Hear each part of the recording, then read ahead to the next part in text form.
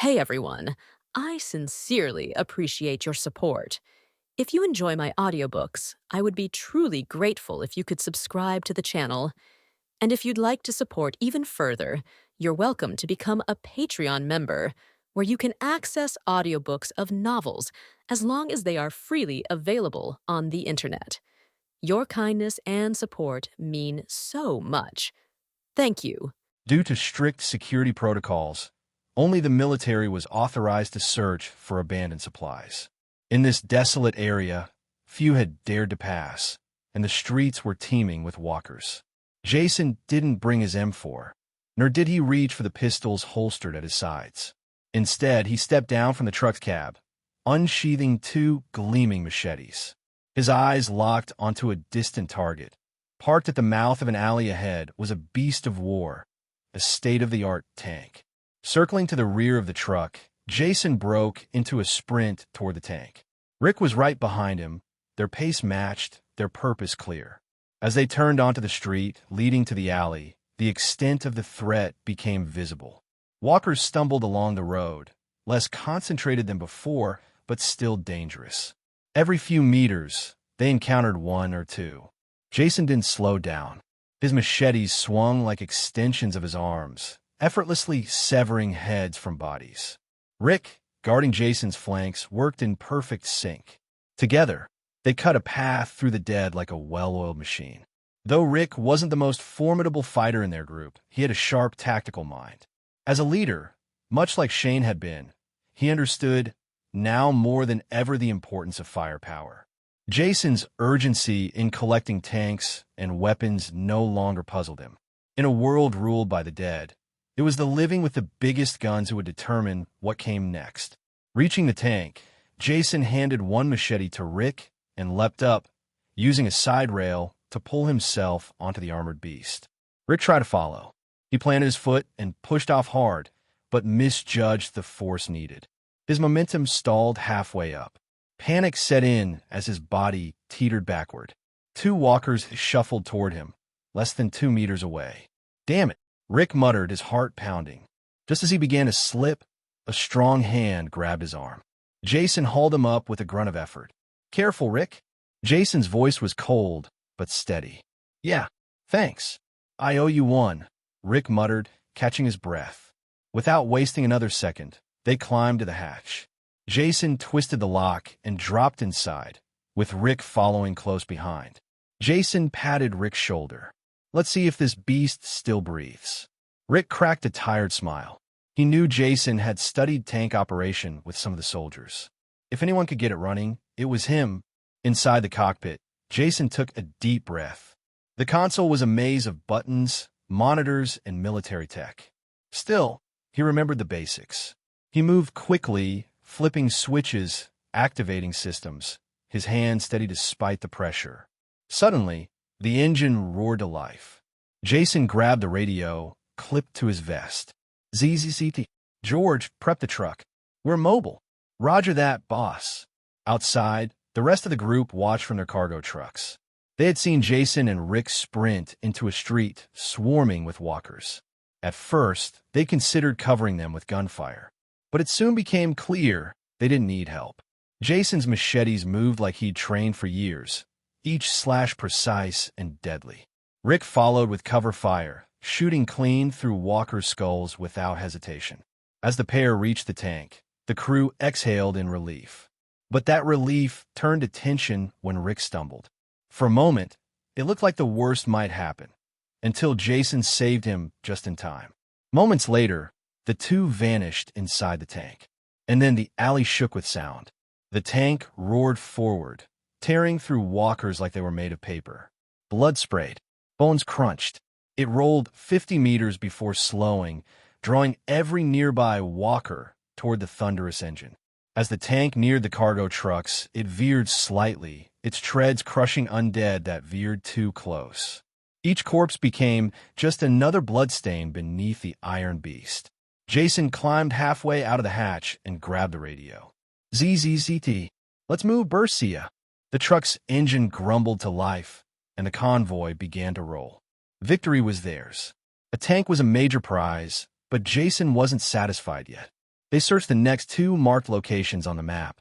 Both turn out empty. Jason's earlier excitement dimmed slightly. Rick noticed. Hey, don't get discouraged. We've got more than one tank now. A helicopter too. For a group our size, that's huge. Jason nodded, but his mind was elsewhere. It's not that. I just have a feeling the next sites might still have soldiers. Or at least gear we need. Despite their firepower, one issue remained: fuel. Most of the tanks they recovered would remain idle until they could secure enough reserves. They pressed on. The next few targets were closer to the CDC facilities. As they approached one such site, George suddenly shouted from the front seat, "Captain, check the intersection. Looks like a fortification." Everyone turned to look. Ahead stood a small hill surrounded by sandbags, occupying the center of a three-way junction. The layout was textbook military, exactly the kind of position Jason had marked on the map. Early in the outbreak, the military had underestimated the walkers. They thought they could hold key transport points, evacuate civilians, restore order. But when chaos spread faster than bullets could fly, their orders shifted from rescue to elimination. In trying to save what they could, they lost everything, including their humanity. Now, Jason stared at the distant fortification, hoping this time they'd find something more than silence and corpses. Jason, like many others with fragmented knowledge of what had once been, understood one truth clearly: the military had fatally underestimated the walkers. But the real failure, he believed, lay not with the soldiers on the ground, but with the high-ranking officials who issued cruel and short-sighted orders. In the end, it wasn't the soldiers who collapsed under pressure. It was the system that betrayed them. After the outbreak, military bases became ghosts of their former strength. Few soldiers were seen in the chaos that followed. Many had either fallen or been forced to abandon post after post, hopping between temporary camps. The latest of these makeshift outposts were often left behind hastily, stocked with gear that was too heavy to carry during a retreat. Outside the CDC, Jason had already secured several Humvees, 3 tanks, and crates of weaponry from one such deserted base. People criticized the military's collapse, wondering how the world's strongest forces could fall to mere walkers. But few understood the depth of the confusion and misinformation in those early days. Soldiers had been kept in the dark. Most hadn't been told the truth about what the infection really was or how it spread. When Operation Cobalt was enacted, in order to neutralize all threats, including survivors, it broke what morale remained. Many soldiers deserted. Some would later form the CRM. Before all of that, though, the military had tried to maintain order. They set up shelters, checkpoints, and containment zones. But it only took one infected person to go unnoticed, one bite, one corpse not burned, and entire bases were overrun. Jason reflected on this as he stepped down from the truck, the scene before him validating every suspicion he had. The ground was littered with corpses, bloated, half-decayed, and swarmed by flies. Old tents flapped in the wind. Rusted weapons and crates of gear sat abandoned, as though the people who left had hoped to return. He barely noticed the dried blood near the camp's edge. But once inside, the full horror struck. Rotting flesh and blood coated the earth. It was clear that even then, the soldiers had hesitated. They hadn't realized what they were facing until the dead were already upon them. Jason slung his M4 into ready position. He and the others moved swiftly to clear out any remaining walkers nearby. Once the area was secure, they made their way toward a central tent that looked relatively intact. Inside, they found what Jason had hoped for: military supplies stacked in crates. Ammunition, rifles, sidearms, rations, gear. John Seda, a former soldier and one of Jason's earliest allies, cracked open a box and grinned. "Oh, hell yes. You seeing this?" he said, lifting rounds like they were gold coins. "Don't waste time gawking," Jason ordered. "George, bring the truck closer." Without waiting, the group began hauling crates to the vehicle. Jason worked alongside them, refusing to let anyone slack. Stack them along the sides. Leave space down the center for weapons. Secure everything tight. We're not losing a single round. George, now acting as their lookout, climbed onto the truck's roof with a rifle slung across his shoulder, scanning the horizon. After nearly 30 minutes of nonstop lifting, sweat dripped from everyone's brows. Finally, the last crate was loaded. Jason looked over the haul with satisfaction. Heavy machine guns like the M249 and M250. Dozens of M4A1 rifles. Pistols. Combat knives. Even 10 M24 sniper rifles. He exhaled sharply, the corner of his mouth twitching upward. This makes it all worth it. The crew erupted into cheers, spirits high. But Jason, ever focused, raised his voice. Good work, but we're not done. Next location, let's move. Yes, boss, came the chorus of replies. The convoy rolled out again, just as the final CDC transport trucks arrived at the prison.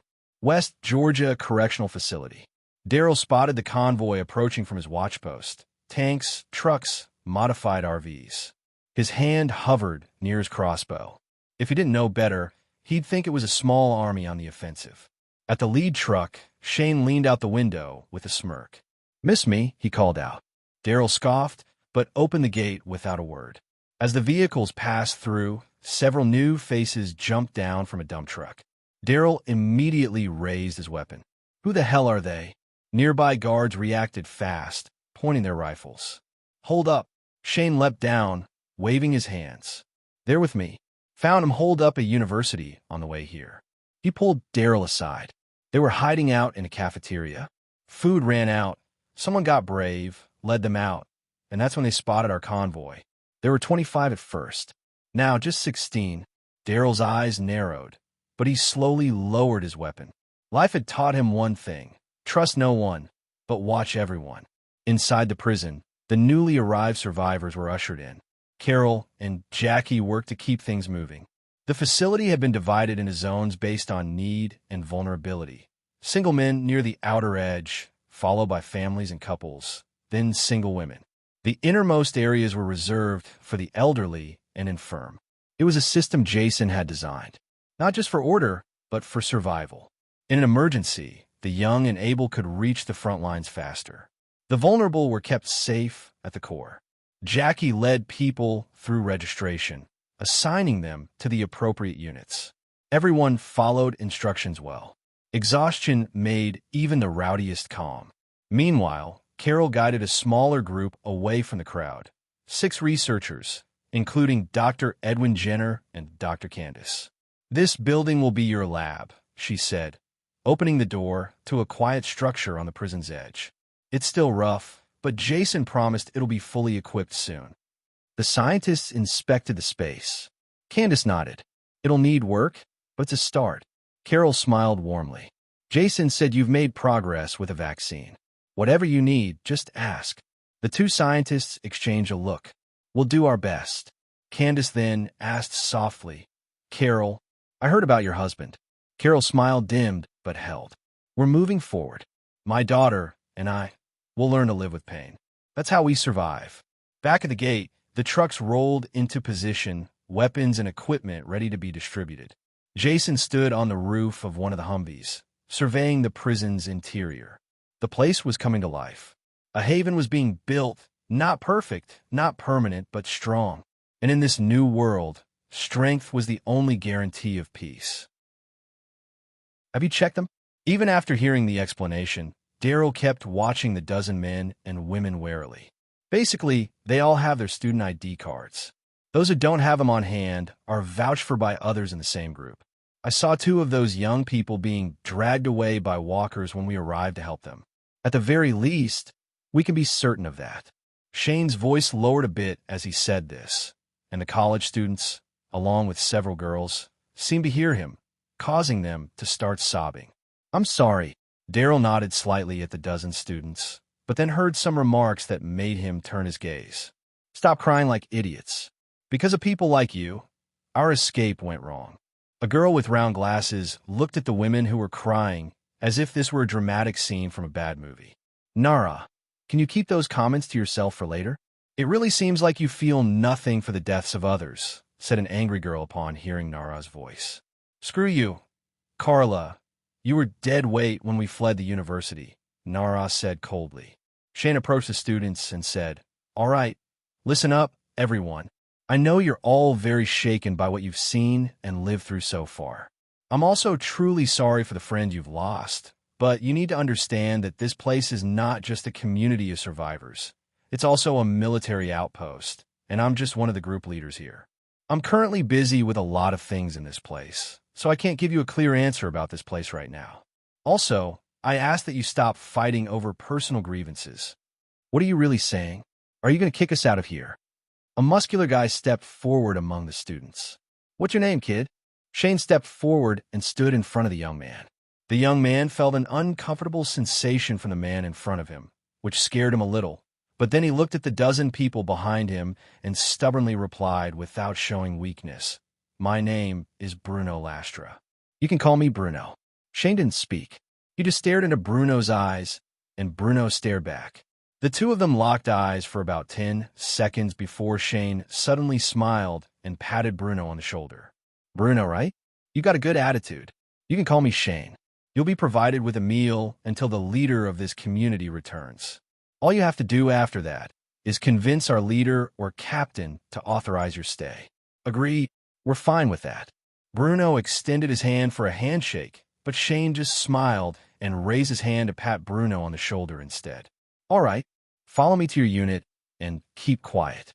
You're still strangers to us." "Understood, sir." Everyone responded instinctively. "And one more thing, save that attitude for when you're facing walkers." "Got it." Shane smirked and led the way.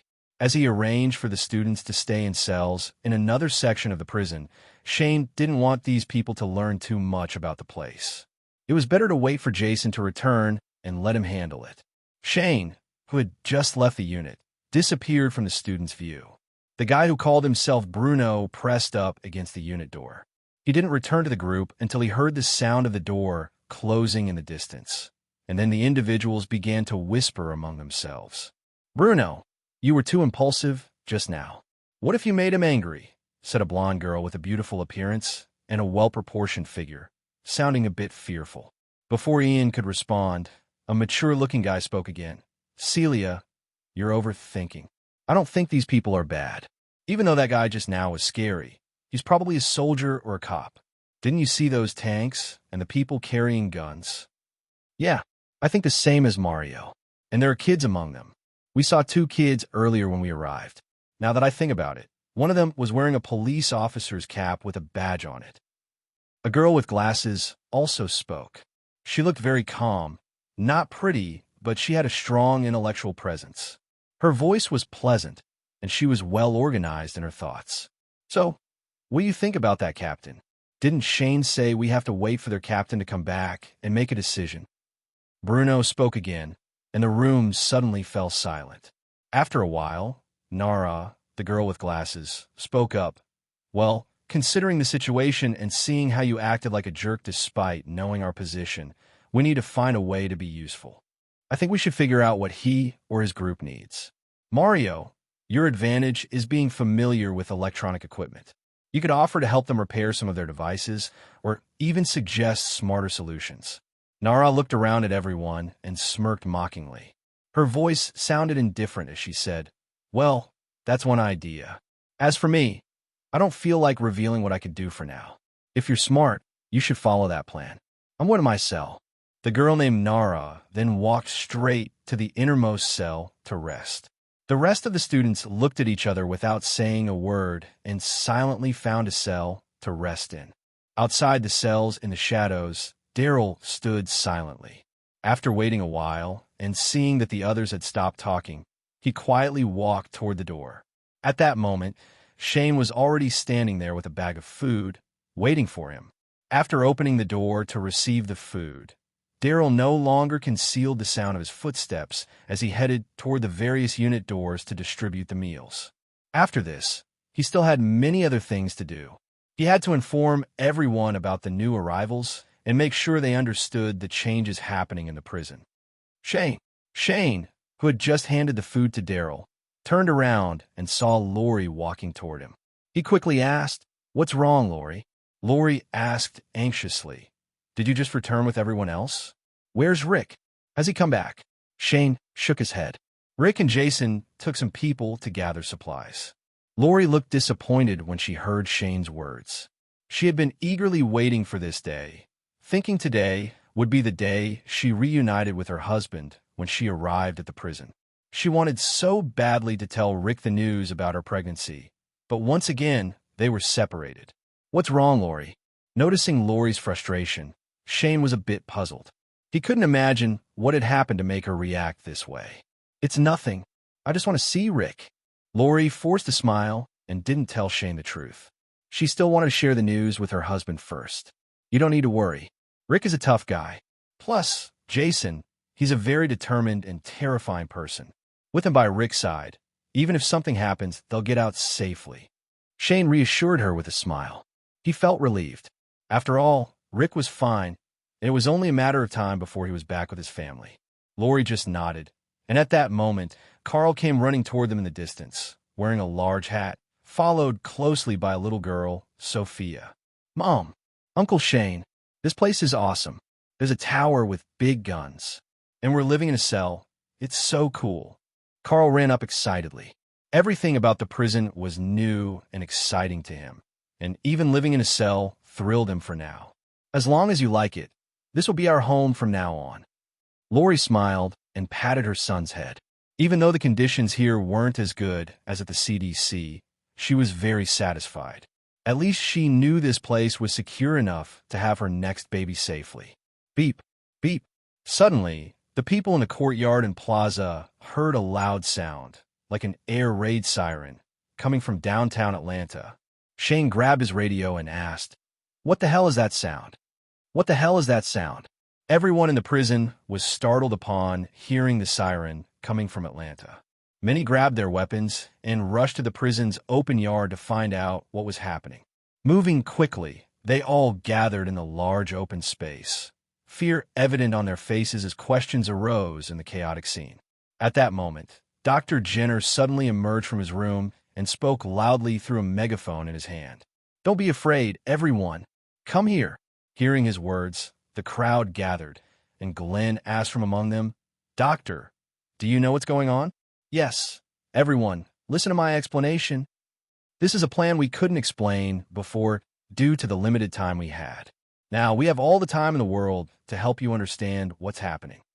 A convoy of massive cargo trucks rumbled down the highway, struggling to carry two enormous tanks on their trailers. In one of the trucks, Jason and Rick were heading toward the final checkpoint on their map. "Captain, with these two tanks, we'd have 17 in total. Wouldn't that make us unstoppable?" "Ha ha ha." George, who was driving one of the trucks, couldn't help but express his thoughts over the radio. Jason remained silent for a moment after hearing this. Were George's words true? Only if one ignored several important factors. He picked up the radio and responded coldly. "That's because you're thinking in a very limited way. If we don't solve the fuel problem, the tanks won't be of much use. And that's without even considering the ammunition. Do you think tank shells can be casually found in temporary bases?" Jason immediately poured cold water on George's arrogant statement. He needed to make it clear that even if they had 100 tanks, it would be useless if they couldn't maintain them. That was something both Mike and Sam had already taken into account. The excitement in the convoy slowly faded, and no one spoke. Everyone reflected on why they couldn't compare to Jason's way of thinking. While they believed that a gun and 100 bullets were enough, the leader of the SCD community thought it was better to have 100 guns and 1,000 bullets. However, Jason didn't care what George thought. He knew he had only been joking, so he turned to Billy, who was in the group, and said, "Billy, when we reach our destination, I want you to climb onto the truck roof and keep watch on the surroundings." "Got it, Captain." Billy agreed happily. The longer the team had been with Jason, the more they admired him. From the beginning, they had embarked on this mission knowing that as long as Jason was with them, they could feel safe. Everyone would make it out alive. The newcomers naturally followed Jason's orders and even hoped to receive individual tasks to prove their worth to him. That wasn't something an ordinary leader could achieve. Finally, the convoy arrived at a military fortification. Compared to their last stop, this place was on a much larger scale. It was a massive temporary base similar to the exterior facilities of the CDC on the outskirts of the city, offering a clear view of the surroundings. But to everyone's disappointment, there were many walkers in the square. For some strange reason, they were densely packed together. Jason suspected this location had once been a major refuge for survivors. Initially, there must have been many troops stationed here, but for unknown reasons, a large number of walkers had emerged from within. As a result, the concentration of walkers inside had attracted more from the outside, gradually forming this massive horde. Unlike the others, Jason didn't show any regret. These problems were insignificant in his eyes.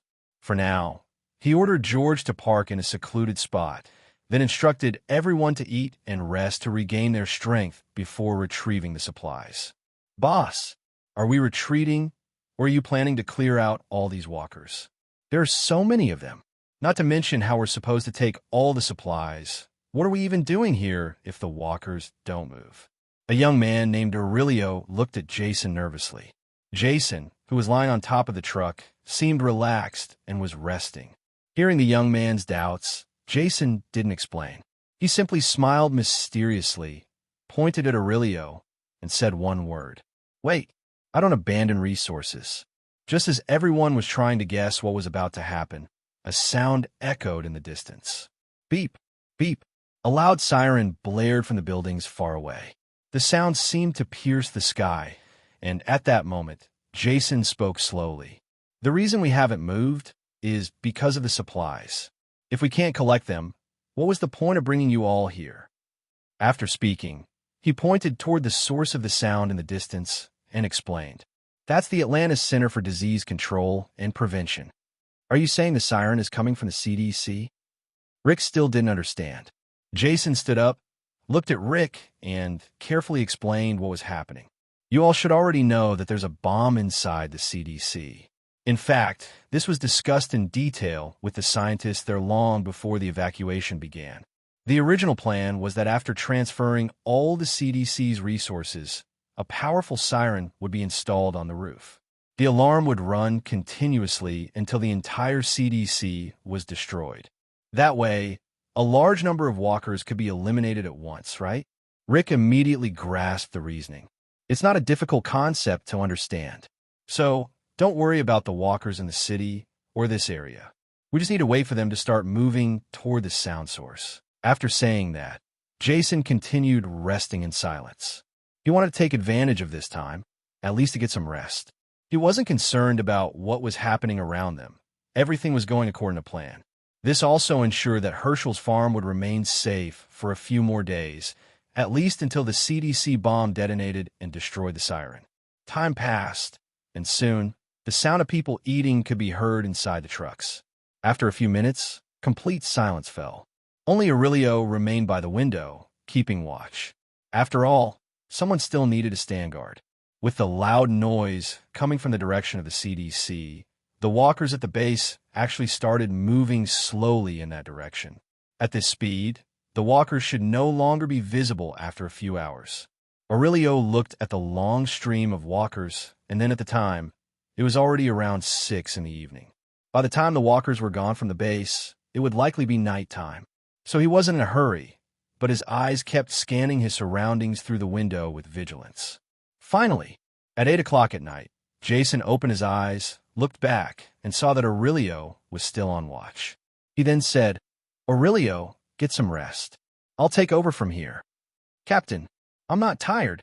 Aurelio didn't want Jason to stand guard through the night, but seeing Jason's firm attitude, he simply woke up his friend beside him and said, "Let Milo keep watch until midnight. I'll take the second half, so everyone can get a little more sleep." "Yes, Captain, let me do it."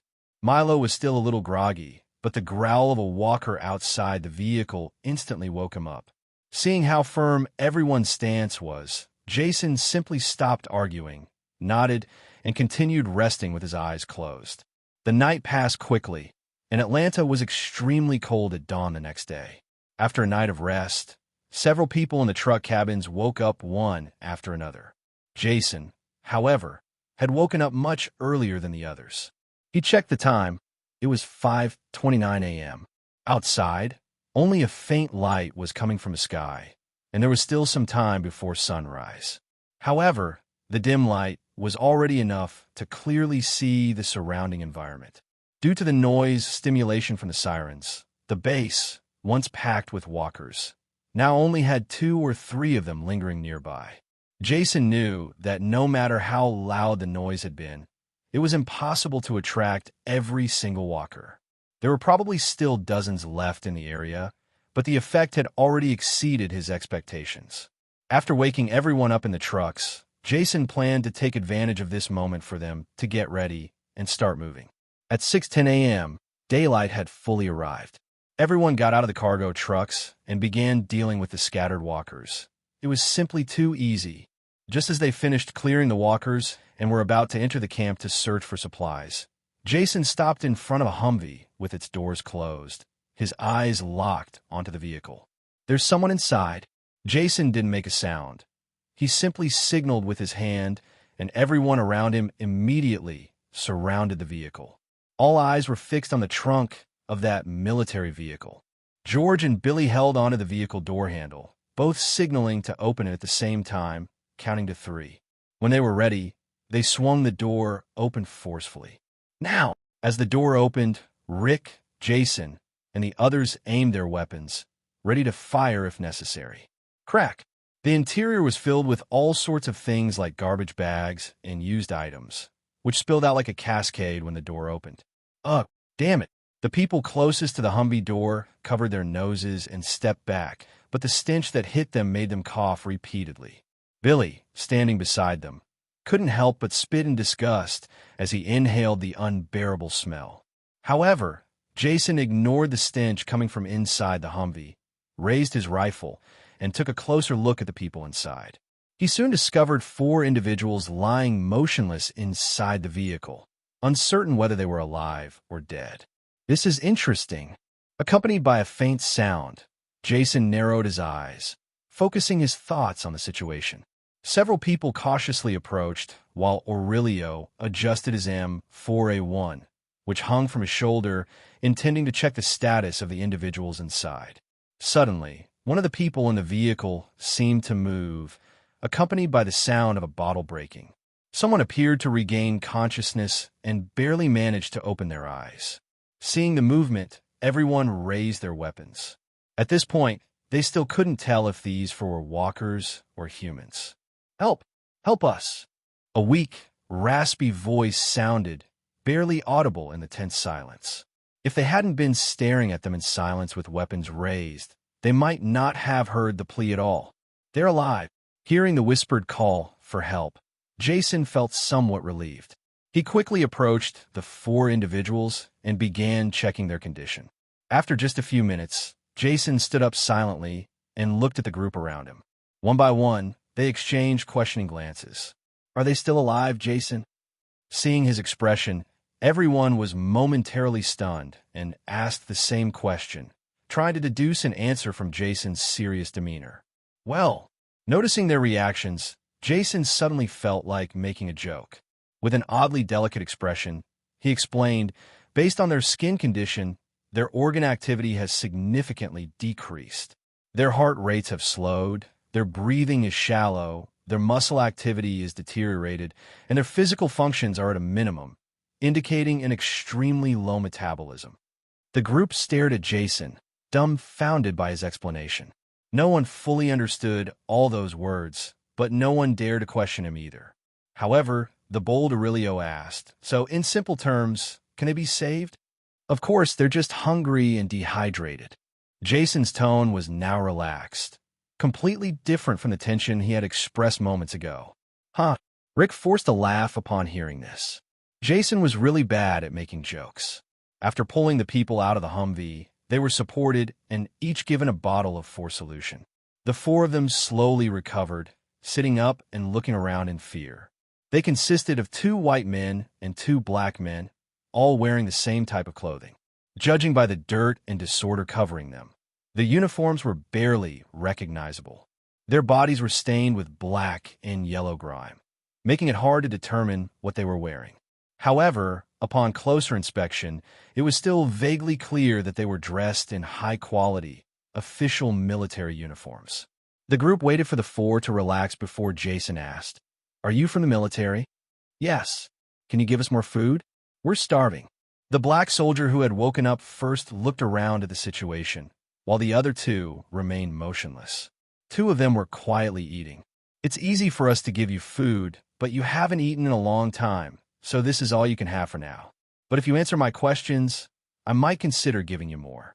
Seeing their blank expressions, Jason knew they were too exhausted to answer direct questions, so he simply used food as leverage to get answers. Observing the men closely, Jason knew he was right. When they heard the word food, their attention sharpened. The soldier in the middle signaled Jason to go ahead with his questions. Once they had recovered a bit, Jason knew it was time to ask, so he said, "I'm glad you're all alive. I want to know what kind of soldiers you are and why you were trapped in that vehicle." As soon as Jason finished his question, the four displayed pained expressions as if they had recalled something terrible. There was a brief moment of silence before the soldier who had woken up first spoke. "We belong to the 3rd Infantry Division of the Army. My name is Elias. The man to my left is Emilio, and the two on my right are Diego and Fabian. Our unit had received orders to evacuate civilians and contain the sick. A whole platoon was stationed in this area." Elias paused before continuing. "After our platoon set up camp here, our initial mission was just to inspect passing vehicles. But after a few days, we received direct orders not to allow anyone to leave the city. Our refuge turned into a strategic battle point. We never expected what happened next." At this point, Elias's words got stuck in his throat, as if he were recalling those bad memories flooding his mind. He looked at the walkers on the ground with a complicated expression, then continued. "Even though our temporary base had turned into a battleground, our platoon leader went against high command orders. The Cobalt Operation. Yes, we didn't follow the orders of Operation Cobalt, and kept accepting refugees fleeing the city. But sometime later, we were besieged by a massive number of those monsters from every damn direction." Hearing what Elias said, Rick suddenly spat out a word. "Walkers." "What?" Elias looked at Rick in confusion. "We call those lunatics or monsters the living dead," Rick explained, fixing his gaze on Elias. Elias was surprised to hear what they were called now, and then he couldn't help but smile bitterly. Emilio, who was by his side and seemed to have recovered at that moment, continued explaining, "Lunatics, walkers, or the living dead. What's the difference? We were only able to defend this place for an hour. Do you know what's the most ridiculous part? That we lost because those damn civilians entered the camp knowing they were infected. We should have killed them as ordered." The soldiers regretted not executing those civilians, who were the reason they all died. Those words left a deep sense of emptiness in Jason's group.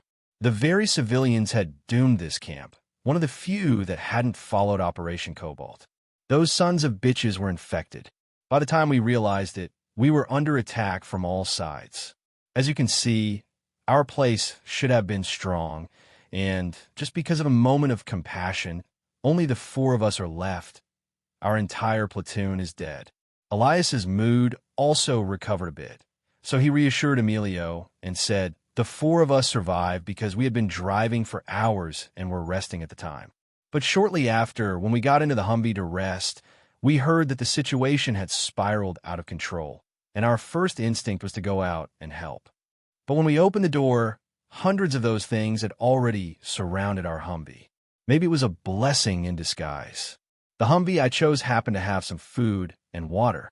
The food and water lasted us a while, but a few days ago, our supplies ran out and we only had water left.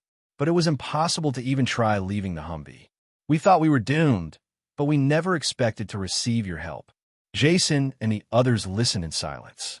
Although they sympathized with what had happened to this group of soldiers, to be honest, they were lucky to have survived what they went through. After thinking for a moment, Jason asked them, "What are your plans for the future?" "Things have turned into hell now. I run a base protected by military personnel with many refugees. Do you have anyone special you're looking for?" Elias looked at Emilio beside him, then said, "I'm an orphan. Emilio and the others had families, but we don't know their status. Hearing that, Jason looked at all of them and said, "How about coming with us to our base? With some luck, you might find a familiar face, maybe even a family member. Our refuge has over 500 people. It's safe, and we have good weaponry. We need your help to keep protecting that place from the walkers." They all looked at each other for a moment, then stood up and extended their hands toward Jason with a slight smile. "That's more than we expected. What's your name?" "You can call me Jason. I'm the leader of the refuge and a former soldier. Many call me Captain." After recruiting these soldiers into his group, Jason felt great joy at being able to expand his military forces. Although he didn't yet know the full capabilities of these soldiers, he deeply admired them for still being alive despite being in a situation where even he couldn't imagine finding a way out. In fact, he couldn't picture anyone escaping from such a predicament. Many in their position would have preferred to give up rather than continue suffering. Seeing that everyone was too weak and needed time to recover, Jason sent them to the tank at the back of the truck after they had changed clothes and taken a cold shower. The resources found in this base were enough to fill their trucks to the brim. Because of this, they decided to take 2 more military trucks from the camp to ensure that nothing was left behind. Now, with the convoy growing larger, many things could go wrong. The soldiers weren't an issue. They were too grateful and weak to even consider attempting anything. What truly worried Jason was the journey back to the base. Even as Jason and the others began expanding the search radius for supplies, he was already thinking of different ways to ensure the group advanced safely to their next supply points. Taking a closer look at the area, Rick pointed out, "We're really lucky. Since this base is located on the outskirts of the city, we can clear the area with much more ease." Rick was right. After all, the number of walkers on the outskirts of the city was still relatively low. In just one night, their numbers hadn't increased significantly. They had only encountered a few walkers nearby. As Jason scanned the surroundings, he walked toward the main tents and looked at the stacks of ammunition crates piled on top of each other. However, he didn't enter. Instead, he continued observing everything else around him. As the leader of this group, Jason wasn't necessarily the most charming or kind, but his strength and intelligence were always ready for battle. He didn't know why he felt that something was wrong, but even after some time, he couldn't pinpoint the cause. However, that lingering sense of unease refused to fade. Rick, Billy, and George prioritized dismantling the heavy weapons. Aurelio and 3 others sweep the area and gather any weapons on the ground. The rest follow me to collect the supplies from the crates. Move quickly. I have a bad feeling about this place. Thoughts raced through his mind for a brief moment, but he chose not to dwell on them. Instead, he focused on loading the ammunition crates and other supplies onto the military trucks. The people behind him showed impatient expressions, wondering what was going on. But no matter what, everyone trusted Jason's judgment. They had never seen him act so urgently before.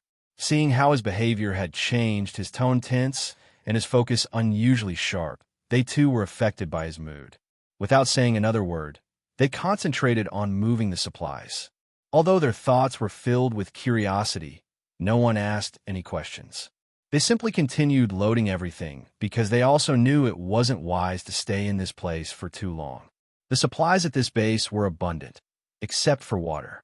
Everyone loaded the goods onto the trucks with smiles on their faces, but Jason couldn't shake the uneasy feeling gnawing at him. The tension in his chest grew stronger and stronger. Seeing that more than half of the critical supplies had been loaded onto the trucks, Jason decided not to wait any longer. "We need to move. Get in the trucks and let's get out of here." Relying on Jason's instinct and judgment, everyone stopped what they were doing and quickly climbed into the trucks, started the engines, and left the base. However, before everyone was fully seated inside the truck cabs, the convoy had already begun moving forward. Amidst the commotion and the roaring of engines, the group left the large plaza. But as soon as they turned onto the road, Jason heard exclamations behind him. "This can't be happening. God help us." Jason didn't look back directly. Instead, he shifted his gaze to the rearview mirror and saw a massive horde of walkers on the other side of the road. At that very moment, they were moving in the same direction as the convoy, about to close in on them. Rick, sitting at the back of the truck cabin, observed the situation behind them and couldn't help but say, "That's a huge horde of walkers." "How did you know?" A moment later, Jason's voice rang out. "Well, I was once a hunter and a soldier. I learned to sense fear and danger, to react long before I needed to move. This instinct helps me get out of situations like this."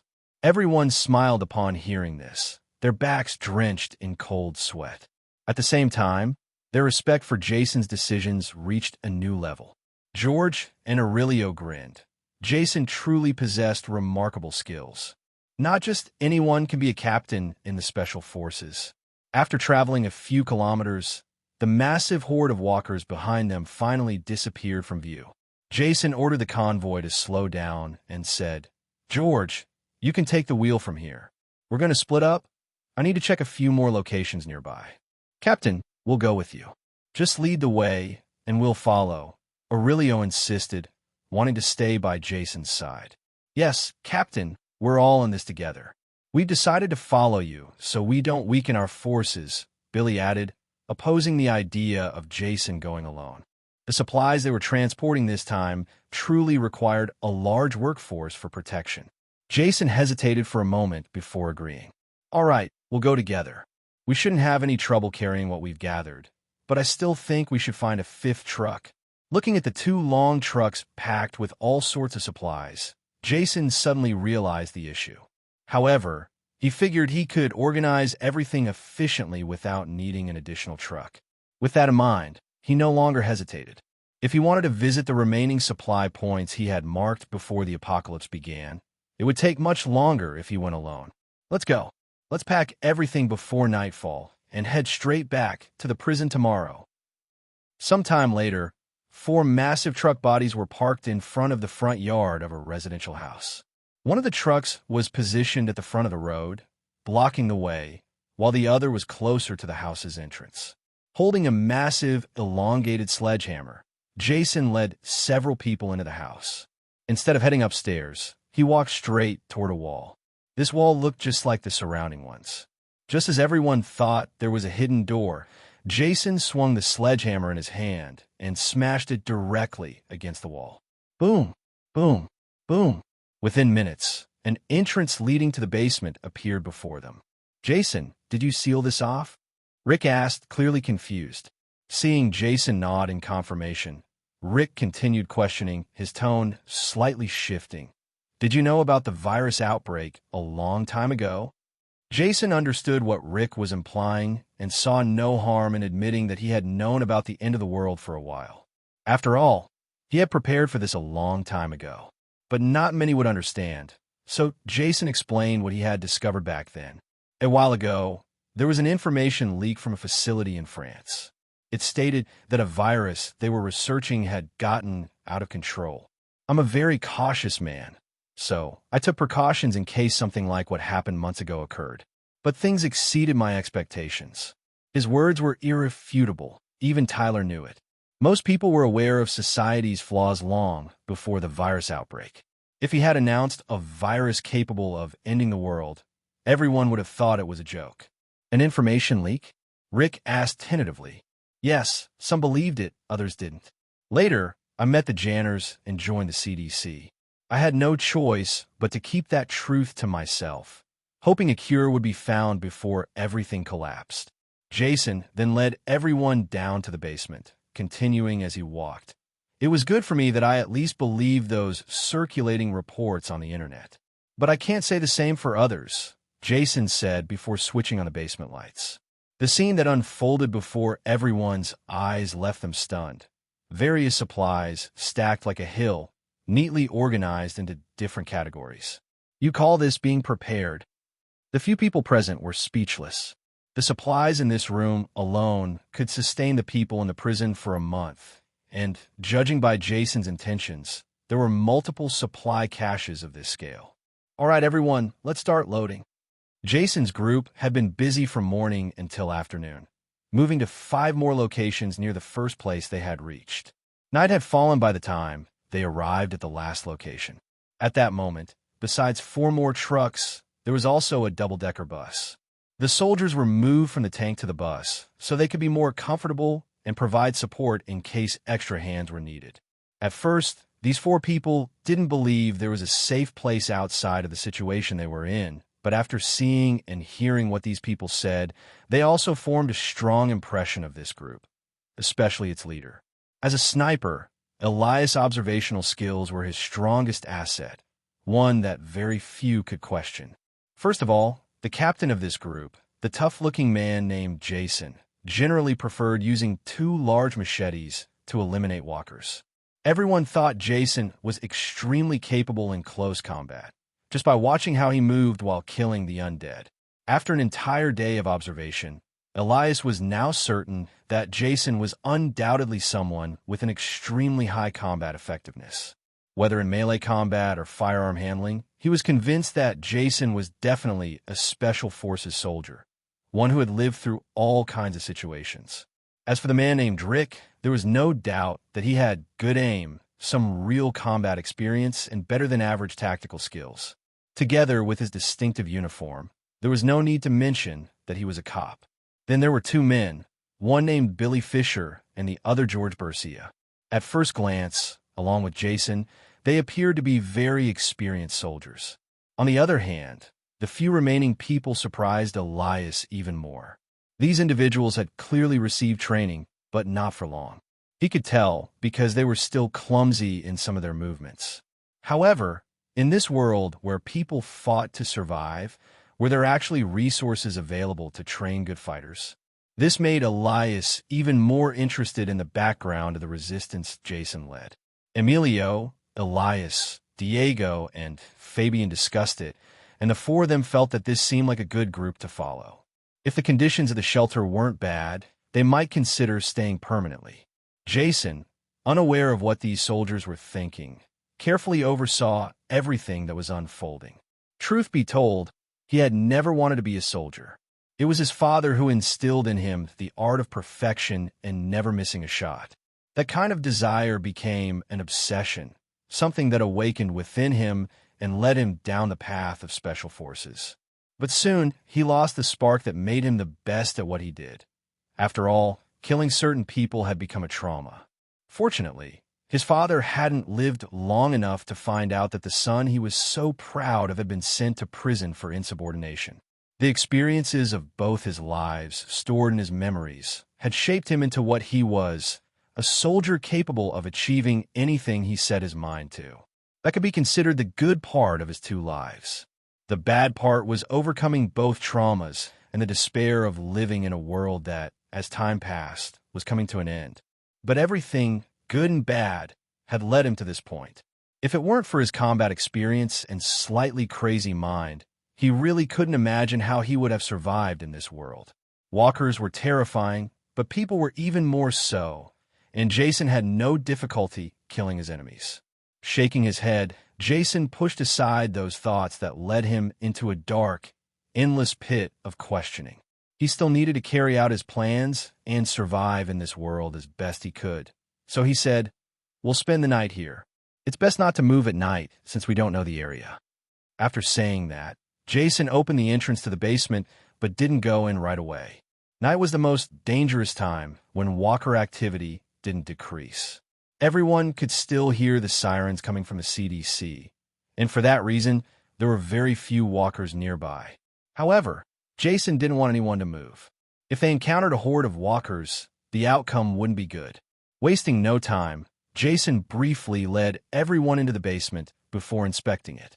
This was the last supply point he had stored goods in, and it was also the most special one, because what was stored here wasn't common supplies like food and medicine, but rather far more important firearms and hard-to-find ammunition.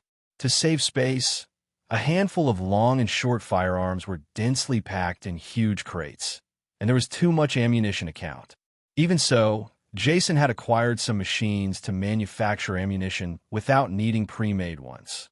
That ensured at least a small but stable source of ammo within his base. Some members of the group were no longer surprised. Either way, Jason had said this was the last supply point for the day, meaning everyone could rest and eat as much as they wanted.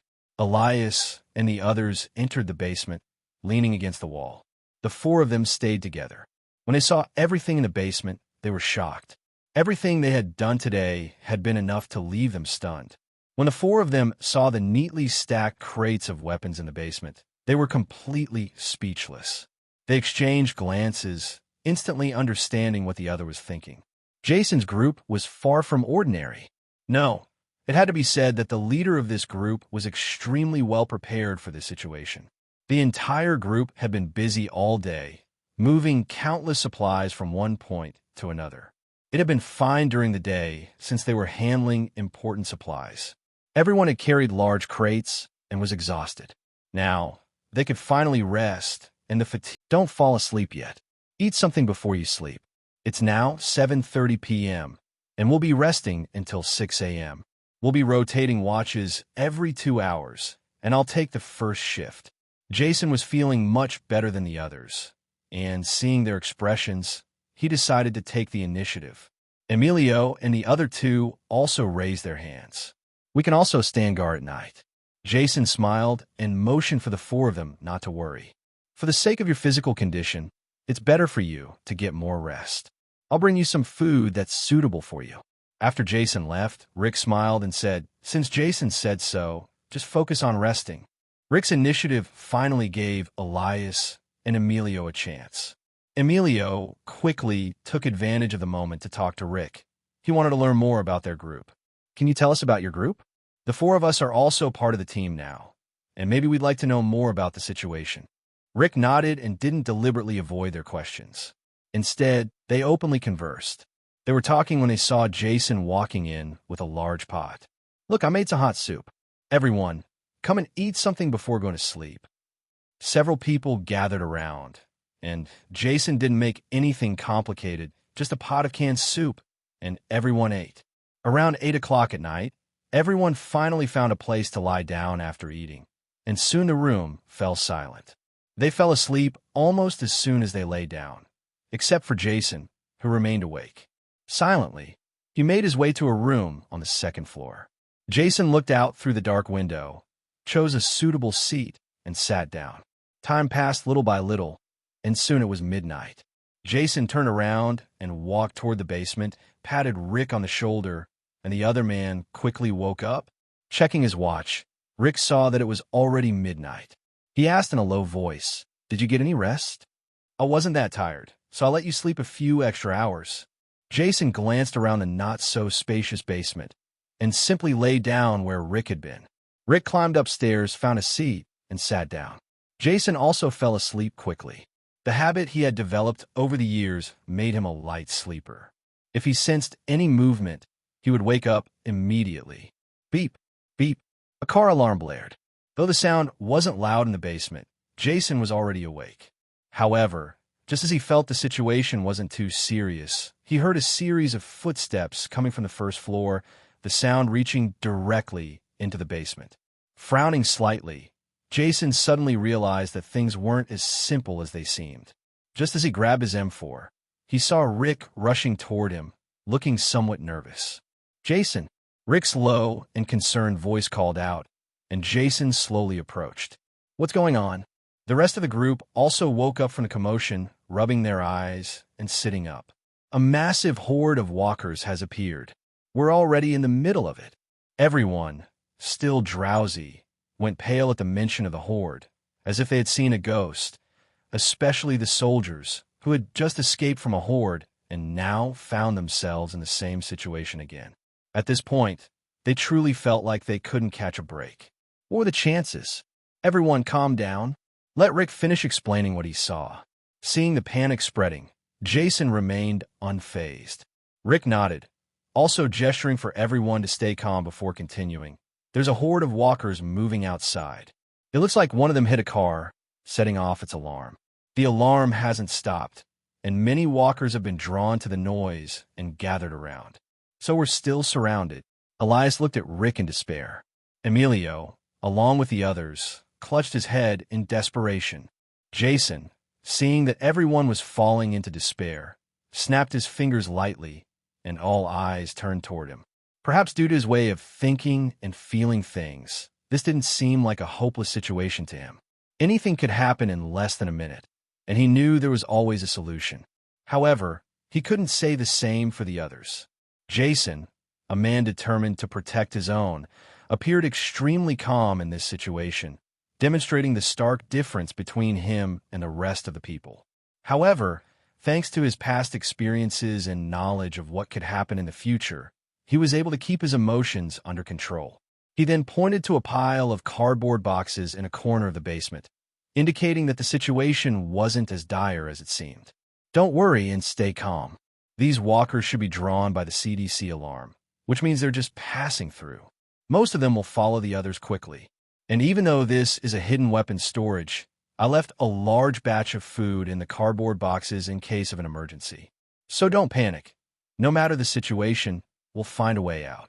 Upon hearing Jason's words, those who had panicked regained their senses after analyzing the situation. Thinking it through, they realized they would only be stuck in this place for a day or two at most, and could leave safely once the herd of walkers moved on. Let's rest first and stay quiet. We'll assess the situation tomorrow and act accordingly. After Jason finished speaking, he lay back down and closed his eyes. The rest of the group watched him closely before lying down as well, without saying another word. Throughout the night, car alarms occasionally blared outside the basement. Though everyone lay down, none of them could fall asleep. They tossed and turned until after 4 in the morning, at which point exhaustion overcame them, and one by one, they drifted off to sleep. At 5 in the morning, Jason slowly opened his eyes. Aside from being woken up by Rick once, he had generally managed to rest well. There was no panic in his movements whatsoever. After waking up and getting his senses in order, he slowly walked up to the first floor of the house, where Billy was keeping watch outside. With a burly physique and extraordinary hunting instincts, Billy loved staying silent. "How's it going?" Jason walked over to the table, grabbed a bottle of water, and took a sip. Billy shook his head and gestured with slight helplessness. "Boss, the situation is still the same. This massive horde of walkers doesn't seem to be dispersing yet, and that damn car alarm keeps blaring, keeping them here." Walking to the window, Jason looked outside indifferently. It seemed that his decision to leave the alarm running was now causing some unexpected complications. Gazing slightly outward, he could see that there were still many walkers in the streets. Although they weren't packed together densely, if he decided to run out now, there would be no way to escape alive. I don't know if it's just my damn luck or something else, but it looks like everyone forgot the radios in the truck. Shaking his head, Jason regretted leaving behind the radio he always carried in his vest. Now, no one in the group could communicate with the prison. After hearing Jason's words, Billy stopped looking at him and focused entirely on what was happening outside. "I just hope this horde moves on quickly." Even though he had killed many walkers alongside Jason, he had always thought a situation like this wouldn't be too scary. However, now he understood why the country had collapsed in just a few days without being able to do anything. If a massive horde of walkers attacked their base, hundreds of thousands of them, the battle would be extremely long, and he had no idea whether their community could come out victorious. Now, his eyes had finally been opened, and he fully understood why Jason had ordered them to find as many weapons as possible. Meanwhile, at the prison, Lori paced anxiously around the room while Carl played with Sophia on the clean floor. It had been several days, and she hadn't been able to contact her husband.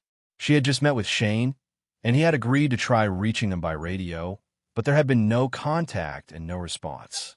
This made Lori extremely anxious, and she started imagining all the terrible things that could have happened to Rick and the others. Unable to calm down, Lori went to meet with several people close to Jason, including Mike, Tommy, and Tyler, as well as some of the most recent refugees. She learned that after they had split up about 2 days ago, Jason and the others had headed toward the suburbs of Atlanta. It was said that there were many supplies that needed to be transported, and they were expected to return in another day or two.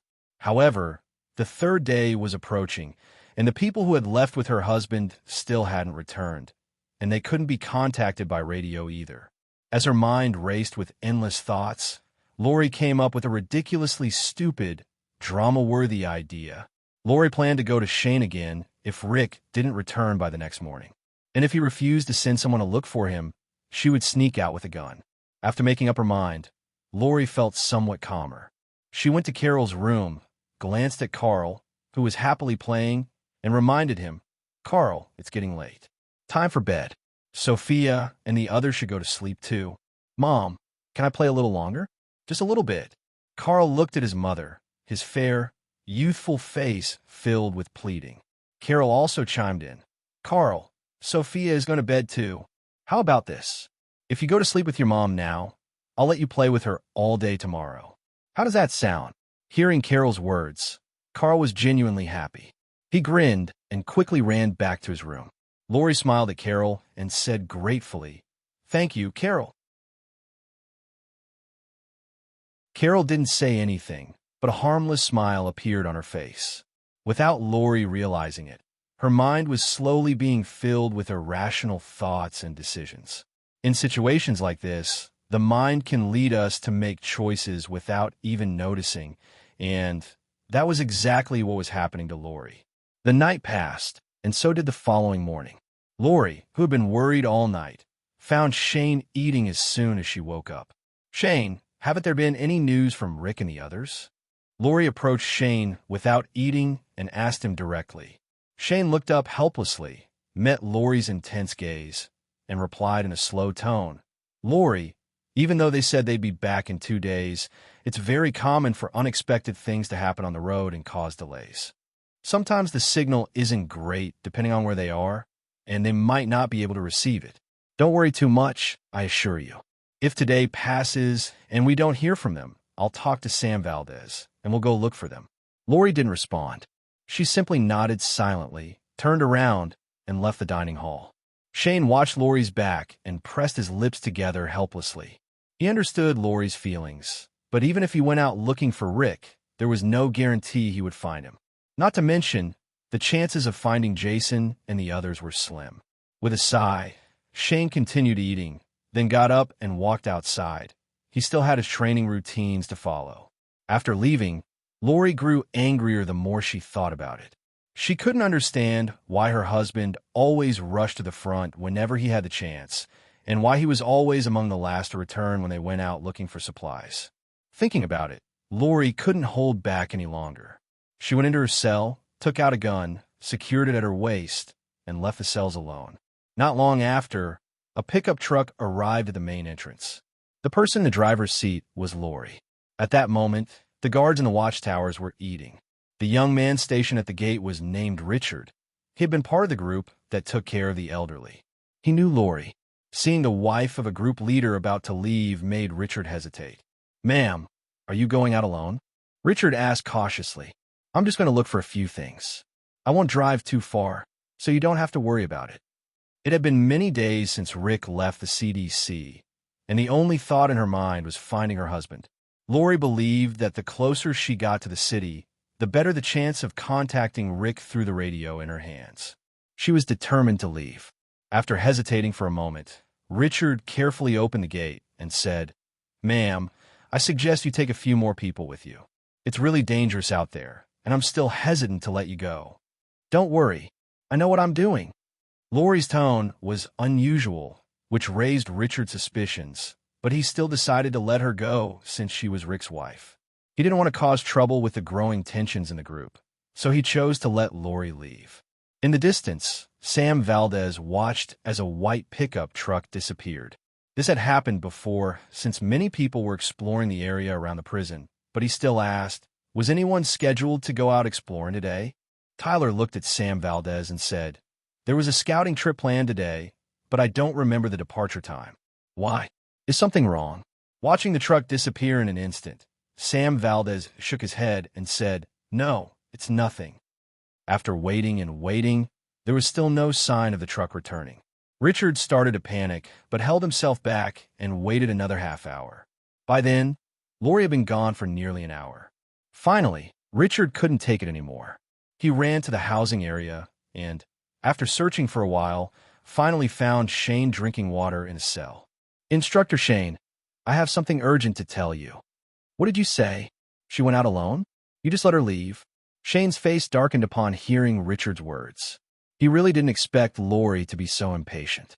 He knew exactly what Lori was trying to do, which made the situation even more concerning. Richard, right?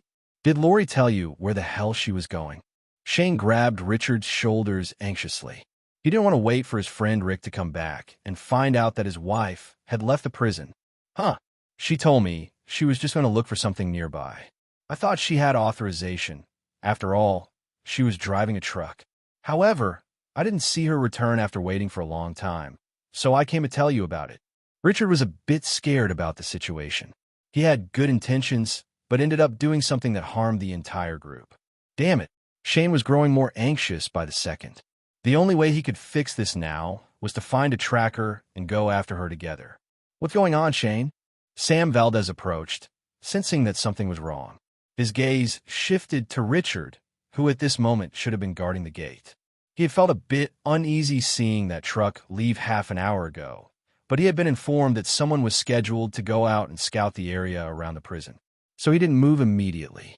But now it seemed something was really happening. Shane, deep in thought about what to do, turned to Sam Valdez and said, "It's Lori. She left the prison, and it looks like she doesn't know what she's doing. So, what do you want to do?" Sam Valdez wasn't going to waste time looking for someone who left on their own. There was too much work to do in this place. I'm going to find her. I'll take a group with me to bring her back. Shane handed the radio from his waist to Sam. Now, he planned to move as quickly as possible. Sam Valdez, on the other hand, was furious about the situation, which was going to waste everyone's time. Manpower was too precious to be spent searching for brainless people outside the prison. You know, this is completely outside our responsibilities, right? Not only are you leaving your post to chase after a stupid woman, but you're also putting other people in danger. After accepting the radio, Shane glanced at Sam. He knew his words were right. If it had been someone he didn't know well, he might have hesitated too. But the person who left was his best friend's wife. Shane nodded and said, "I have to go find her. I'll take care of it." "Fine, but don't take more than 5 people. If you don't find her in a day, consider her dead." Sam Valdez paused and added, "You're a good leader. I think you understand my words." "I got it." Shane didn't pay any more attention to Sam Valdez. Though he was angry at the man's words, he had to admit that he was just speaking the truth. Who should he take to look for Lori? A tracker. Yes, Daryl. He had to take Daryl to find Lori. Shane tucked a pistol into his waist, grabbed a shotgun from his side, turned around, and walked out quickly, asking as he moved, "Did you see where Daryl was a moment ago?" Richard nodded, motioning for Shane to follow him, and the two of them hurried off. From a distance, Shane spotted Daryl and rushed over, shouting as he ran, "Daryl! Daryl! Come with me, man. Lori ran off on her own. I need your help to find her." Shane spoke quickly, and long before Daryl could respond, he ran toward the people standing nearby. "What?" Daryl looked at Richard, who was running alongside Shane, confused. Seeing that Daryl didn't understand, Richard explained, "I was guarding the entrance, but Rick's wife came up and said she was going out to look for something and would be back soon, so I let her leave. It was confusing because she was driving a car and hadn't been stopped before, so I decided to go to Shane to tell him what happened after she didn't come back for a while. Stupid woman. What the hell is she thinking?" After hearing this, Daryl couldn't help but curse. He quickly walked beside Shane, while Richard hesitated for a moment before following them. Shane ran off and casually called on a few people, intending to go out and search for Lori. Soon, Daryl and Shane were ready. "Shane, I'll go with you too. After all, I was the one responsible for this mess." Richard also stepped forward, showing some remorse. "All right, then it's Daryl, Richard, Morgan, and Glenn. Let's go. Everyone, grab your weapons. We'll meet at the entrance in 5 minutes." Shane jogged toward a car after sharing the plan. The rest of the group rushed back into the prison to grab their gear, taking some food and useful weapons before heading to the gate. By then, Shane was already waiting. With 5 people in a car, they headed straight toward downtown Atlanta in an instant. Aren't they going to back them up? Keep in mind that most of them are civilians. They'll die if they run into another group of survivors, Marco said to Sam Valdez. "No, they'll take care of it themselves. Right now, We need to cancel any further outings and establish stricter command to make sure no civilian takes anything and repeats this situation," Sam Valdez said with a cold expression. He had promised to take care of this shelter while Jason was away. He had already allowed too many problems, and this wasn't going to happen. At that same moment, Lori was not far from the prison. After leaving, she had driven straight ahead. Unfamiliar with the road conditions or established routes, she had taken a side road the entire time. Jason had also thought that every survivor in the community needed to learn to appreciate the privileges they lived under, so that situations like this would make them fully aware of the consequences. Fortunately, Lori soon found the main road, but this also made her completely lost. She continued driving forward until she finally reached a small town. Rather than a populated town, this place seemed abandoned. It appeared that there hadn't been many residents, as there were only 2 streets. The truck rolled through the town, and an eerie silence took over the surroundings. The whole place seemed to be covered in a layer of dirt. A thick cloud of dust filled the air, staining the truck's doors and windows. After driving for more than 10 meters, Lori saw a bar that didn't even have a name. The sign simply read bar. Lori knew that if she wanted to keep moving forward, she needed to find a map, at least to know the name of the town she was in, and then figure out what to do next. She also realized now how irrational it was to give up, so she hurried to look for a map. Maybe there's a map in that bar? Lori couldn't help but wonder, so she decided to take her chances. She drew her gun and disengaged the safety, just as she had learned before. Then, she got out of the truck and carefully walked toward the bar's main entrance. Crack! The sound of the door opening was particularly loud in the bar. Before she could take a good look at the room's furniture, a foul stench in the air made her feel suffocated. Lori quickly took several steps back, feeling her stomach churn. A wave of nausea hit her, and she began vomiting while clinging to the door handle. Ugh! Cough! With her head lowered, Lori didn't notice that the many walkers lying motionless in different parts of the area outside the bar had begun to stir and slowly approach. A walker with a rotting face took a few steps forward and clumsily kicked a wine bottle. The bottle rolled out of the bar's entrance, making a loud, jarring noise. Still gasping for air, Lori heard the sound. She immediately lifted her head and saw several walkers heading toward her. Lori fell to the ground in fear. She covered her mouth to stifle any sounds. She had never faced a single walker on her own before. As the walkers drew closer, countless thoughts flashed through her mind as if she were watching a movie. She remembered Rick saying goodbye to her, Shane advising her to wait patiently by Carl's side, and then Richard's hesitant expression when he let her leave. When Carl crossed her mind, Lori seemed to regain control of her movements. She couldn't let Carl lose his mother at such a young age, and even now, she wanted to give birth to the child she was carrying, hers and Rick's. Still sitting on the ground in shock, Lori suddenly sprang into action. She crawled forward, then turned and got to her feet, sprinting toward the truck she had arrived in. However, this world was full of surprises, and more often than not, misfortunes. Just then, a walker suddenly appeared behind the truck out of nowhere. Seeing this, Lori's heart pounded violently, and she barely held back a curse. Turning around and scanning her surroundings, Lori dashed toward a row of residential buildings on the other side of the street. When she reached them, she desperately tried to open a door, but it was locked. Just as she continued trying different doors, one clicked open. Lori felt a rush of relief. She quickly stepped inside and shut the door behind her. Panting heavily, Lori leaned her entire body against the door and slowly slid down, tears welling up in her eyes. She deeply regretted her decision to leave the prison. However, just as she was about to bury her head in her hands and cry, a guttural growl echoed from inside the house. A male walker emerged from the far corner of the room. Terrified, Lori immediately got back to her feet and raised her trembling gun. She aimed at the walker as it advanced toward her. Bang! Her first shot missed its mark, hitting the walker's body instead. Lori's hands continued to shake as she struggled to eliminate the creature closing in on her. Bang! Bang! Bang! After 3 consecutive shots, She was lucky enough to finally hit the walker's head. The corpse collapsed onto the floor. At that moment, someone knocked on the door. Lori sat on the ground, unable to process what she had just heard. In shock, she stared at the walker she had just killed. Safe house, last supply point. It looks like the walkers are decreasing in numbers. These should be the last of the horde, Billy said as he looked outside. After taking double magazines filled with bullets and equipping himself to the limit, Jason nodded and said, "Let's not waste time. Let's take out the walkers in the street carefully and silently." Picking up rifles with suppressors, Elias, an expert at taking down long-range targets, settled by a window and began shooting. With precise, silent shots, many walkers started dropping to the ground.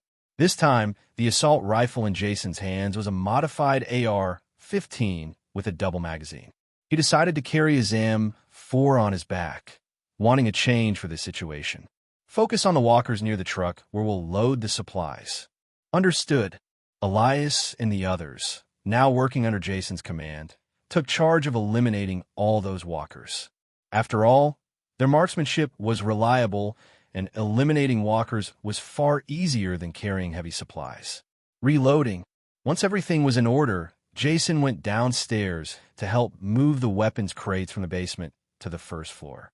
"How's everything going?" George, who was catching his breath while moving a large crate of ammunition, looked at Jason and nodded.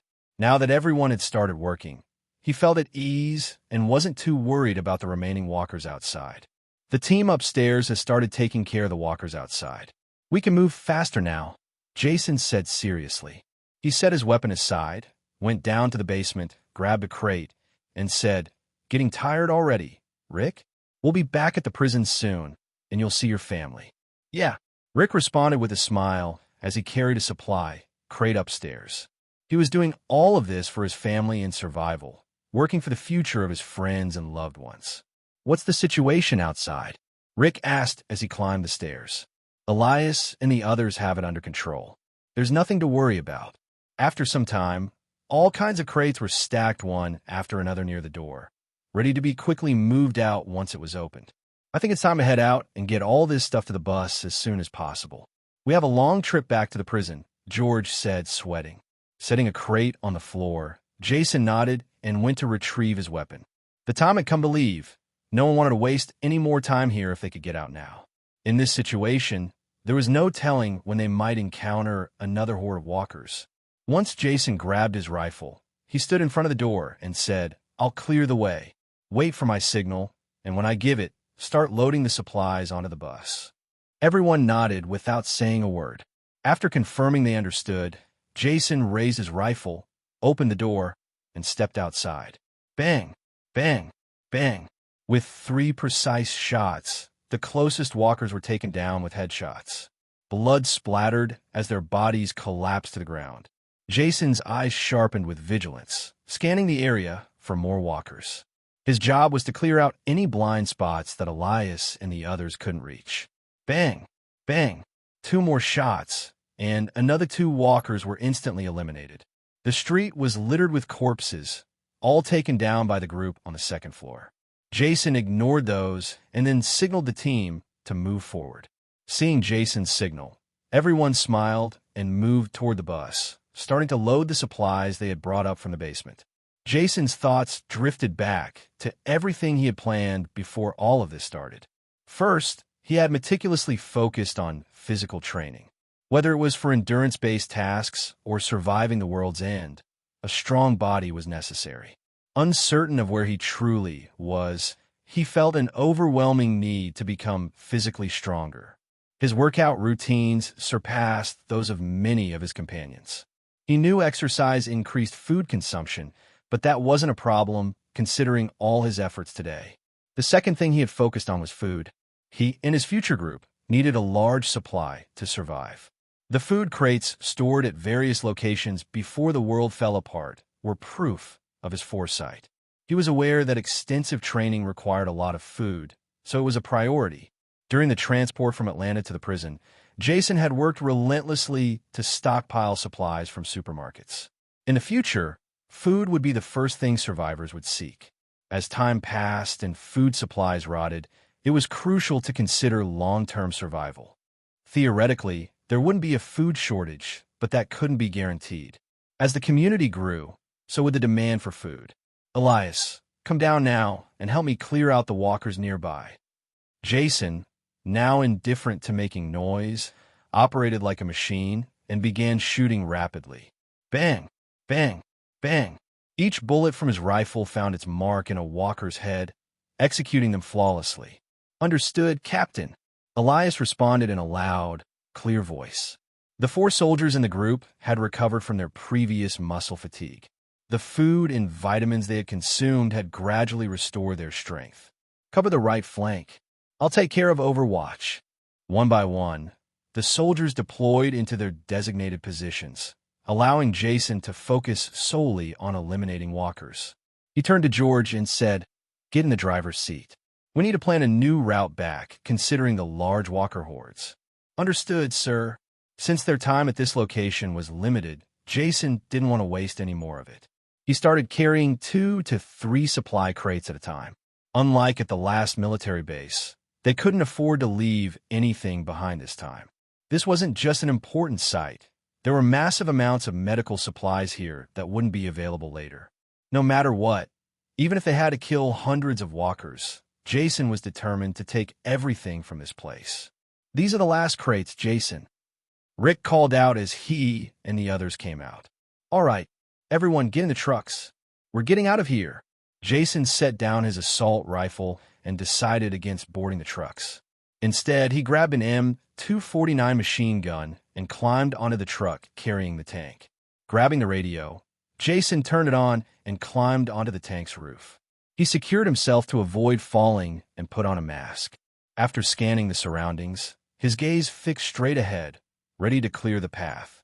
Due to the structure of the lead truck, he needed to provide support and also wanted a clear view of the road. "Easy. This is Jason. Start moving now along the planned route. We'll change course if we encounter walkers," Jason said seriously. "Understood, sir." With the roar of engines, 2 large cargo trucks, 2 military transport trucks, and a double-decker bus began moving quickly. The narrow roads made the journey difficult, but they were slowly picking up speed. Just as Jason thought everything was under control, a distress call came through the radio. "Hello. Is anyone there? Help." Jason looked down at the radio, strapped to his chest. He had left on a general frequency so civilians could find them. During this time, they had helped many people, but after parting ways with Shane, no one else had contacted them. If we consider everyone a threat, then we must treat any new encounters as such. Keeping this thought in mind, Jason picked up the radio and said, "This is Captain Jason Momoa of the military. What is your current situation? Over." People wouldn't trust others easily, but they might trust the military. After all, it hadn't been that long since the system collapsed. "We need help. Please. Attention, this is an official announcement from the Centers for Disease Control and Prevention, CDC, in Atlanta. To all government services still operational, your presence is required at the CDC facilities to reinforce security and ensure the continuity of our operations.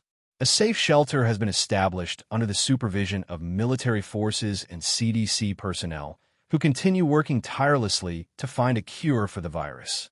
All survivors who hear this message may proceed to the CDC, where they will receive medical assistance, shelter, and protection." Announcement from the SCT community. In response to the crisis, a community has been formed under the protection of the military and CDC scientists. This community, called SCT, is dedicated to preserving life and finding a definitive solution to this pandemic. If you are in danger and near the CDC facilities or officers identified with the SCT emblem, you may request shelter. However, it is essential that all new members strictly follow security protocols to ensure the community's safety. The fight for survival continues. Do not lose hope. Amid the walker-infested streets of Atlanta, a group of survivors was hiding inside a small bakery. There were 7 of them, 3 men, 2 women, and 2 children. Ever since they had heard the broadcast about a shelter at the CDC facilities in Atlanta, they had been making their way there. At first, the idea of leaving the city seemed more appealing, but as the messages changed every 48 hours, they knew the shelter was still standing and remained secure. Their situation was dire. Before, they had been trapped inside a shopping mall, and the way they had escaped had been nothing short of praiseworthy. However, now that they were out on the city streets, their progress had slowed significantly. They had fallen far behind, losing too much time on their way to the CDC shelter. Everyone believed the shelter was still operational because the broadcast continued to change. But a week ago, the transmissions suddenly stopped.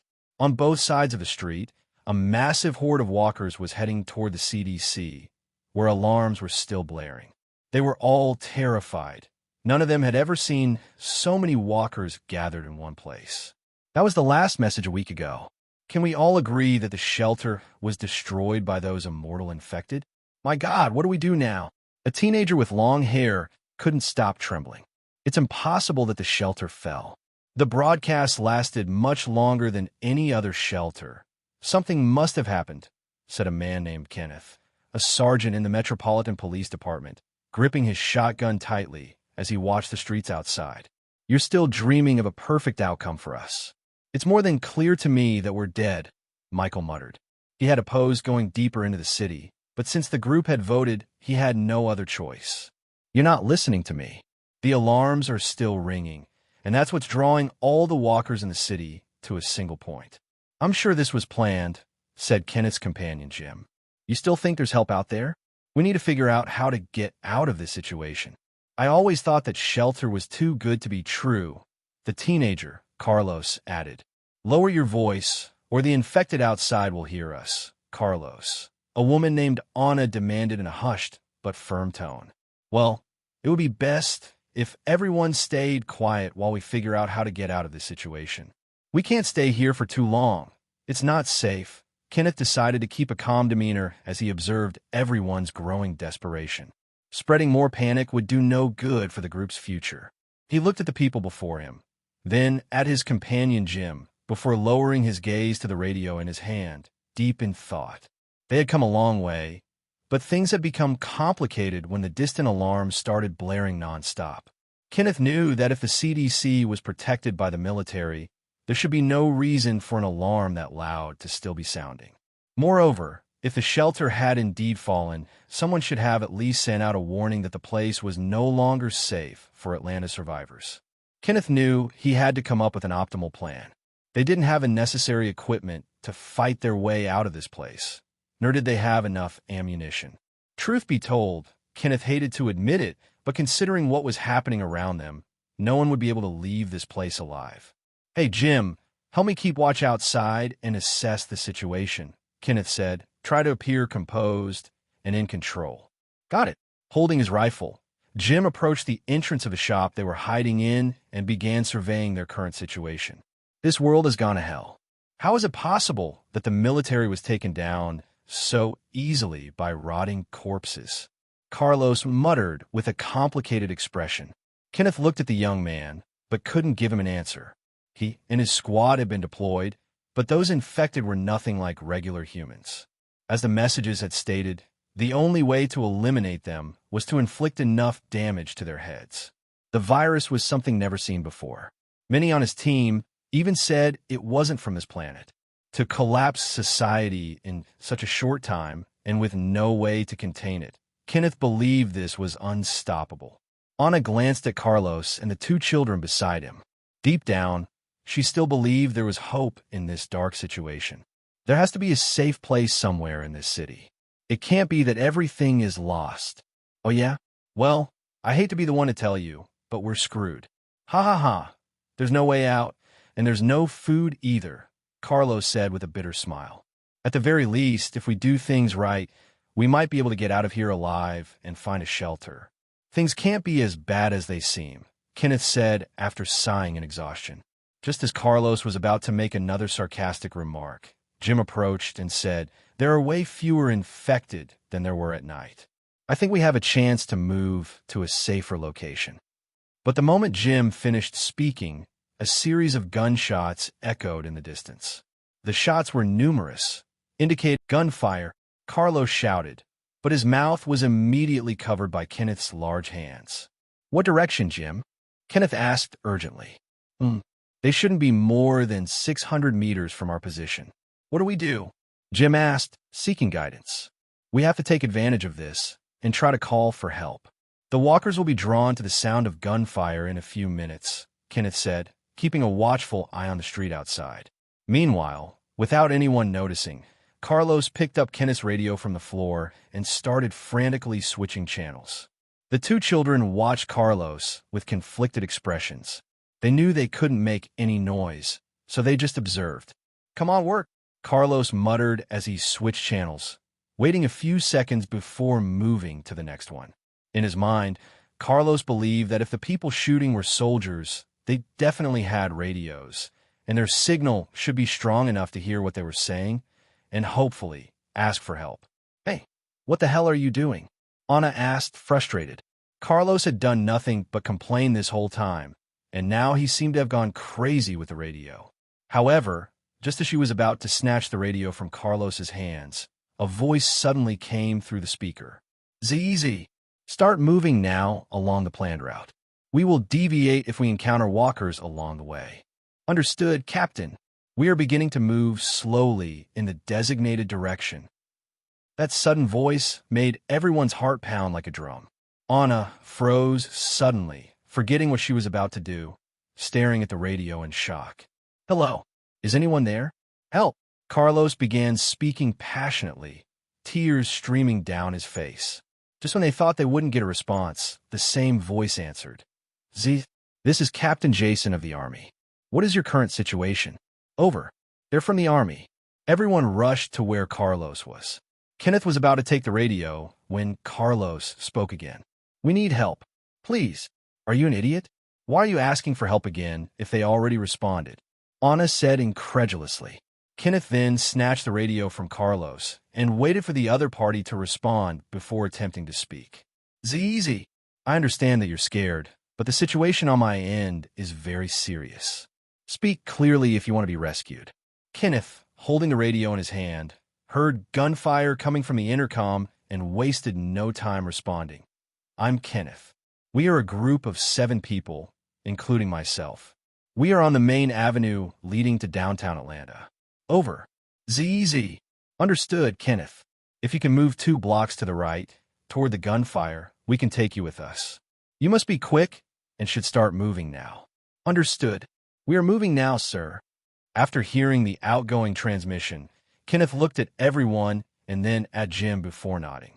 Everyone understood the general situation. If they moved quickly and took advantage of the timing, they could be saved by those passing nearby.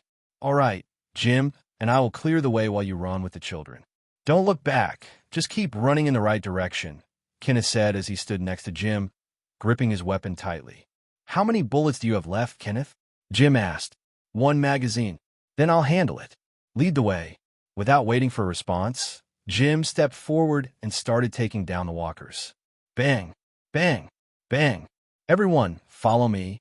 Move quickly." Kenneth wasted no time, turning right. Raising his weapon, he continuously fired at the walkers ahead. Bang, bang, bang. As Kenneth pressed forward, the 2 women with the children ran in the middle of the group, while Carlos and Jim covered the rear. "Watch out! To your side!" Seeing a group of infected emerging from a corner, Carlos rushed forward and crashed into the walkers. Fortunately, Kenneth reacted quickly and fired. The walkers Carlos was holding were taken down one by one. At that moment, a piercing scream echoed beside them. A girl in the group, standing next to Anna, had been bitten by a walker. Seeing this, Kenneth and Jim swiftly eliminated the infected around them. Anna held the child in her arms and handed them over to Carlos while taking the child from the bitten girl. "Oh my God!" Carlos looked at the bitten woman and kept running, carrying the child in his arms. Just then, Jim, who had disappeared, suddenly came running from nowhere, anxiously shouting to the 3 people on the side of the street. "Damn it! The infected are here. We have to run." Kenneth looked at the girl, pulled out a grenade he had with him, and handed it to her. "You know what's going to happen in a few hours. With this, you can go without feeling anything. The choice is yours." Without waiting any longer, the group kept running. Knowing how critical the situation was, Jim handed Kenneth a pistol strapped to his waist and then continued running. "Kenneth, cover me." "I got it." Bang, bang, bang. Halfway through the second block, the sound of gunfire had attracted a large number of walkers. In no time, they were completely surrounded. "Kenneth, there's no way out." Kenneth, out of ammo, raised his weapon and began pushing back the walkers closest to the group. "Stay together." Boom! At that moment, an explosion echoed not far from their position. It must have been the bitten girl from earlier.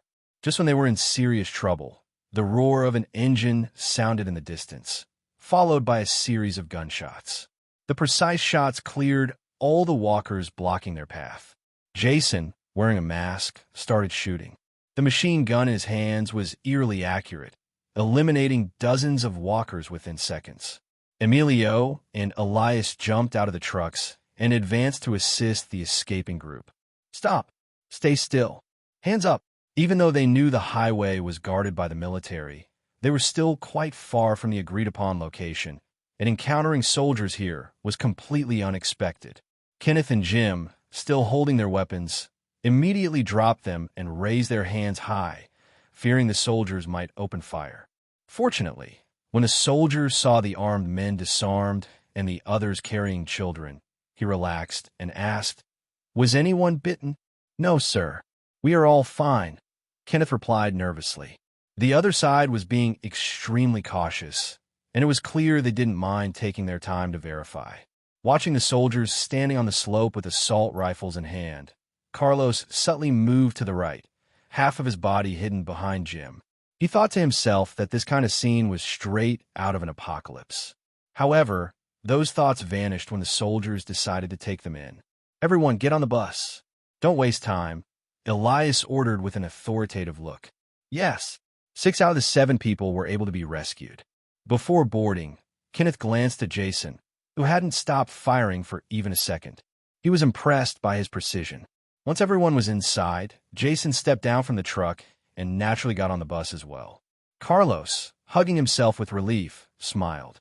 The sound of gunfire was now the sound of happiness, ringing as the convoy of large trucks and a bus left the urban suburbs. Jason, who was inside the bus, looked at the group of 6 people sitting silently, watching him. "Thank you so much for saving us. We all thought the shelter at the CDC facility had been overrun by the infected," said Carlos with an unnatural expression, happy to have survived. "I'm glad you all made it through the terrible experience you just went through. My name is Jason, leader of the SCD community. It's a pleasure to meet you all." Kenneth and the others nodded at Jason's words. They had heard messages about a shelter calling itself SCD, but they all felt uneasy at the long silence that followed those words. "It looks like you're from the Special Police Unit. I'd like to request your services. Skilled people like you can help me keep the community safe from the infected." Jason removed the mask covering his face and smiled. "Of course, we'd be ready to help in any way we can. My name is Kenneth, and this is my partner Jim. We're both from the SWAT Special Squad, and we're willing to assist in this crisis." Hearing Kenneth's words, Jason nodded with a slight smile and pointed at some crates behind them, filled with weapons and ammunition. "It looks like you're out of gear. You can take whatever you need from the crates. We don't know what will happen next, so we all need to be prepared." "Understood, sir." At the driver's seat, the man in charge was smiling slightly. He knew that, without exception, sooner or later, everyone would be willing to follow Jason. This was a rare skill, a natural leader who could handle any situation. "We're heading to a shelter where former soldiers, police officers, and agents from other departments are protecting the survivors. Your value is important in building something new, but remember one thing: everyone is replaceable." After saying this, Jason walked to a seat to observe the situation outside the convoy. However, his body was ready to move if any of these people tried to make a foolish move. "If I may ask, what happened to the CDC shelter?" Lena asked in a soft voice. Jason looked at the girl who had just spoken and said, "We're relocating the shelter to the outskirts of the city. Staying in this city is not optimal at all. It seemed that these people had been heading to the CDC in search of refuge. Long before abandoning the facility, Jason had ordered that no more alerts about a shelter be sent out, knowing they would eventually leave that place. Now that everything was in order, they were heading to the prison to establish a base and begin expanding according to their plans. As he thought about all of this, Jason remained silent. As Jason's group continued rescuing more survivors and slowly approached the prison, Shane's group was desperately searching for Lori, who had left the prison. Over here, I see tracks left by cars. At that moment, Shane and his group of 5 arrived at the crossroads where Lori had passed earlier. Daryl, being an excellent tracker, stepped out of the car to investigate. He examined the roads, trying to determine which direction Lori had taken. Some people got out of the car to investigate. In the distance, Glenn spotted a pile of stacked items that appeared to be construction materials. Look, we need to mark this. Have you checked over there? Those things look like construction materials. We could use them later for the prison's remodeling and expansion. Slowly, Glenn was being influenced by Jason. Now, everything he saw seemed like a resource for survival. Is this really the time to talk about that? I don't get what's going through your head. You're starting to sound more and more like Jason, searching every little spot for supplies, Daryl said, looking at Glenn, who seemed excited about his discovery. His voice was full of mockery. We have to take advantage of all the materials before someone else takes them. Glenn stared at the distant supplies and secretly marked the location. Yeah, that's a good mindset. Not long after, the group finally arrived at a small town. Richard, who was sitting in the back, pointed at a parked pickup truck on the side of the road and shouted, "That's the car. Mrs. Grimes was driving that car when she left the prison." However, Shane and Daryl's eyes were already locked on a residential house in front of them. They saw at least a dozen walkers surrounding the door, banging on it relentlessly. "And she wanted to go to the city," Daryl muttered, understanding the situation. Shane simply stepped on the gas, aggressively turning the wheel and crashing straight into the group of walkers ahead. Bang! Crack! After a series of loud noises, the car stopped with 2 walkers on top of it. Then, several people jumped out of the vehicle one after another, machetes in hand. Daryl raised his crossbow and shot an arrow into a walker's head. With a swift movement of his dagger, he stabbed another walker in the skull. After clearing the nearby area, the rest of the group moved in to eliminate the remaining walkers. There were more than a dozen walkers around, but the 5 of them swiftly dispatched them with ease. Shane immediately stepped up to the house's door. "Knock, knock. Lori, are you in there?" Lori, who had been leaning against the door, stood up as soon as she heard the sound of a car. Through the keyhole, she saw everyone taking down the walkers outside. The familiar faces made Lori's eyes well up with tears, and they began streaming down her face once again. She survived. At that moment, that was the only thought in her mind. Hearing Shane call her name, Lori quickly wiped away her tears, straightened her clothes, and opened the door. "Shane!" Seeing the door open and Lori standing there unharmed, Shane finally let out a long sigh of relief. Then his tone turned harsh. "What the hell were you thinking? Do you know how dangerous it is to go out alone nowadays? If something had happened to you, how do you think I would explain it to Rick? I'm so sorry. I was just trying." The words wouldn't come out of her mouth. Lori didn't know how to explain the irrational decision she had made. Now she understood that this world was cruel and that everything was falling apart everywhere. Shane sighed. He wanted to say more, but stopped himself. That wasn't his role. Rick should be the one to handle it. The rest of the group had no words to say. They simply looked at Lori in silence. They could understand and empathize with her actions, but they didn't agree with what she had done. However, there was no point in bringing it up now. "Let's head back now. Glenn, take care of driving the truck that Lori brought." Shane signaled that it was time to leave, and everyone got into the cars. A group of 6 people and 2 cars turned around and headed back.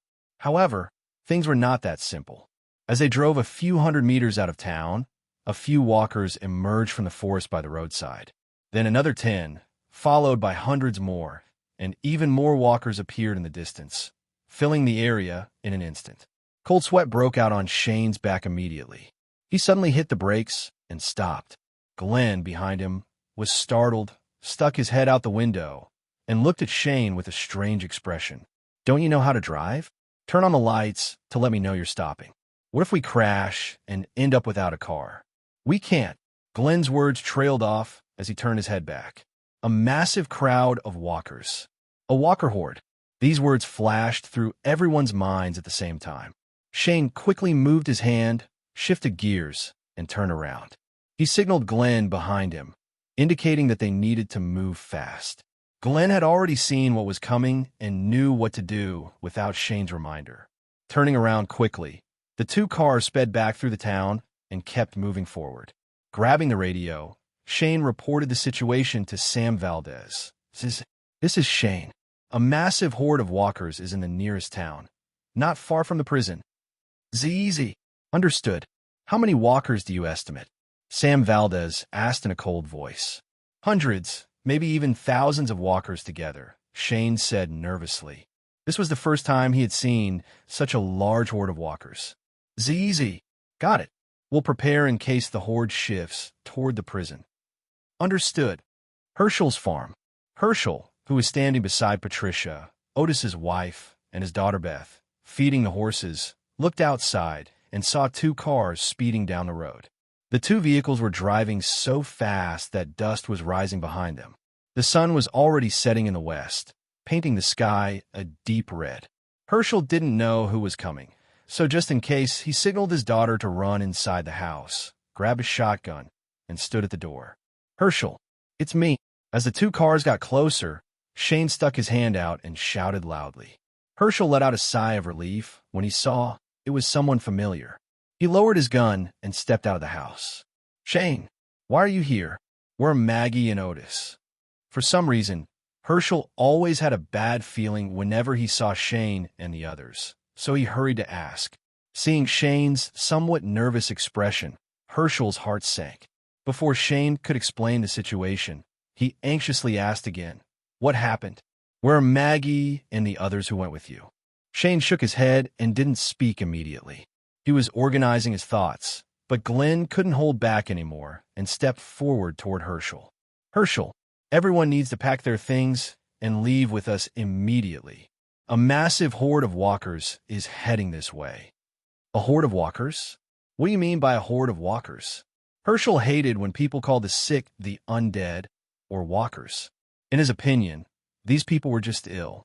Glenn knew this from Maggie and quickly changed his wording. "They're the sick people you mentioned. Lots of them are coming this way. At least thousands of them. We need to get out of here immediately." "Heh, you're telling me to leave my farm just because of your worries." Hershel didn't panic after hearing Glenn's words. To him, they sounded like the fears of a scared young man. Glenn was speechless. He had heard Maggie say her father was incredibly stubborn, but he had never experienced it firsthand. He thought he would have the chance to convince Hershel to move to the prison in the future. But this was a damn emergency. Suddenly, Glenn had a thought. In this situation, he had no choice but to take a gamble. Maybe Hershel would hate him for it later, but that was better than Maggie hating him in the future. With that in mind, Glenn didn't hesitate any longer and said loudly, "Hershel, don't you get it? These things are no longer human. They're already dead. You should think about your daughters. Do you want them to die with you, or do you want them to suffer your death? Make a damn decision, and we'll stop bothering you. But don't decide for others. That's something I won't allow." Prison in western Georgia. After hearing Shane's warning, Sam Valdez wasted no time and ordered everyone to mobilize for a possible large-scale confrontation with walkers at the prison. Upon learning about a massive horde of walkers, he commanded the mobilization of all people inside the prison. This place must not be breached by any walker, as it represented the future of humanity. At that moment, tanks, heavy machine guns, and a large supply of ammunition were transported to the towers surrounding the prison. Everyone was gripped by panic at the possibility of a walker horde heading toward the place they had only recently begun to call home. In open spaces, experienced soldiers positioned mortars, ready to launch an attack as needed. Many knew just how terrifying a walker horde could be, and all feared what it could do to their newfound refuge. Is it really a good idea to mobilize like this? The horde might not even move in our direction, said Mike, standing next to Sam Valdez. He understood better than anyone the terror that a walker horde could bring. We can't take that chance. This place won't be destroyed while Jason is away. If we're wrong, this will still serve as training for everyone in this prison, Sam Valdez replied with a stoic expression. It wasn't good to grow complacent with security when the world no longer worked that way. Those under the protection of the SCD had always been shielded from harm. And what happened to Lori?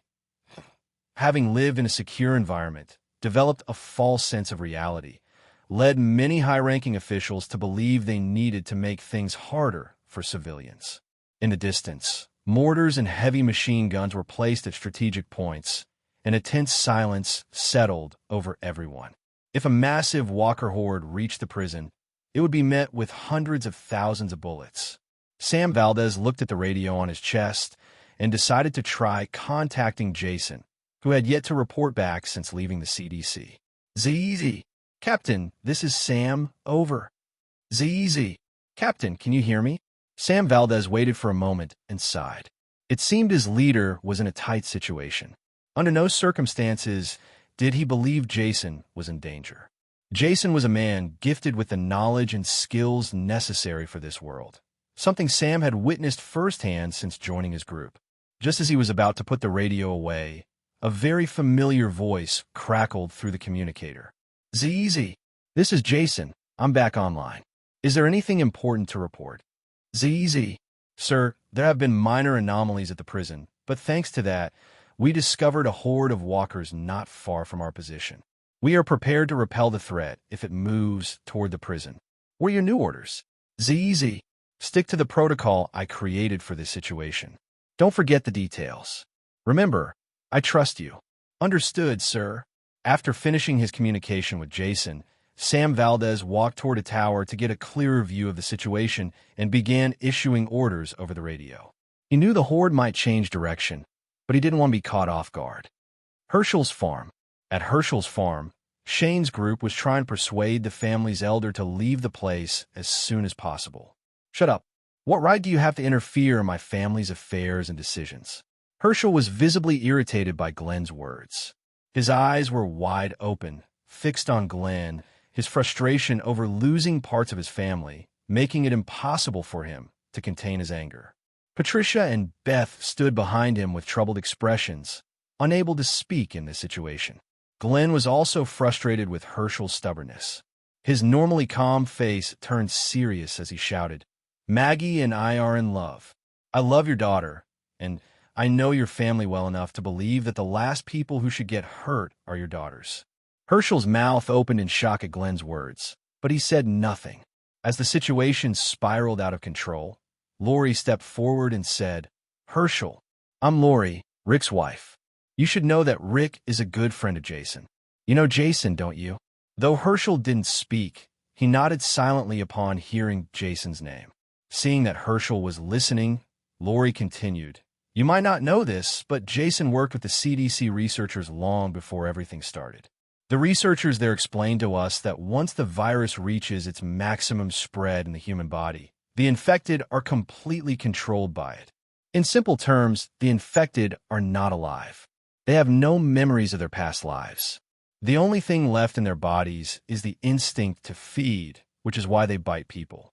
Have you ever seen anyone survive or move with a rotting body? Before Lori could finish, Hershel interrupted her, shouting, I don't care. My son and wife are infected with this disease. I want to save them, and I don't want to hear your words. I'm not leaving with you. Hershel, Dad. Patricia and Beth were visibly scared and instinctively wrapped their arms around the stubborn Hershel. Both of them knew that all those people were dead. They simply didn't want to accept the fact, and Hershel's stubbornness was even stronger. Glenn's expression kept shifting, and when he saw Hershel about to turn around and head back into the house, he couldn't hold back anymore and shouted, Hershel, I heard there are many walkers gathered in your barn. The only thing you're accomplishing is putting your entire family and neighbors at risk because of your impossible wish. What will happen to Maggie if you die here? When the people nearby heard that there were walkers in the barn, their expressions instantly changed, and Shane immediately moved toward it. The rest of the group exchanged glances before following him one by one, while Hershel's expression changed drastically. He broke free from his daughter's grasp and ran toward the barn. Growling. The unique growls of walkers echoed from inside the barn, and Shane's face turned grim. He never expected there to be a barn full of walkers in this farm, where he had been sleeping for the past few days. However, just as he was about to open the barn doors and finish off the walkers inside, something in the distance caught his eye.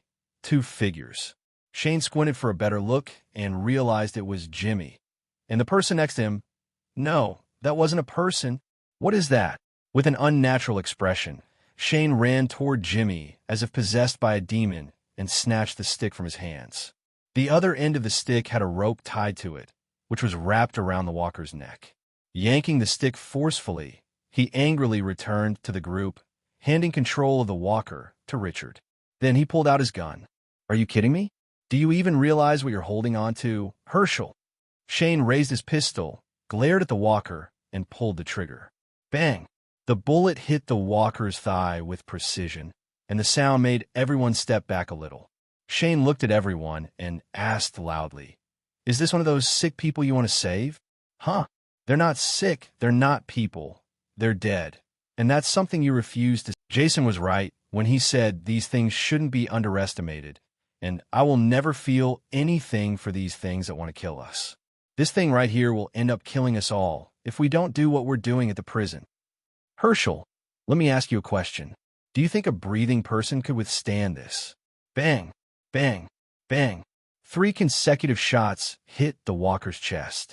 3 shots to the chest. Would anyone alive be able to take that? Shane, that's enough, man, Glenn said with a nervous look. Yeah, it's enough. Shane approached the walker and fired one last shot to the head. Bang! Having taken care of the walker, Shane walked toward Hershel with an angry expression and pointed at him. Enough trying to convince you about this situation. Didn't you say they were just sick? Do you really think your son and wife will talk to you again when they come out of that barn? Slap!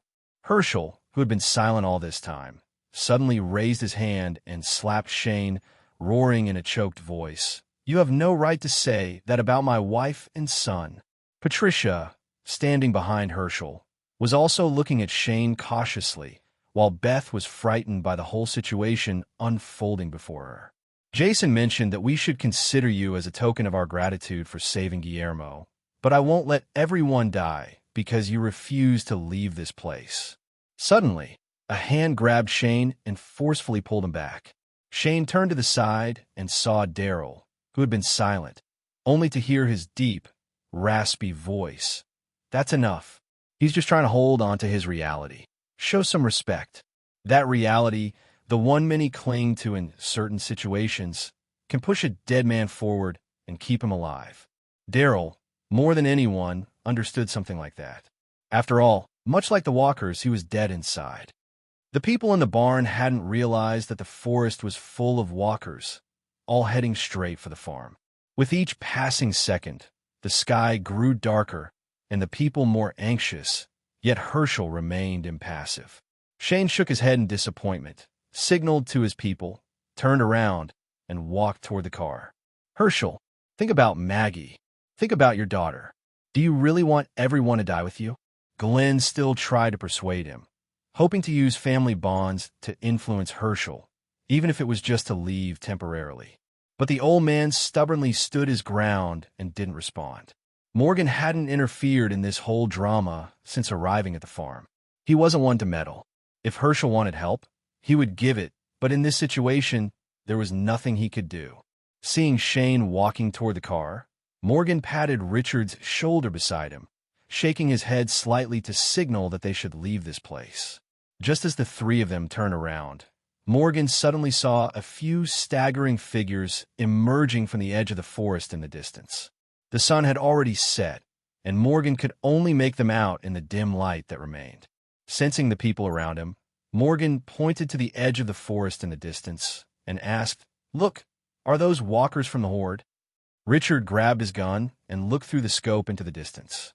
The few walkers wandering through the forest had begun moving toward the farm, and behind them, even more were following. Shit! Richard paled and shouted behind him. We need to go now. The Walker horde is coming. Everyone else was filled with anxiety upon hearing those words, and Glenn rushed over to Patricia, saying, "We have to convince Hershel, but if you don't leave this place too, you'll die." But Hershel, who had been standing there all this time, suddenly turned around, went inside the house, and told Beth, "Pack your things, sweetheart. We're leaving this place." Glenn was almost brought to tears with joy. His words hadn't been wasted after all. Now he had nothing left to say to Maggie. Now that they had decided to leave, everyone quickly packed their belongings and loaded some essential supplies into the car. Hershel remained silent the entire time, sitting in the back seat of the car, staring at his house. The Walkers are getting closer. Looking into the distance, Patricia and Beth threw their bags into the back of the truck and climbed in as quickly as they could. With the situation unfolding, the drivers of the two vehicles didn't dare to take the road they had come from. But thanks to Shane listening to Jimmy's instructions, they drove down a small road in the opposite direction. Beth leaned against the back window of the truck and watched as her home faded further and further from her sight. Unable to do anything, a depressing mood took hold of her. She had lost her mother. She was still in the barn along with her brother. Whether she liked it or not, leaving them behind caused a sharp pain in her chest that she couldn't shake off. But she had known for a long time that they were dead. She wanted to give them a proper rest, but she had never gone against her father's orders. Glenn, who was driving the truck, quickly noticed that the sadness had spread to everyone. Each person had their own thoughts about it, but they all shared the same pain. More than anyone, he knew they didn't feel well. He had experienced the same feeling of desolation. He didn't take the initiative to speak and simply focused on driving in silence. After driving for about half an hour, some members of the group arrived in a small town. It was already dark, and Shane didn't want to drive at night, so he had to find temporary shelter there. The group reached an area with only a few houses on the outskirts of town and randomly chose one with a closed door. "Keep your eyes open. Walkers won't be the only enemies," Shane said as he waited for Richard to open the door. He stepped inside with a shotgun in hand. After going up to the second floor and checking each room, 2 dull thuds were heard before Shane came back down the stairs. "What was that noise?" Glenn asked, slightly nervous. "It was nothing, just 2 walkers, cleared out," Shane said, while wiping his nose and signaling to the people outside to come in. "Come on, help me get these 2 walkers out of the house." After speaking and checking the house once more, Glenn returned with the rest of the group, and everyone entered. Meanwhile, Hershel, Richard, and Morgan passed by carrying the 2 walker corpses. Glenn visibly stiffened for a moment. With a sigh, Glenn couldn't afford to worry about it too much now. As long as he got Hershel out safely, that was more than enough for him. The small group, who had been on edge all day, was exhausted. Seeing this, Shane told everyone to rest and that they would return to the prison tomorrow, depending on the situation outside. Inside the bathroom, Shane pulled out the radio and reported to Sam Valdez. "ZZ, this is Shane. We managed to rescue the people at the farm, but due to the overall situation, we'll return tomorrow." "ZZ, did you see which direction the Walker horde moved? I need to be sure it's not heading our way." "Over." Sam Valdez's voice came through the radio, calm and steady. "ZZ, no need to worry. The horde moved in the opposite direction from the prison. But don't let your guard down." "Over." "ZZ, got it. I'll keep you updated. Don't forget to keep your people safe," Sam Valdez replied before ending the communication. "ZZ, understood." Back to the group still in the city of Atlanta, they were taking every opportunity to rescue survivors and loot supplies, though their pace was slow due to the complicated streets. Inside the bus, in the back, Jason sat beside the driver, keeping his eyes wide open as he watched the outside. Aside from Kenneth's group, they had rescued a teacher with some students, a few firefighters with their partners, and 2 young people who had been fleeing. This group of people was seated in the available spots on the bus, all under Jason's watchful gaze. He had already discreetly informed his people to stay alert regarding this group of newcomers. Jason knew that trusting people could be a good thing, but not trusting them was even better. He could smell the desperation and the sheer will to survive, and those were the very things that made people make bad decisions. But among all the people who needed to be saved, there were always some who wanted more. Their ambition or desire drove them to take more than they could handle, and that was something he always guarded against. Large trucks and a bus headed toward the outskirts of Atlanta, moving toward the prison. Jason's group had more than 10 people experienced in weapons and combat. It could be said that Kenneth and Jim were reliable men, and they had been given weapons to help protect the group. Night was falling, and as an old hunter would say, nighttime is when the old wolf hunts its prey. Just when everything seemed calm, Jason's radio suddenly crackled to life, and Rick's voice came through. "Z, Jason, there's a woman with a baby in the middle of the road, about 50 meters ahead." Hearing this, Jason frowned. He signaled to George, the driver, as well as Jim and Kenneth. "Z, what's the situation around them? What do you see?" "Z, the woman isn't moving. She's standing in the middle of the road. She doesn't seem infected, and at first glance, she appears to be asking for help. Get ready to assist her. I'll approach her myself. None of you move from the trucks. I don't like how this looks," Jason said before grabbing his weapon and securing the radio to his chest. "Jim and Kenneth, you're experienced in combat. This time, your job is to protect this bus. It seems there's a survivor who needs help, but I really don't like this situation." Jason stood by the bus door as the convoy began to slow down. "Do you think it's a trap?" Kenneth asked, frowning. To be honest, people these days were highly untrustworthy. "We'll be ready," Jim said as he grabbed an M4 and stood up, scanning the surroundings with watchful eyes. "What's going on?" Carlos asked sleepily. "Don't talk. Everyone keep your heads down and stay away from the windows until this is over." After saying that, the convoy came to a halt on the cold road, while Jason seized the moment to step off the bus and move forward quickly with his weapon in hand. The city was now somewhat quieter, thanks to the walkers being lured to the other side of town by the alarm at the CDC. This could give people many opportunities to do unpredictable things. After everyone had stopped, Elias and the other soldiers exited from behind the truck and took cover behind the tank, armed with light machine guns and sniper rifles. Everyone remained on high alert. As time passed, the tension grew, and Jason, who had already reached the door of the front truck, knocked lightly before it was opened. "Take my weapon and prepare for any anomalies. Don't worry about my safety," Jason said as he handed his M4 to the driver in front and secured his knife in the sheath on his vest before approaching the woman who stood silently in the middle of the road. Of course, during this time, everyone had taken advantage of the situation to move and position themselves. "Hello, ma'am. We are from the Army. What is your situation?" Seeing the clear road ahead with no walkers in sight, Jason felt a strange sensation in his body. Walking unhurriedly, he moved closer to the woman who was kneeling on the ground, holding what appeared to be a baby in her arms. "Ma'am, come to my side. I promise to help you with all your problems," Jason said with a calm expression. As the situation became increasingly critical, he stepped forward and stopped about a meter away from the woman, who had not moved until now. "Sir, please help me." Just as Jason and his group in the distance sensed that something was wrong, the woman lifted her gaze and looked at Jason. Jason was momentarily bewildered, then realized that the woman's appearance was disheveled and extremely dirty, as if she hadn't bathed in a long time. But what caught his attention even more was the woman's necklace. When she saw Jason's eyes on her chest, she quickly tucked the metal tags beneath a blanket. "Are you the only one here, ma'am?" Jason asked with a reassuring smile. At Jason's question, the woman's body trembled slightly, and she quickly nodded. She looked at Jason, her eyes showing slight nervousness. This was definitely unexpected. No one else had approached this place besides Jason. Seeing that the woman had no intention of speaking, Jason grabbed her shoulders and helped her to her feet before saying, "Don't worry, you'll be safe in a moment. Thank you for your help, sir. It will definitely be of great assistance to me," the woman said as something metallic lightly tapped against Jason's stomach.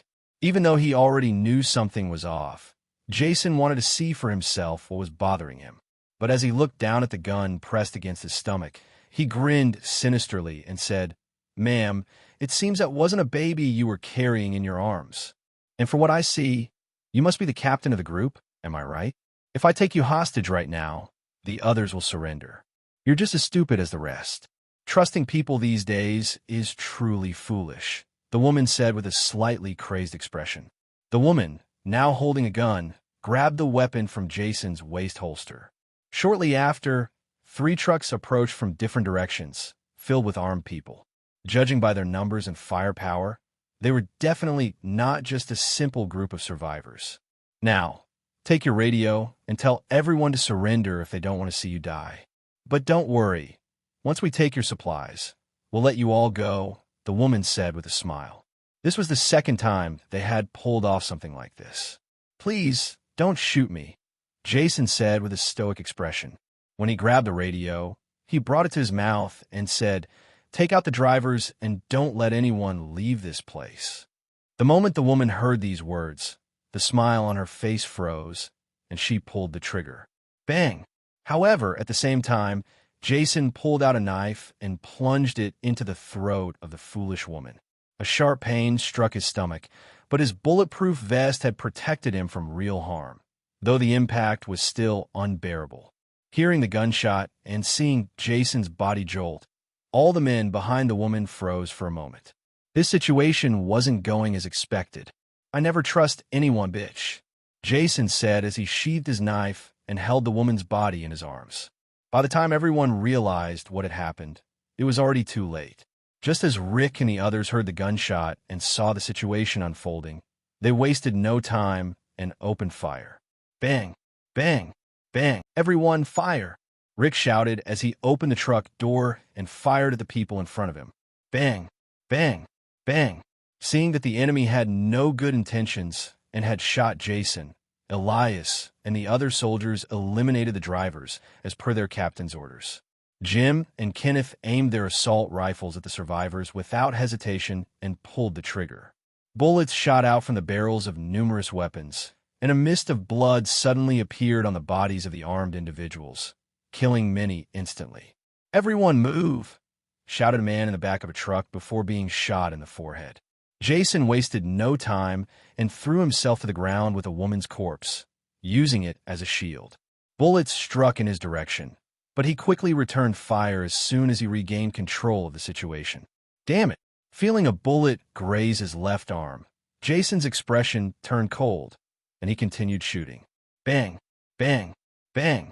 After a few seconds, the scene fell silent. Although the deaths of these people had their own causes, no one in Jason's group hesitated to shoot and kill, making the survivors on the bus tremble in horror. Jason pushed the corpse aside and stood up, looking at his bleeding shoulder before stepping forward with a cold expression. Holding a pistol, he watched as one of the wounded writhed in pain on the ground and, without hesitation, fired. Bang! From time to time, bullets left Jason's gun, aimed at those still writhing on the ground. Slowly walking forward, Jason spotted 2 men crouching, trembling in fear. "What the hell were you trying to do?" Jason asked in a deep voice. Hearing his words, the 2 men turned around and knelt. "Please don't kill us, sir. We really didn't want to do this, but we had to in order to survive." Jason looked at the 2 men begging for their lives, feeling furious.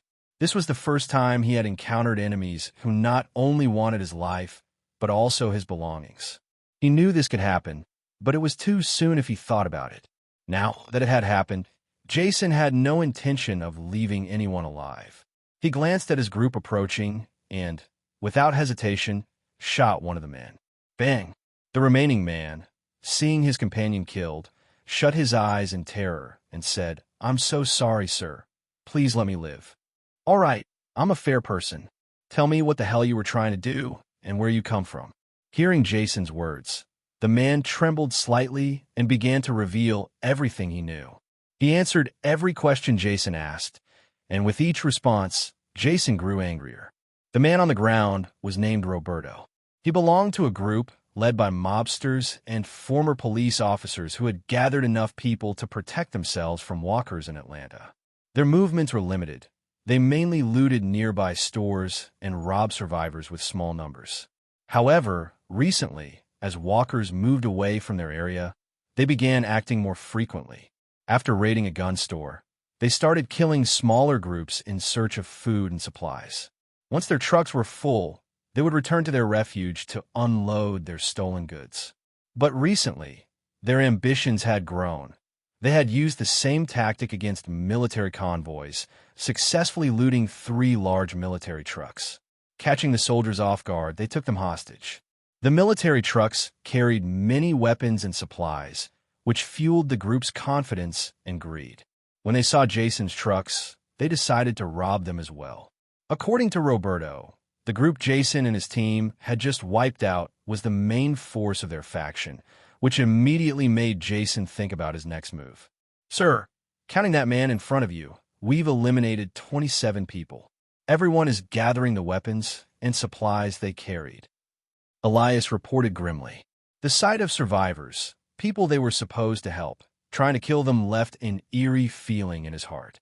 He now understood that people were being forced to change and laws no longer existed. "All right, load everything up. Once we're ready, we'll make a slight detour. It seems we have comrades being held prisoner by these people," Jason said, grabbing Roberto and pushing him toward the trucks. "Understood, sir." Rick, watching everything with deep emotions, noticed Jason's bleeding arm and pointed out, "You're bleeding a lot. We need to treat the wound and prevent infection." "It's just a graze. Are you okay?" Jason asked naturally. Judging by Rick's face, he was clearly affected by what had happened. "Yeah, what's the plan now?" Rick asked seriously, trying to change the subject. "We're heading to their refuge. Apparently, they have a group of soldiers as prisoners. We need to rescue them before we leave this place," Jason said as he watched Elias stomp and kneed Roberto with his boots and hands. "All right," Rick, still slightly shaken by the encounter, nodded. Now, he fully understood that walkers weren't their only enemies. Jason had always been right. There could be no mercy for enemies. Inside a building, several armed men walked around, smoking cigarettes. "Damn it, will we ever get to join a main group? We have to guard this place. We can't all leave at once," said a long-haired man. "What do we do with the prisoners? We should get rid of them. They're just extra mouths to feed." "Ha ha ha." Just as they were about to move, 2 silent bullets pierced their heads, spraying blood into the air. Their bodies fell lifeless to the ground. During this time, many others were killed in mere seconds thanks to Elias' impeccable aim. Once the path was cleared, the soldiers entered the building and got to work. As the operation unfolded, Jason watched from the convoy in the distance. Elias had insisted on leading the attack and eliminating the enemies without exception, allowing Jason to receive medical attention for his wound. Seeing his team's determined expressions and decisive actions, Jason smiled slightly in satisfaction. His group was growing stronger, and soon he wouldn't have to worry about the outcome of every mission. "It looks like you were right, Roberto. This is definitely your people's refuge," Jason said coldly, letting Roberto sit on the ground. "You're gonna let me go, right? You promised, didn't you?" Roberto asked in a frightened voice. "Yeah, but no one else in my group promised to let a rat like you live." "Good night," Jason said as he walked away. No. Don't kill me. I could be useful. Please." Roberto's cries grew louder and more desperate, but Jason had no intention of sparing him. Bang! Turning his head, Jason saw Rick taking care of Roberto, then kept walking forward, pulling out the radio from his vest. "ZZ. Sir, all hostiles have been eliminated. We rescued 20 comrades who were being held prisoner. They all had their military tags and were in a locked room." Elias' voice came through the intercom. "Excellent. Inform them of the situation and gather all useful supplies from this place. We need to move fast." Hearing that everything was resolved, Jason signaled his group to move in and assist with the supplies. The military trucks were filled with food and weapons, then the bus was also stocked. Everyone got ready to depart again toward the prison.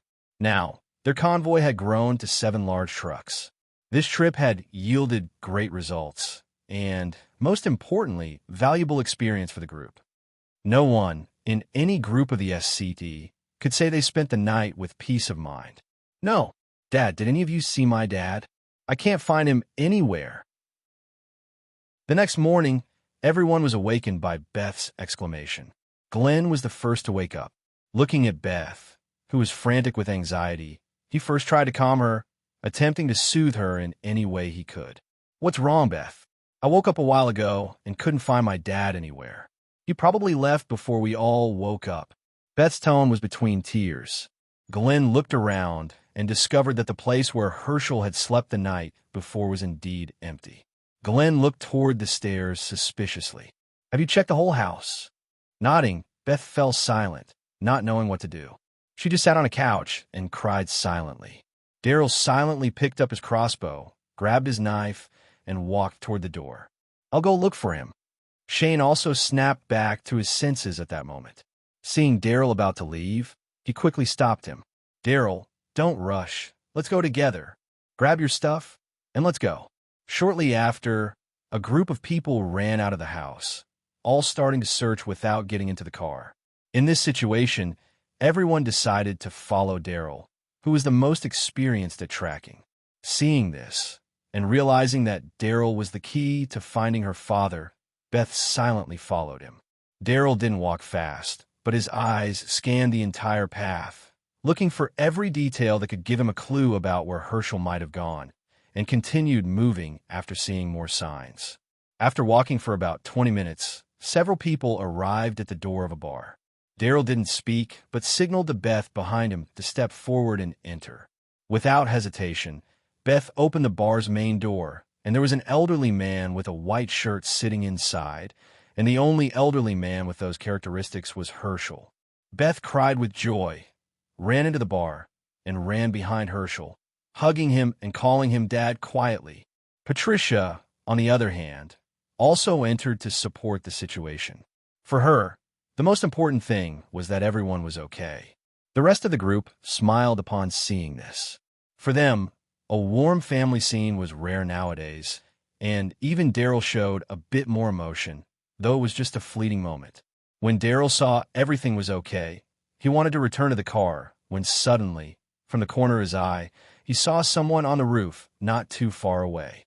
Everyone down, Daryl was the first to jump on Glenn and Lori, who were in front of him, and Shane also ducked quickly with an automatic reflex. Only Morgan, Richard, and Jimmy didn't react immediately. Bang, bang, bang. Everyone finally heard the bursts of gunfire not too far from their direction.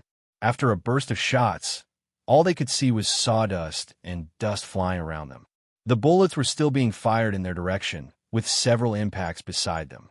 Daryl, who had thrown the two to the ground, shouted loudly, "Get inside the bar. We can't stay in this place." After speaking, he crawled toward the bar counter on hands and knees, and the others quickly followed suit. Glenn looked to his side and saw that Jimmy had been shot and had fallen to the ground. There was no sound, while Richard was holding his arm in pain. But Glenn had no intention of helping, quickly getting on top of the bar. He huddled in the corner, watching vigilantly ahead. Shane, who had climbed over to the other side of the bar, then lay on the ground and extended a hand to Richard, who was groaning on the floor. "If you don't want to die, take my hand." Richard could be considered a normal guy, but like everyone in a life or death moment, he still managed to move and, in an instant, let go of the hand he had been holding over his wound and stretched out towards Shane with difficulty. Shane saw the bright red blood on Richard's hand at first glance, leaned forward, and grabbed his wrist. While exerting force, Shane couldn't pull Richard up quickly. Daryl, who had finally moved from a wall, saw the situation and hurried to help. Finally, with the help of two people, they dragged Richard to the other side of the bar counter. Daryl looked at Jimmy outside the door and saw that he was already dead, so there was no need to help him. "Jimmy's dead, damn it!" After Daryl's exclamation, Glenn turned his head to the outside and then looked at Hershel, who was hugging his daughter tightly. Shane took the opportunity to treat Richard's wound, checking and discovering that the bullet had gone through his arm. His expression improved considerably upon realizing that it wasn't as bad as he expected. "Richard, old man, the good news is that the bullet went through. The bad news is that you have serious bleeding. The bullet must have damaged an artery. I'll try to stop the bleeding first. You might not last long. I need you to stay still." I won't move, man," Richard said with a pale expression. If he hadn't let Lori out at that moment, this wouldn't have happened. While speaking, Shane quickly cut the sleeve of Richard's t-shirt with a knife and then quickly made a tourniquet around the wound. Looking around, Shane saw that Hershel was still sitting there, and there was a bottle of alcohol beside him. He grabbed the bottle of alcohol and poured it on Richard's wound. Ah, damn it, friend. As the wine flowed through the wound, Richard's face turned even paler instantly, and he gritted his teeth, enduring the intense pain from the wound. The exclamations of pain couldn't be contained on his lips. Minutes later, Daryl was sliding across the bar floor from one side to the other, cursing under his breath. He threw some empty wine bottles onto the counter beside him and shouted, "Shane, who are those bastards? And you, old man, someone died while we were trying to find you. Don't you feel even a little guilty?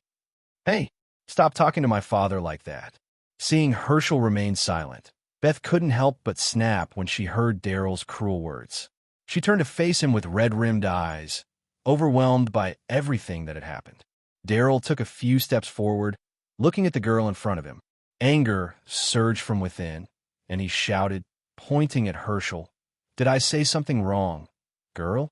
Don't forget that we're in this damn mess because of him." "Hey, Daryl, stop talking.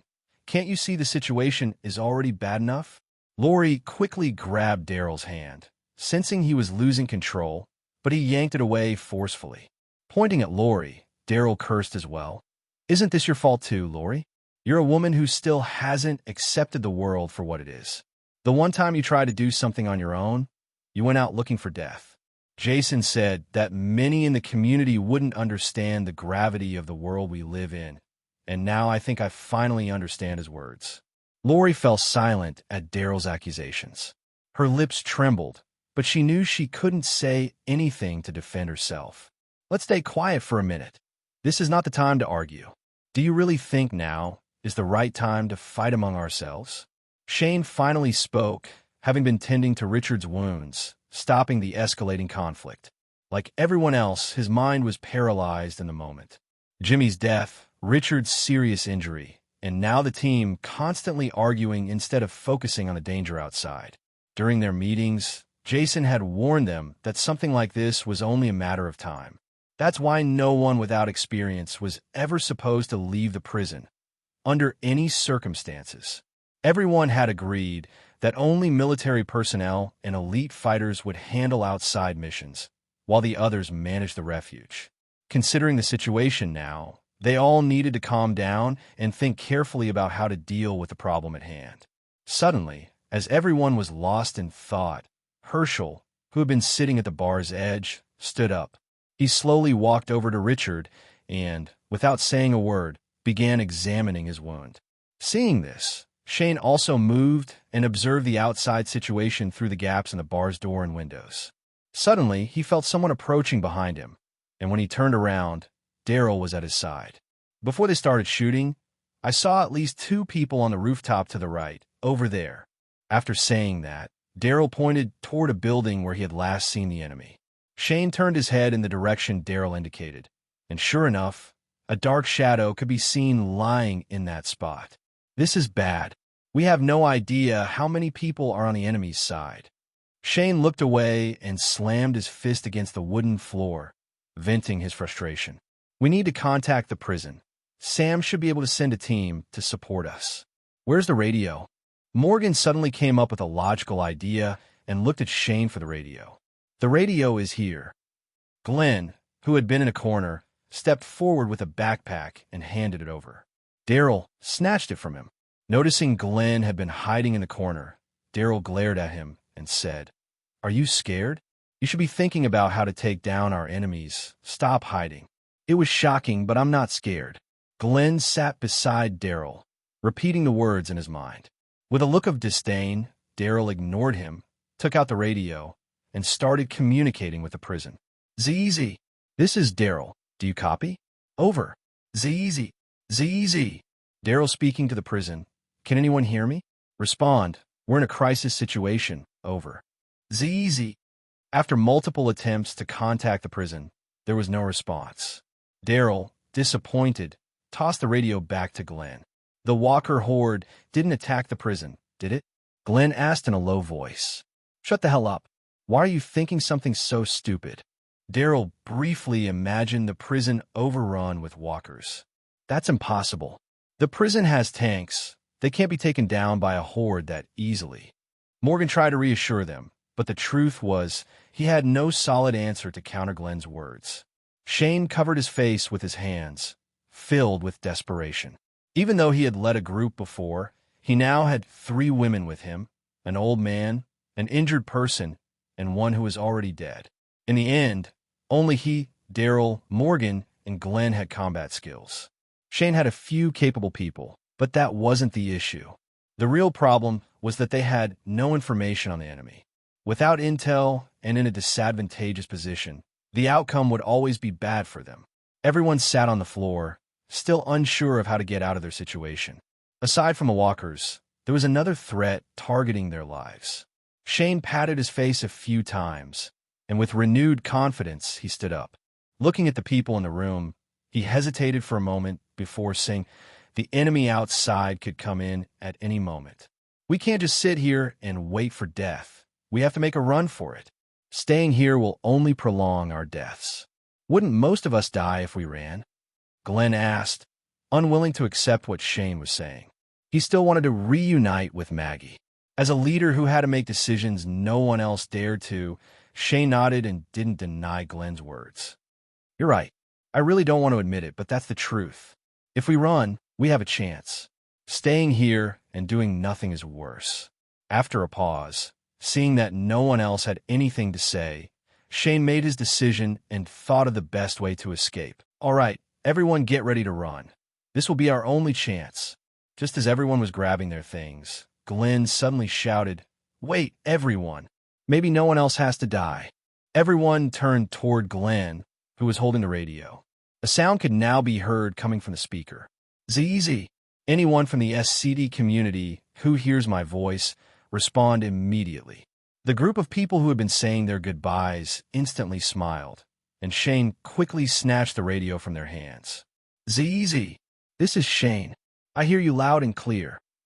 "ZZ, Shane, what a surprise. We're on our way back right now. How's everything at the prison with the Walker horde?" Hearing that question, Shane let out a helpless smile and replied with a grin. "Is it Jason? Sorry, but we're not at the prison. Someone ambushed us, and we're under attack. Luckily, we managed to take shelter in a bar." The radio fell silent for a few seconds, and then Jason's voice came through again, this time tinged with a perceptible coldness. "ZZ, where are you?" Shane looked at Hershel and the others, and Beth, who was beside him, quickly said, "This is the closest town south of the prison. There shouldn't be any other towns nearby.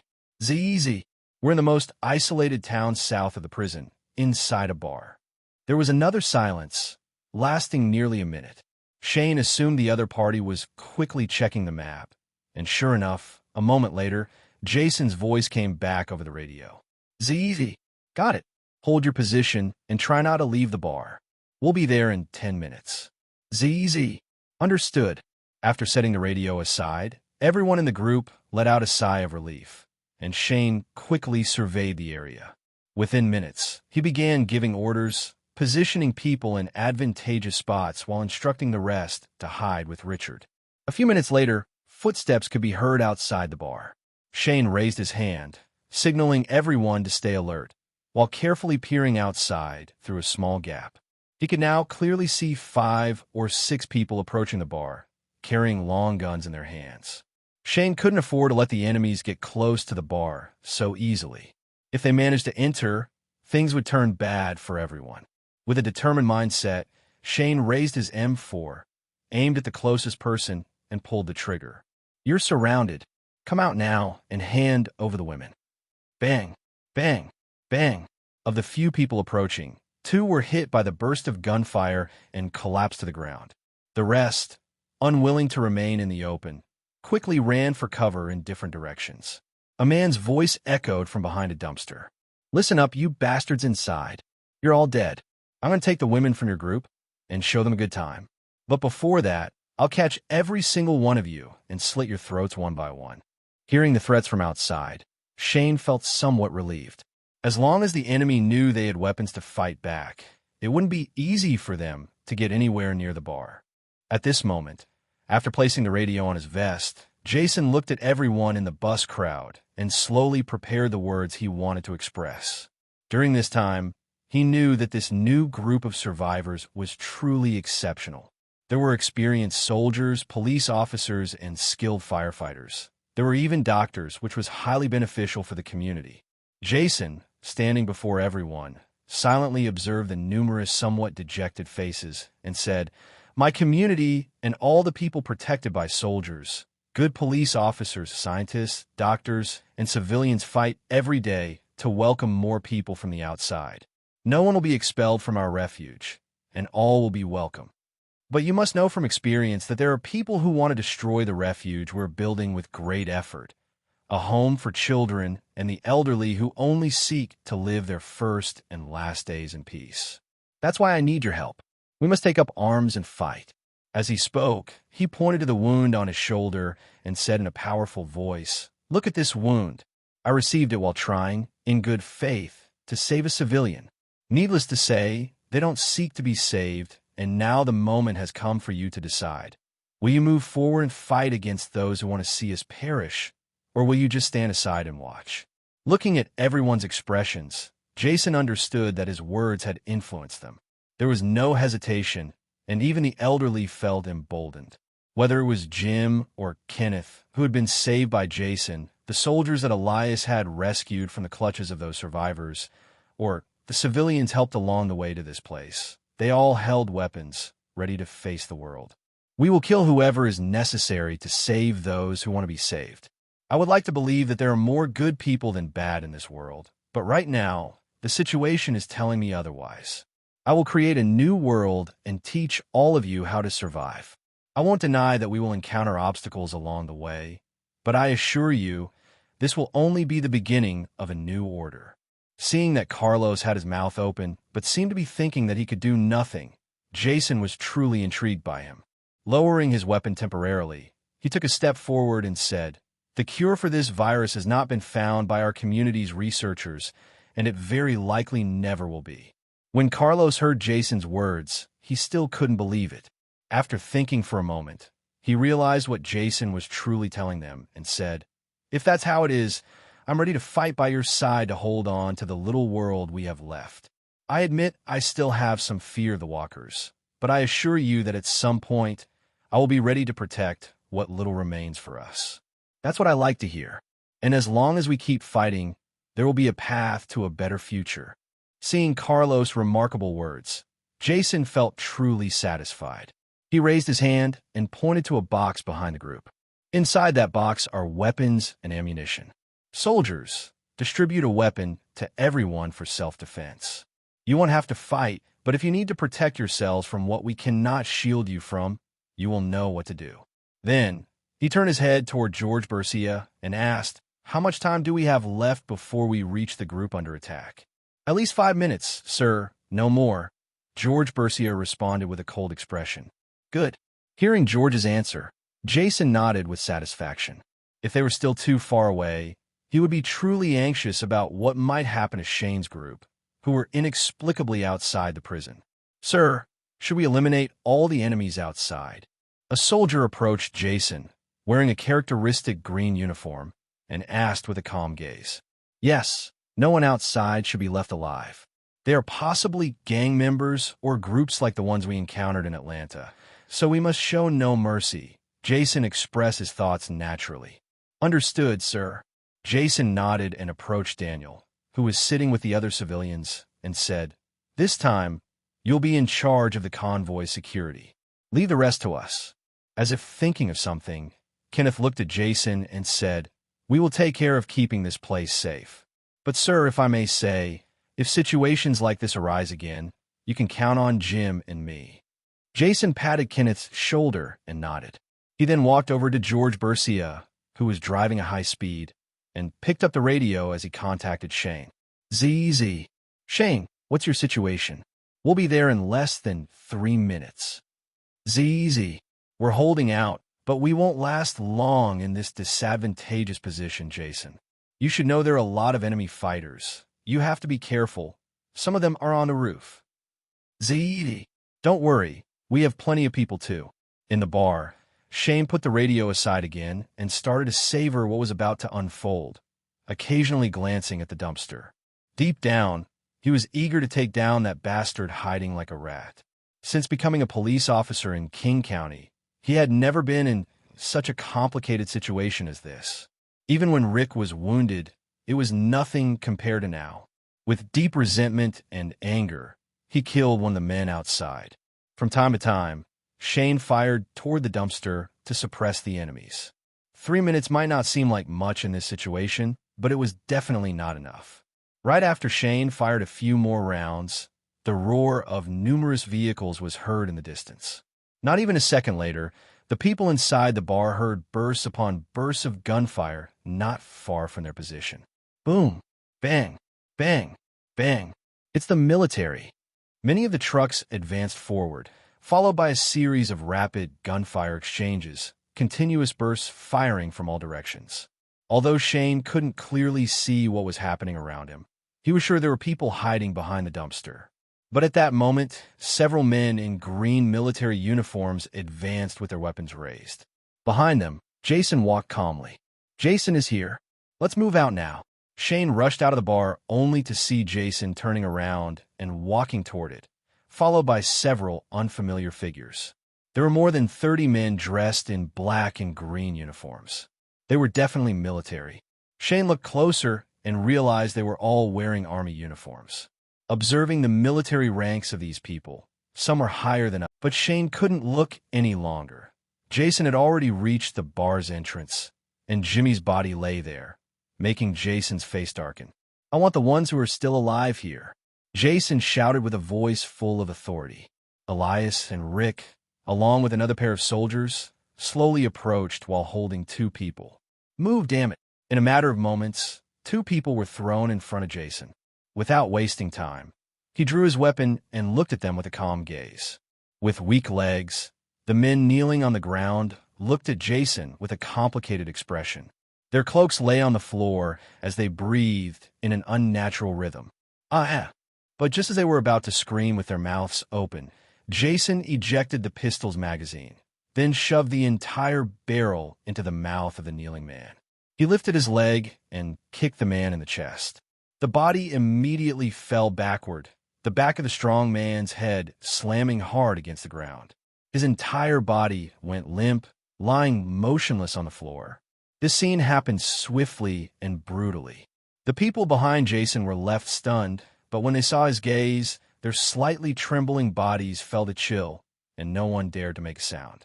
As the seconds passed, Jason turned his gaze to the thin man beneath him, who was already turning purple and seemed about to die. He released his grip on his neck before striking him with the butt of his pistol.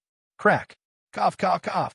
The thin man's body went still on the ground, his breathing becoming more labored. He clutched his neck and took a deep breath, though he wasn't fully conscious, then coughed repeatedly due to the pain. Hey, your turn will come too, so start thinking of a special way for me to let you go. Jason turned to the other man beside him, who was trembling in terror at the sight of how his companion was being treated. Tapping the forehead of the thin man beneath him, Jason asked calmly, "Give me what I want, or you won't be so lucky next time. How many accomplices do you have, and where are they hiding?" I cough. I don't know. Thanks for your answer. Receiving an answer he didn't want, Jason aimed his silenced pistol, and under the thin man's horrified gaze, he put a clean bullet through his head. Bang! Leaving the lifeless body of the strong man aside, Jason walked toward the second man and said, "You're out of luck. It seems your friend didn't want to talk. Tell me, how many people are in your group, and where the hell are they?" Jason's tone was ice cold, and even Rick and the others could feel the killing intent in his words. The man, who had just watched his companion be killed by Jason, had no intention of answering. "Go to hell, you damn bastard. Sash!" Jason drew a dagger with his left hand and stabbed the blade directly into the man's left hand without hesitation. The man screamed in pain before he could finish his words, and Jason choked him with the knife. "One last question. How many companions do you have, and where are they?" I know, please don't kill me." Hearing these words, the man's body finally began to tremble. He immediately lifted his gaze to meet Jason's, this time fully realizing he was about to be killed. Everyone remained silent. Elias and the others only looked at the man with indifference. They had suffered too much from people like him, trusting individuals who ended up betraying them. The one who remained silent received another stab from Jason's knife, this time in his other hand. Seeing that he still wasn't getting what he wanted, Jason was about to get rid of the problem immediately. "I told you I know. I want an answer. Stop spouting nonsense." Good or bad, people had rarely, if ever, encountered soldiers like these, ones who didn't hesitate to wipe out an entire group without showing emotion. "We have a temporary hideout west of the city. I swear, if you let me go, I can take you there." Why are you still hitting me?" Hearing these words, Jason loosened his grip on the man and let him go. He sheathed his dagger and looked at everyone. "I just wanted you to tell me where the hell they are. My people and I are sick of bastards like you. This is a fucking disgrace." It was the same answer they had gotten before from the group that ambushed them. Jason didn't want to waste any more time with people like this. So, when he heard where they were from and what they were worth, he stopped bothering. "All right, let's head back to our shelter." Wiping the sweat off his forehead, Jason drew his silenced weapon from his waist. Under the stunned gaze of the man, a bullet pierced his forehead before he could utter a single word of protest. The man's expression went pale, his body stopped moving, and he collapsed to the ground. "Elias, have someone collect these people's weapons, and, if possible, find out more about their group. They could be a danger if our people run into them later." "Understood, sir." After hearing Jason's orders, Elias signaled for a group to search for the weapons and any important resources these people might have. Glenn and the others looked at Jason with strange expressions. The people present, except for Rick, Shane, and Daryl, felt that torturing and coldly executing these men was too much. After all, the apocalypse had only just begun, and they hadn't seen anything like this before, much less the darker side of what Jason was capable of to protect his people and their future. Jason paid no attention to them. He simply ordered a few people to retrieve Jimmy's body and bring it back to the prison. At the very least, they had to give him. After eliminating all the enemies, Jason took his weapon and walked around, surveying the aftermath. He pulled an old rag from his pocket and wiped the blood off his knife, then discarded the rag and walked toward Elias, who was examining the corpses on the ground. Regarding what had just happened, Jason hadn't expected such a chaotic outcome while Rick and he were away from the shelter. He recalled something from earlier and realized that this had also happened to Rick, but he hadn't anticipated that things would drag on for so long. At the very least, the situation hadn't escalated further. Some people don't understand the risks of leaving the shelter if they lack combat skills. Therefore, he now had to be much more careful about whom he allowed into his community. If these people hadn't attacked Shane's group and the others who had ambushed him in Atlanta, he would have thought he still had more time to gather people without much trouble. But now, everything was no longer as he had imagined just a day ago. Jason didn't want to eliminate his enemies in such a cruel manner, but if people didn't understand how harsh the world would become, they would continue to believe it was still kind. Judging by what he saw, the people he had just killed didn't have much with them, and they had likely been searching for supplies on the outskirts of this small town. Additionally, the chances of them being connected to others were very low. As long as he and his group moved carefully, there wouldn't be any problems, even if they encountered enemies. Not long after everything was settled, Jason and the others got into the newly acquired trucks and cars. As for Jimmy's corpse, it was carefully secured and loaded onto a supply truck. Of course, someone made sure he wouldn't turn into a walker soon after, as that would cause problems for everyone. The most affected by his death was Beth. Apparently, that boy had been her boyfriend, and watching him die so suddenly was hard for her to accept. And considering that it was partly her father's fault, it filled her with guilt-ridden thoughts. After stepping aside, Jason looked at the large convoy of vehicles and trucks. Without a doubt, this trip had been too turbulent, so now he wanted to see how the prison was doing. When Elias approached Jason, he looked into the distance and said, "It seems these people aren't worth paying attention to. What should we do? Even the smallest stone can cause significant damage, Jason replied. He didn't want to say more on the matter and instead walked toward the bus to check that everything was in order. It looks like you found more survivors. That's good, Shane said as he approached the back of the convoy. Jason wasn't sure when Shane had stepped up beside him. It must have been tough for Shane to keep things under control this time, so Jason felt that this experience would be useful for them. The journey back was tough. We encountered many problems, but I'm relieved that we're all together again. Jason had been feeling anxious about what was happening to the group in this place. After all, it was something he hadn't expected. Given everything that had happened, Jason turned slightly, looked at Shane, and asked, I don't know what challenges you faced, but can you explain what you were doing here? Even though Jason had the best intentions in asking this, Shane didn't see it that way and responded, Lori wanted to go out and look for Rick. She had a crisis and thought it was the right thing to do. But thanks to that, we spotted the horde of walkers and managed to rescue Hershel and his family. Watching the soldiers moving back and forth, Jason silently nodded at the explanation. Since he had interfered significantly with the course of many people's stories, it was no surprise that events had unfolded differently. However, that wasn't something he cared much about now. He had to act in his own way and handle things with greater caution.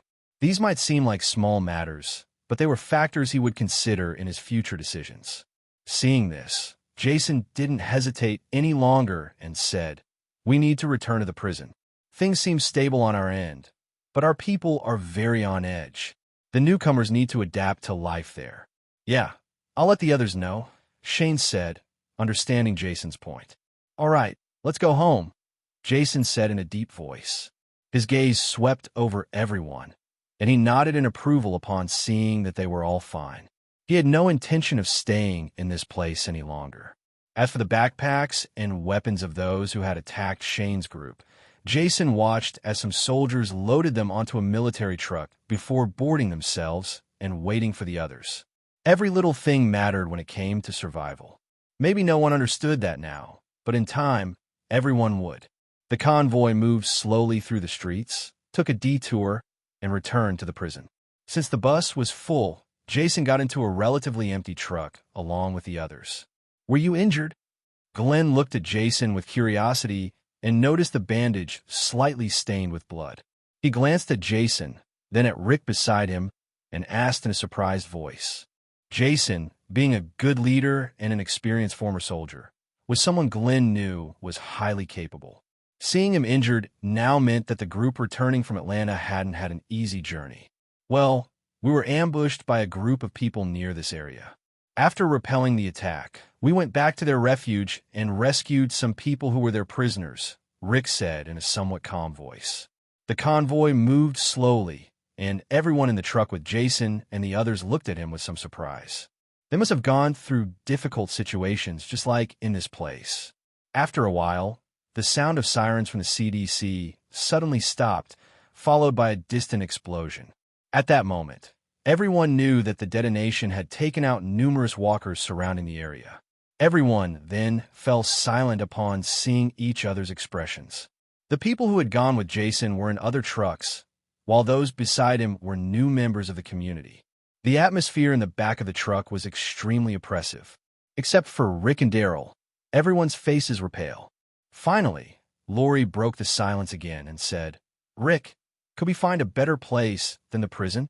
Rick had also noticed that everyone's expressions were grim, but Lori's words surprised everyone.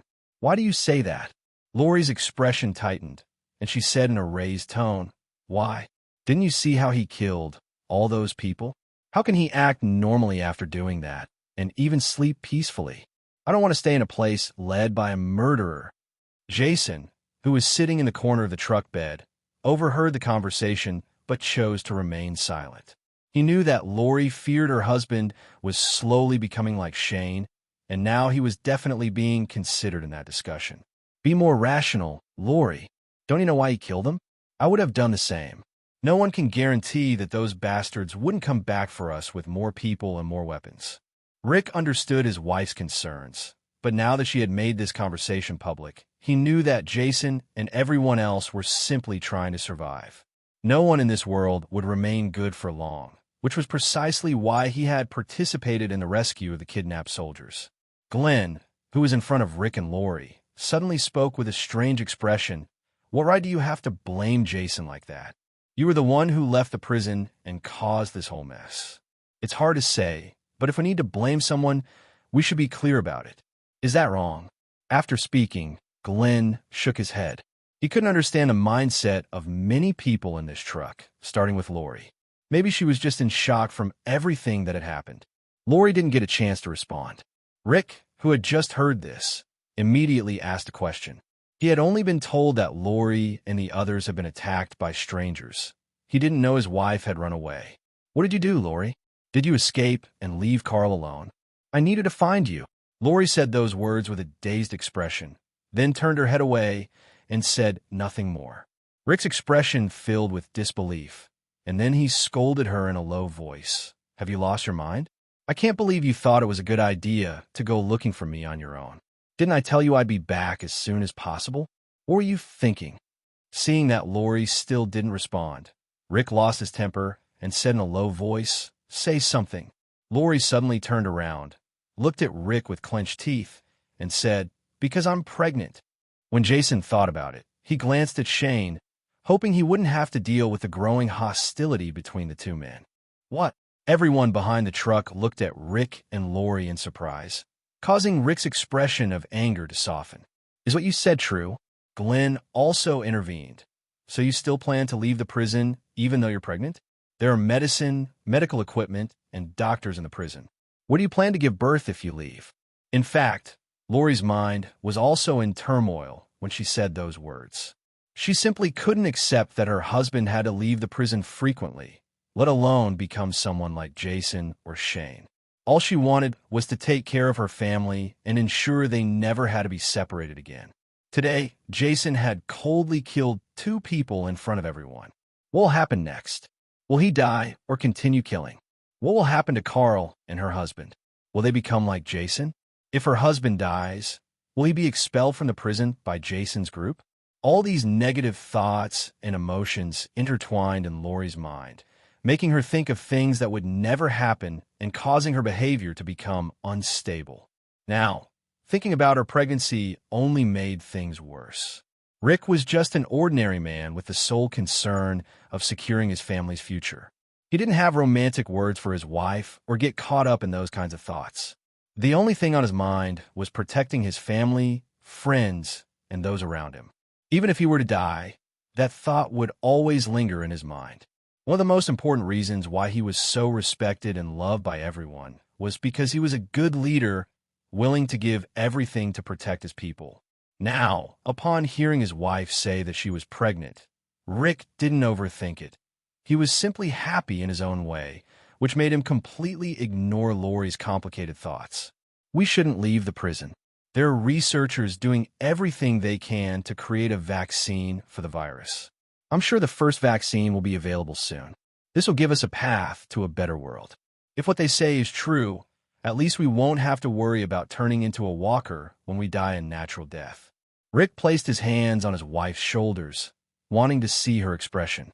When he saw that she had calmed down a little, he felt relieved, knowing that, for now, the matter was settled. Looking at everyone, Rick had to say, You might think Jason is cruel for doing all this, but I don't. I am willing, and I will certainly do the same to protect us. The reason Jason acted that way was because someone died, a good person who was determined to survive. He is willing to take the first step as a leader of the community, so we should respect him and feel safe with the decisions he makes. Hershel's sorrowful expression turned serious, and at that moment, he felt guilty. If he hadn't gone out that morning, perhaps things would have been different, and Jimmy might have survived. Undoubtedly, this pain would stay with him until the day he died. Everyone in the truck fell silent after hearing Rick's words. Beth, seeing her father in pain, took his arm and rested her head on his shoulder. She was one of the most affected by her boyfriend's death, but she couldn't blame her father. Doing so might destroy him. At the other end of the truck, Jason opened his eyes and looked outside while listening to everyone's conversations. A moment ago, Shane had told him why Lori had left the prison. Thinking about it, Jason could only sigh at how things had unfolded. If Lori hadn't left, Shane wouldn't have taken people to search for her, which meant they wouldn't have noticed the horde of walkers in time, and Hershel's family wouldn't have been saved. Yet, Jimmy had died anyway. It was difficult to predict what would happen next, so he could only work with what he knew without saying a word. But that didn't mean he would let anyone act freely. He then thought about what he should do next. Seeing that Jason had no intention of speaking, the others began sharing stories of what they had experienced when the rest weren't around. After a while, Jason finally broke the silence in the truck and contacted the base. "Zizzy, this is Jason, respond." "Zizzy, this is Marco, sir. I received your message. It's good to hear your voice, sir." A thoughtful look crossed Jason's face as he spoke in his usual tone. "What's the situation in the prison?" "Zizzy, the situation is under control. Many people are asleep now since they stayed up after the alert about a possible walker horde." Hearing this, Jason immediately thought of Guillermo, who had been bedridden, recovering from his wound. Upon hearing the update, Jason was relieved and asked, "Zizzy, Guillermo, when did you start moving freely?" "Zizzy, ha ha ha. I couldn't stand staying in bed while most people are sleeping now. I can walk again. All I can say is that this place is amazing, brother." Guillermo's voice was full of happiness. The conditions in the prison were very beneficial for the elderly, which made him very happy. "Zizzy, well, I'm glad to hear you're in good spirits. We'll be back at the base soon. See you later." "Zizzy, all right, we'll be waiting for you." Looking at the massive convoy heading toward the prison, Jason didn't want to risk being shot by his own allies, mistaking them for enemies. The supplies they were bringing were enormous, not to mention the large number of people. Soon, everyone still awake in the prison gathered at the main gate, and before long, they saw a long convoy slowly approaching.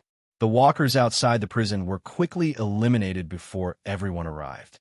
All the people in the prison stared at the large trucks, with a tank and a helicopter behind them, unable to hide their astonishment. Several survivors stepped aside and whispered among themselves. A young man with an excited expression said, "This is incredible. They even brought 2 tanks with them." A chubby middle-aged man also smiled enthusiastically. "Ha ha ha. This is definitely a good haul. Now the prison's defenses will be stronger than ever." The young man suddenly leaned in and said mysteriously, "I heard something interesting from Merle. Apparently, the captain wants to completely take over a military base." Even though he tried to sound mysterious, his voice was loud, and many around him couldn't help but look at him. "Really? You better take your eyes somewhere else. Ha ha ha." The young man, named Enrique, looked at them in disgust and retorted confidently, "What do you know? All you do is clean the prison. These are my words. They're Merle's words." "That old Merle? That guy doesn't seem like a good person." The middle-aged man didn't have a good impression of Merle. "If Merle heard your words, I wouldn't want to imagine what he'd do to you." Suddenly, a slightly soft voice came from behind the group. The middle-aged man's face changed as he turned around to look at a young man with glasses. "It's true that Jason is looking for a helicopter. He wants to travel to different parts of the country and expand. Watch your words so you don't cause unnecessary trouble," Tyler said with a bored look. "Yeah, I get it." Enrique, on the other hand, smiled, feeling satisfied that someone had confirmed his words. At that moment, the convoy had completely stopped in the courtyard, and everyone in the trucks jumped out. There were many new faces, but the ones who stood out the most were the fighters, figures in military uniforms, looking at the parked tanks and the many machine guns. This place was definitely in good hands. The prison, the main refuge of the SCT. The eyes of Elias, Emilio, Jim, Kenneth, and all the other survivors rescued by Jason and his group naturally scanned their surroundings. It was obvious that this place was a prison, but the number of survivors here was too large. There were dozens of people, security guards, and elderly individuals in the courtyard, even at a casual glance. All the soldiers were relieved to find a safe place where their comrades were protecting all these people.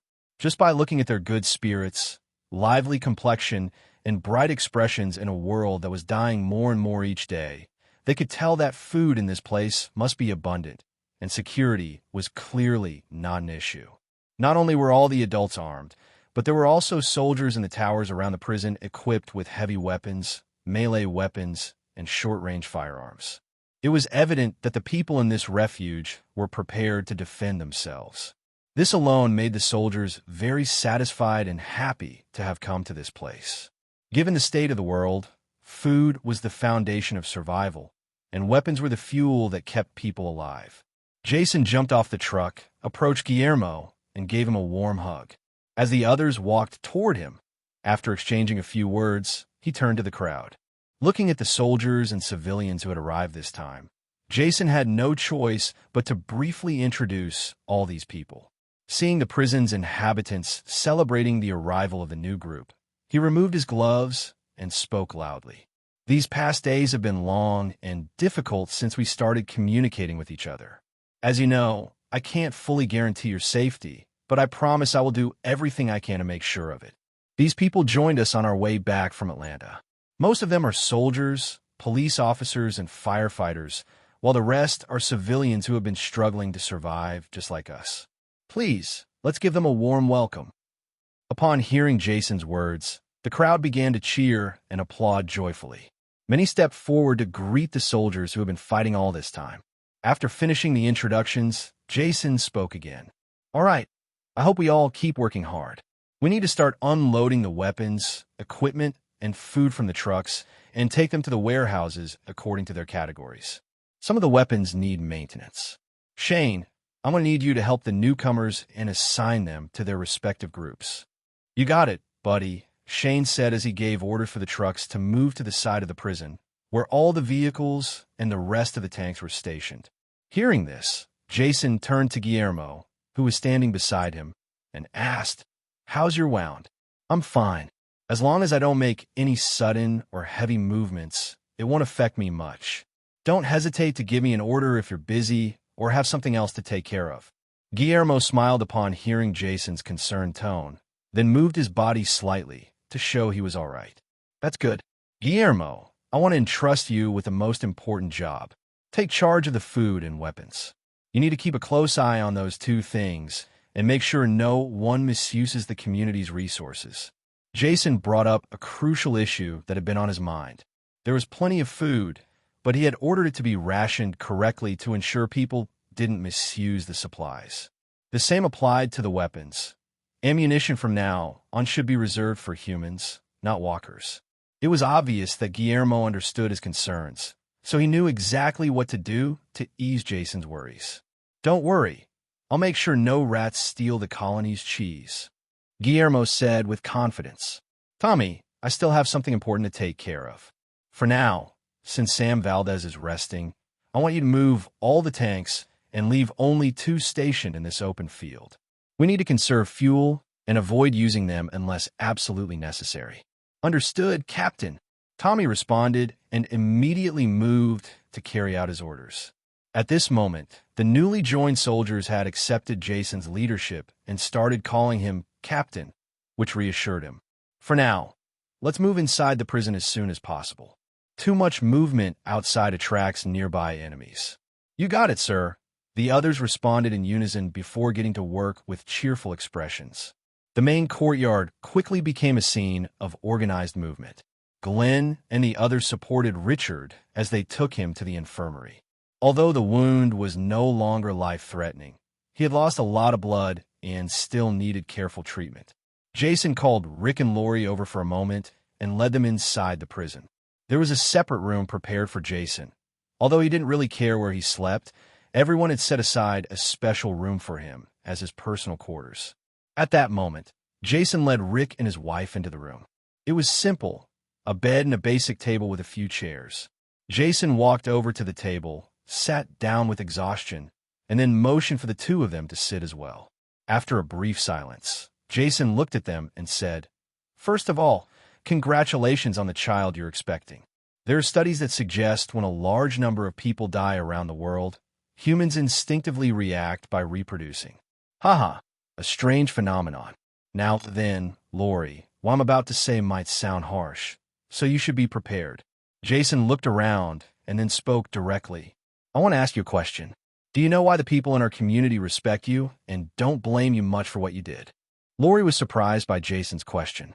It was true that she had felt a certain level of different treatment from the others, but she always thought it was because her husband was a leader in the group and a police officer. But now, when she heard Jason's question, she didn't say anything. Instead, she simply shook her head to indicate that she didn't know. Seeing Lori shake her head, Jason continued expressing his thoughts. I do know. You probably think they respect you because of Rick, since he's a police officer and a leader inside the prison, helping to manage everything here. Looking at Lori without any negative expression, Jason spoke in a firmer tone. But you still don't understand. Let me tell you, yes, it is because of your husband, but not in the way you think. You have no idea that the respect you receive comes because Rick is the first to step up for everything. He risks his life to find food, our food. My only goal is to give hope to everyone who follows me. I don't want the children to ever have to raise a weapon against another human. All my actions and decisions have a single purpose. Do you know what that is? Do you know why I built this refuge and strive to keep everyone safe? It's so that everyone can stay alive and preserve whatever humanity they have left. When he saw Lori's shocked expression, Jason's voice softened again as he continued, speaking frankly. I was discharged from the military without honors or commendations. Do you know why? Because I disobeyed orders from high command that ordered me to massacre an entire village. Today, we lost our first member of the community. Do you know the name of the boy they killed? Lori shook her head once again. Rick, standing beside her, wanted to say something, but he decided to hold back upon understanding Jason's intent. So, he chose to listen in silence and take responsibility for his family's mistake. Let me tell you the answer. The injured one was Richard, who went outside only because he felt guilty for letting you go out. And the boy who died was named Jimmy. He had no family, and Hershel took him in at his farm when the world ended. And do you know why I know this? At that moment, Lori began to cry softly.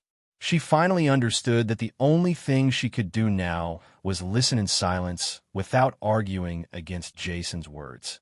After all, this was her fault from the beginning. Jason, who had stood up, walked toward the glass window and looked at all the people working. His tone returned to calm as he said, Because I know the situation everyone is in. I have spoken with all of them.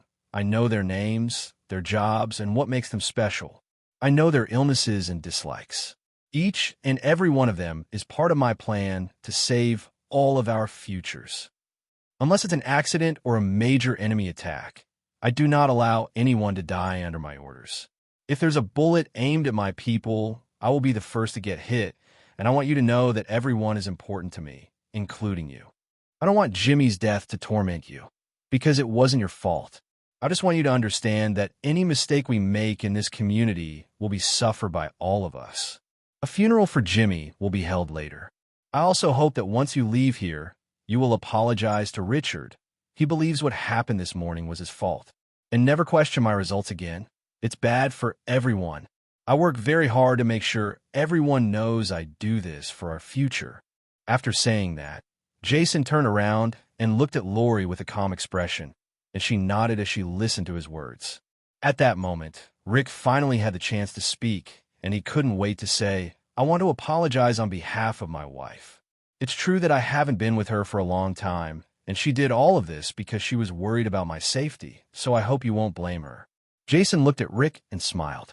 He reached into his vest and pulled out a large chocolate bar, saying, This chocolate will make you feel better. Don't forget to take any food you need from the storage. We will prioritize for the babies.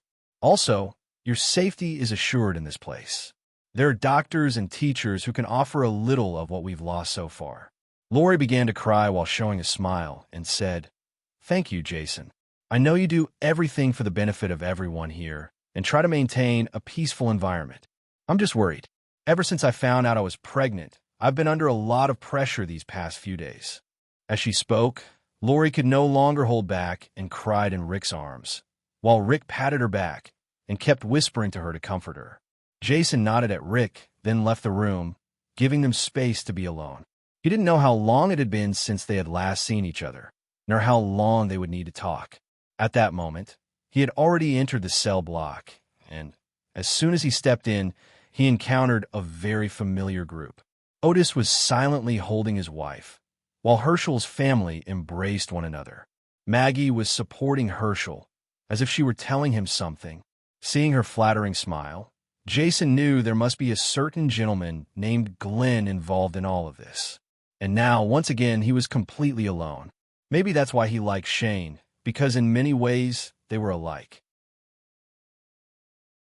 When Jason approached the cell where Hershel's family was having a conversation, he slowly made his presence known and said, "Hershel, do you have a moment? There are some things I'd like to discuss with you. It won't take long."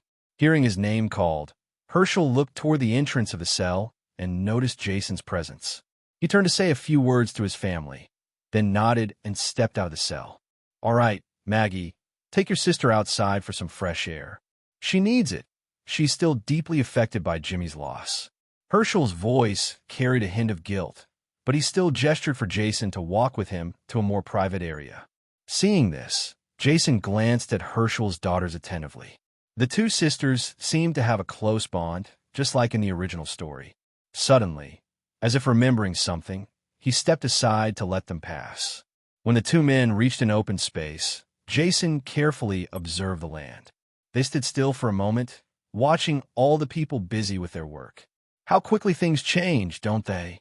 Upon hearing this, Jason let out a small sigh, knowing that Hershel was probably still silently suffering his losses. It was inevitable. In a world in decline like this, who wasn't suffering? After giving Hershel a thoughtful look, Jason asked, "Hershel, what's your first impression of this place?" Pausing deliberately, Jason waited for the old man to share his thoughts. When no response came, he turned to the side. Hershel knelt down, picked up a handful of soil, examined it carefully in his palm, and then said, "This land is good. There's plenty of space, and it seems like there are water sources here. It's a suitable place for what you're aiming for." Hearing this, Jason realized that although Hershel had seemingly given up on his farm, he hadn't done so voluntarily, just like in the original story. After Jimmy's death, Jason thought that maybe the old man would lose the will to keep going, even with his daughters by his side. But it was too early to draw conclusions. He had just arrived at the prison and still needed time to process everything before focusing on other matters. Hershel had a vague idea of why Jason had called him.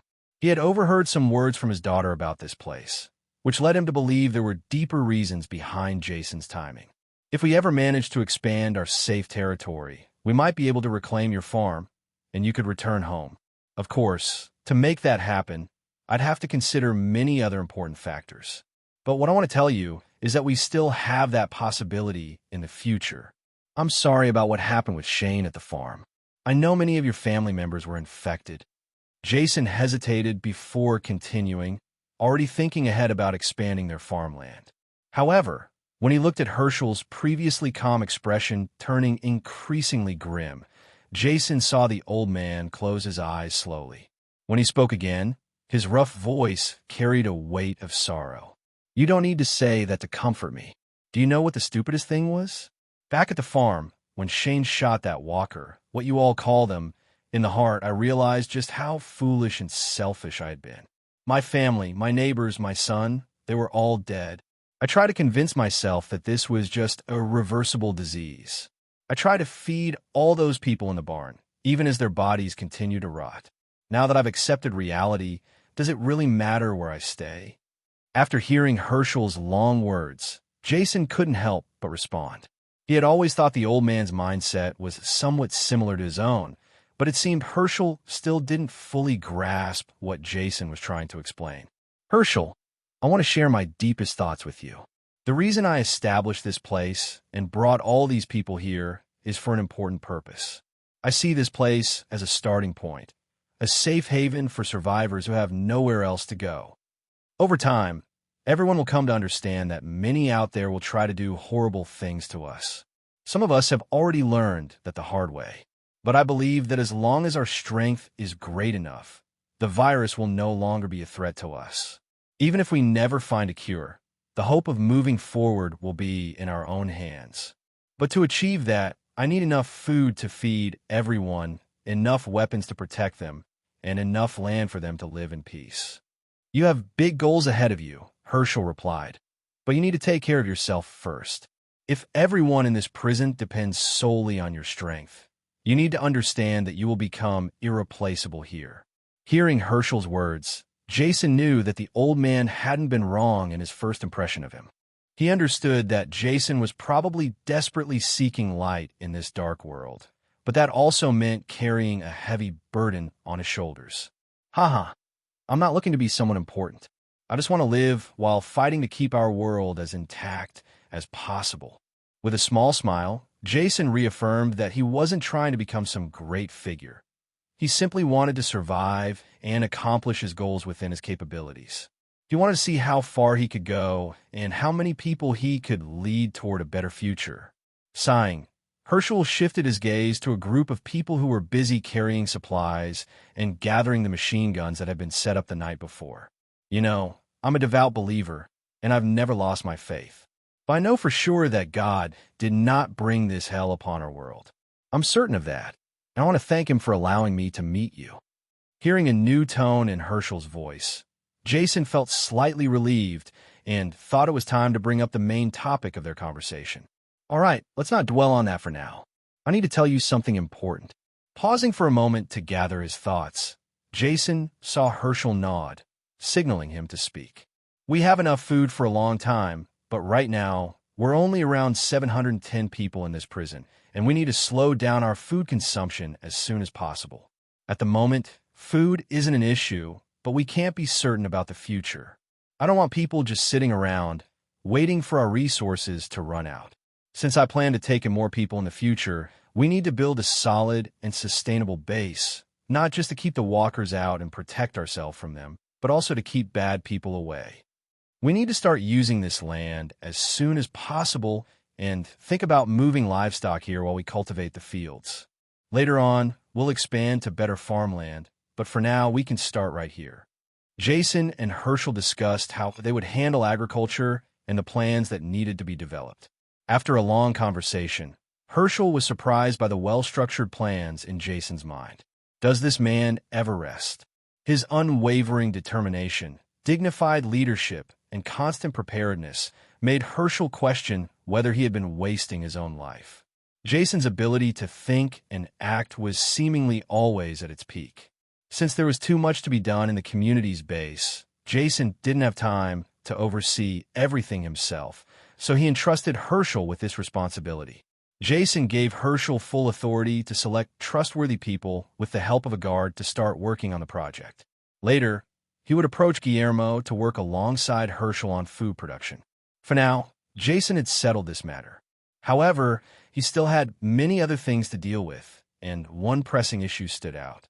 Apparently, some troublesome students had been brought to the prison by Shane and were currently in a separate unit. He needed to resolve this as soon as possible and determine whether it was a problem worth addressing. Jason, who was heading toward the block where those problematic students were, looked at Daryl and asked him to come along. Their friendship wasn't deep, but they knew each other well enough to understand what the other wanted. On the way, Daryl briefly talked about the situation with these students and mentioned what they had discussed the day they entered the prison. Jason, listening to this, made a mental note of their behavior and what he might expect from them in the future. Depending on the situation, he would have to educate them so they understood their true position within the prison. Jason knew that an internal conflict could erupt over anything, which would cause him problems. That's why he had asked Guillermo to take charge of guarding the weapons and food. However, Jason only thought about these things for a moment before dismissing them. These students were probably just a little nervous, so he simply needed to handle them well and understand what they wanted next. Crack! With the sound of a lock turning, Daryl opened the block where the students were being held. Upon entering the unit, Jason found himself standing in front of a group of people who had already stepped out of their cells. As he looked at the numerous young people in front of him, they also silently looked back at him. The most striking boy among them seemed to be some sort of leader or representative. "They're all here.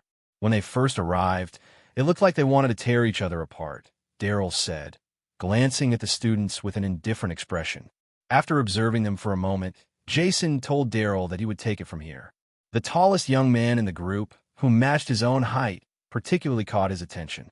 This boy was probably the unshakable core of the group. Although Jason always had the best intentions with people, there were times when he needed to make things clear for everyone. This group seemed to be just simple survivors, and the best part was that no one appeared to be sick. Suddenly, Bruno Lastris stepped forward, blocking Jason's view. Lowering his head slightly, he said, "Are you the leader of this shelter? Doesn't seem like much. We've been waiting for a long time." Hearing this, Jason was pleasantly surprised by the stupidity of these people, wondering who they thought they would start a conversation like this. He simply said, "It seems no one here wants to talk. I'll come back another time, and until then, you won't receive anything except water." Seeing that Jason and Daryl were about to leave, Bruno's face turned pale, and he immediately said, "Please, don't go." Jason stopped, turned his head, and looked at the boy named Bruno before saying, "You're right. We don't have much time, and we can't keep you in this place indefinitely either. I ask you to stay calm and say what you need to say. Let's talk like civilized people. Trust me, this is your best option." Since these people wanted to play childish games, Jason decided to put an end to it and make things clear. Well, there's no need to state the obvious. The world has changed, and so have we. So let me ask you one simple question. What do you want to be? Out there with the walkers, or in here, surrounded by strong walls and protection? Seeing that their attempt to test Jason's temperament had failed, a girl named Nara, standing behind the group, furrowed her brows slightly. She realized that Jason wasn't someone easy to read. Noticing the fear on Bruno's face, Nara shook her head, unable to wait any longer. "The walkers will kill us. Many people in this group can't even run properly because of fear," she admitted. Jason, looking at the group, listened to her words and said, "Well then, you need to decide. Who do you fear more? The walkers out there or me, right here and now?" Everyone shuddered at these words. No one understood the true intentions of the leader of this place or what he might do in this situation. Originally, Nara wanted to see what Jason needed, observe his decisions, and figure out if there was any way to manipulate him. Jason took a step forward, placed a hand on Bruno's shoulder, and said, "This morning, I had a lot of trouble getting back to my shelter.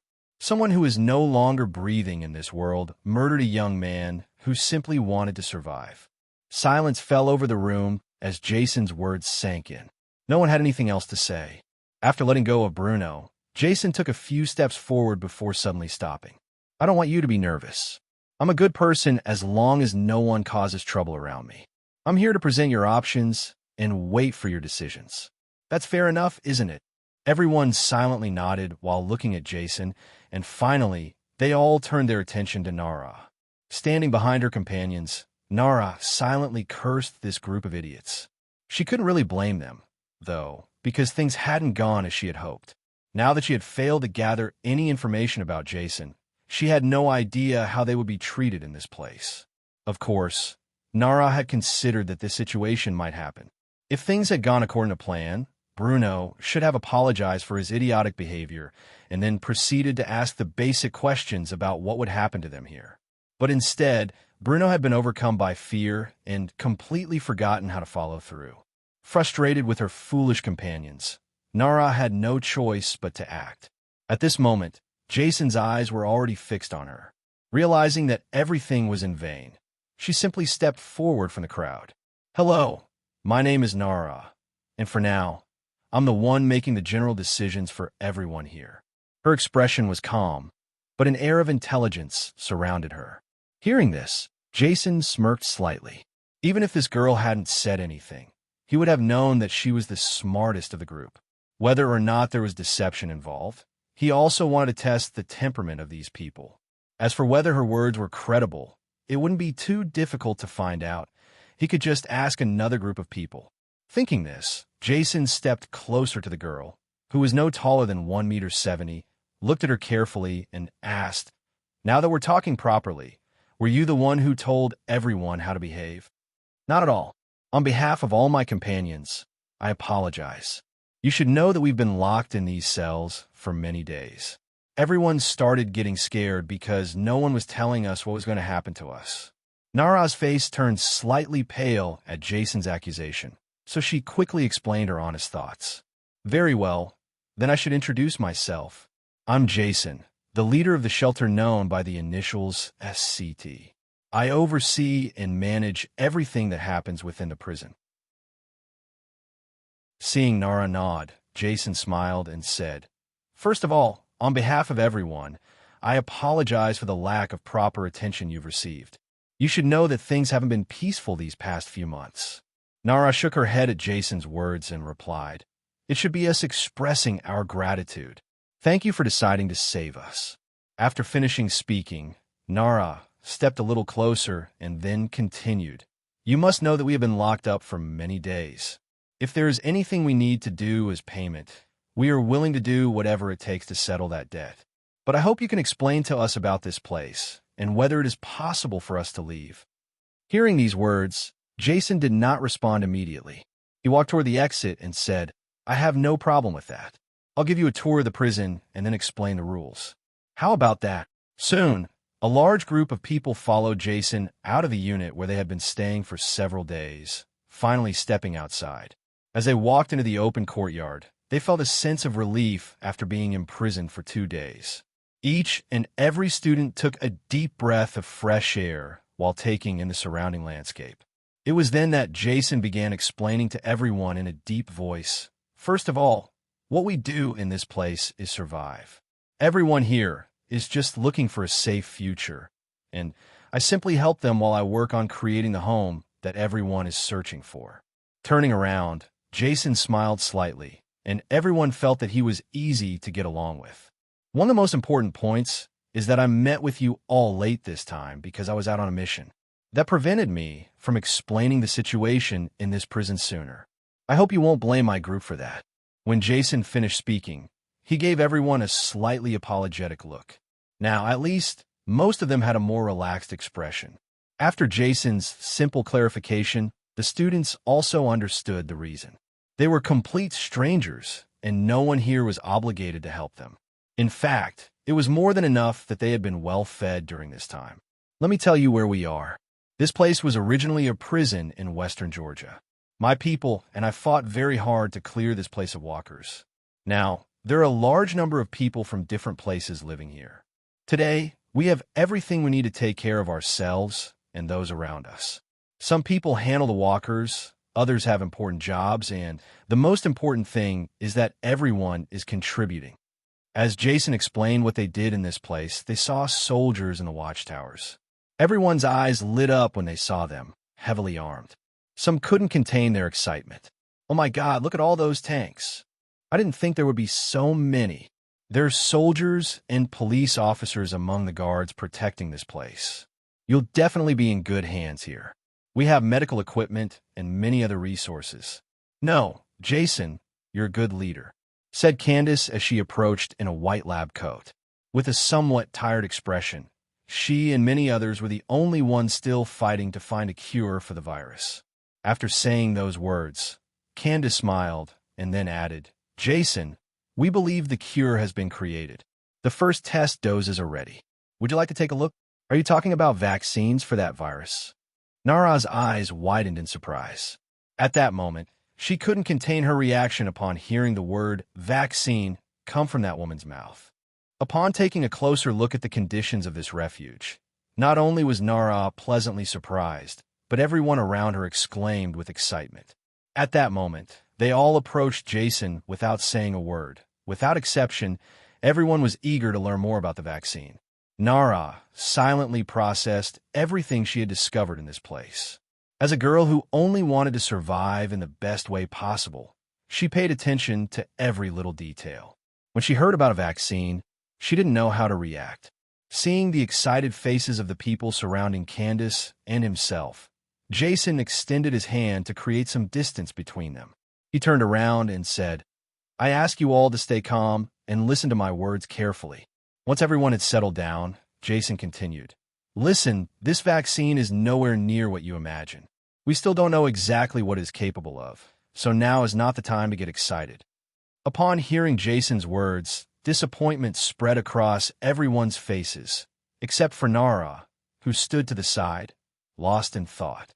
Unlike the others, she understood how lethal and uncontrollable this virus could be. As the daughter of a congressman, she knew that very little, if anything, was known about what was happening outside this prison. Now, the future lay in the hands of the researchers in this place. Although this vaccine might only be the beginning, there are many things to consider.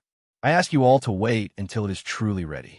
Jason looked at all the young people in front of him, adjusted the vest on his body, and said, "For now, I'll have my people show you around later. But remember to choose a job suited to your abilities. Also, I don't want any trouble from you. Never forget that the rules cannot be broken. Ranks must be respected to maintain stability in this place. But before anything else, think carefully about whether joining our group is a good idea. In the meantime, I must take the necessary precautions. I hope you all understand."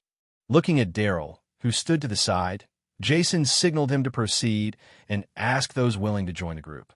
Those who refused would be sent back to their cells. After making everything clear, he walked with Candace to the laboratory. At the same time, Daryl decided to take the energetic newcomers through the prison to help transport large supplies of food and resources inside. More than 70 days had passed since the virus had completely spread across the world. With no system or authority in the streets, everyone had to fend for themselves. Today, even Edwin doubted whether anyone was still fighting to find a cure for this virus.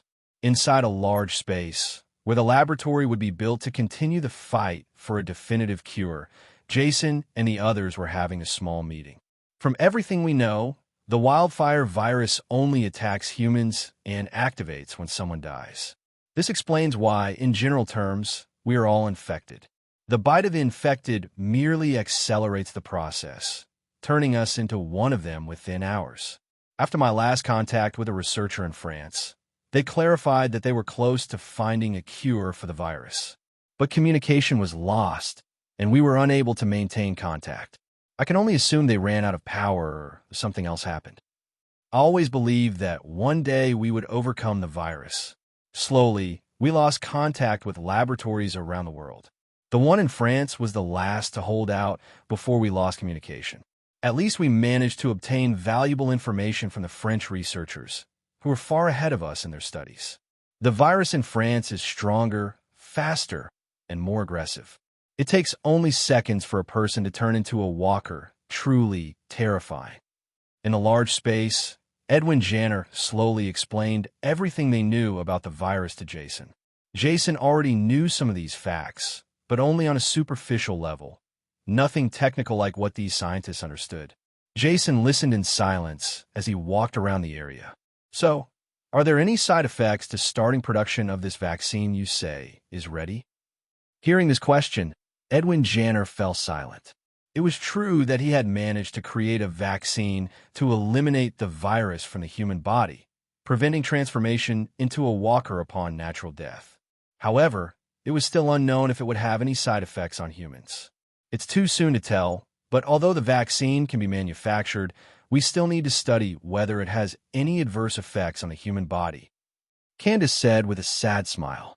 After all this time, they still had nothing guaranteed. Hearing this, Jason furrowed his brows.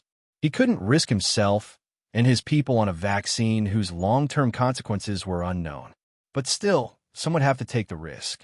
After confirming as much information about the vaccine as possible, Jason began discussing the laboratory renovations.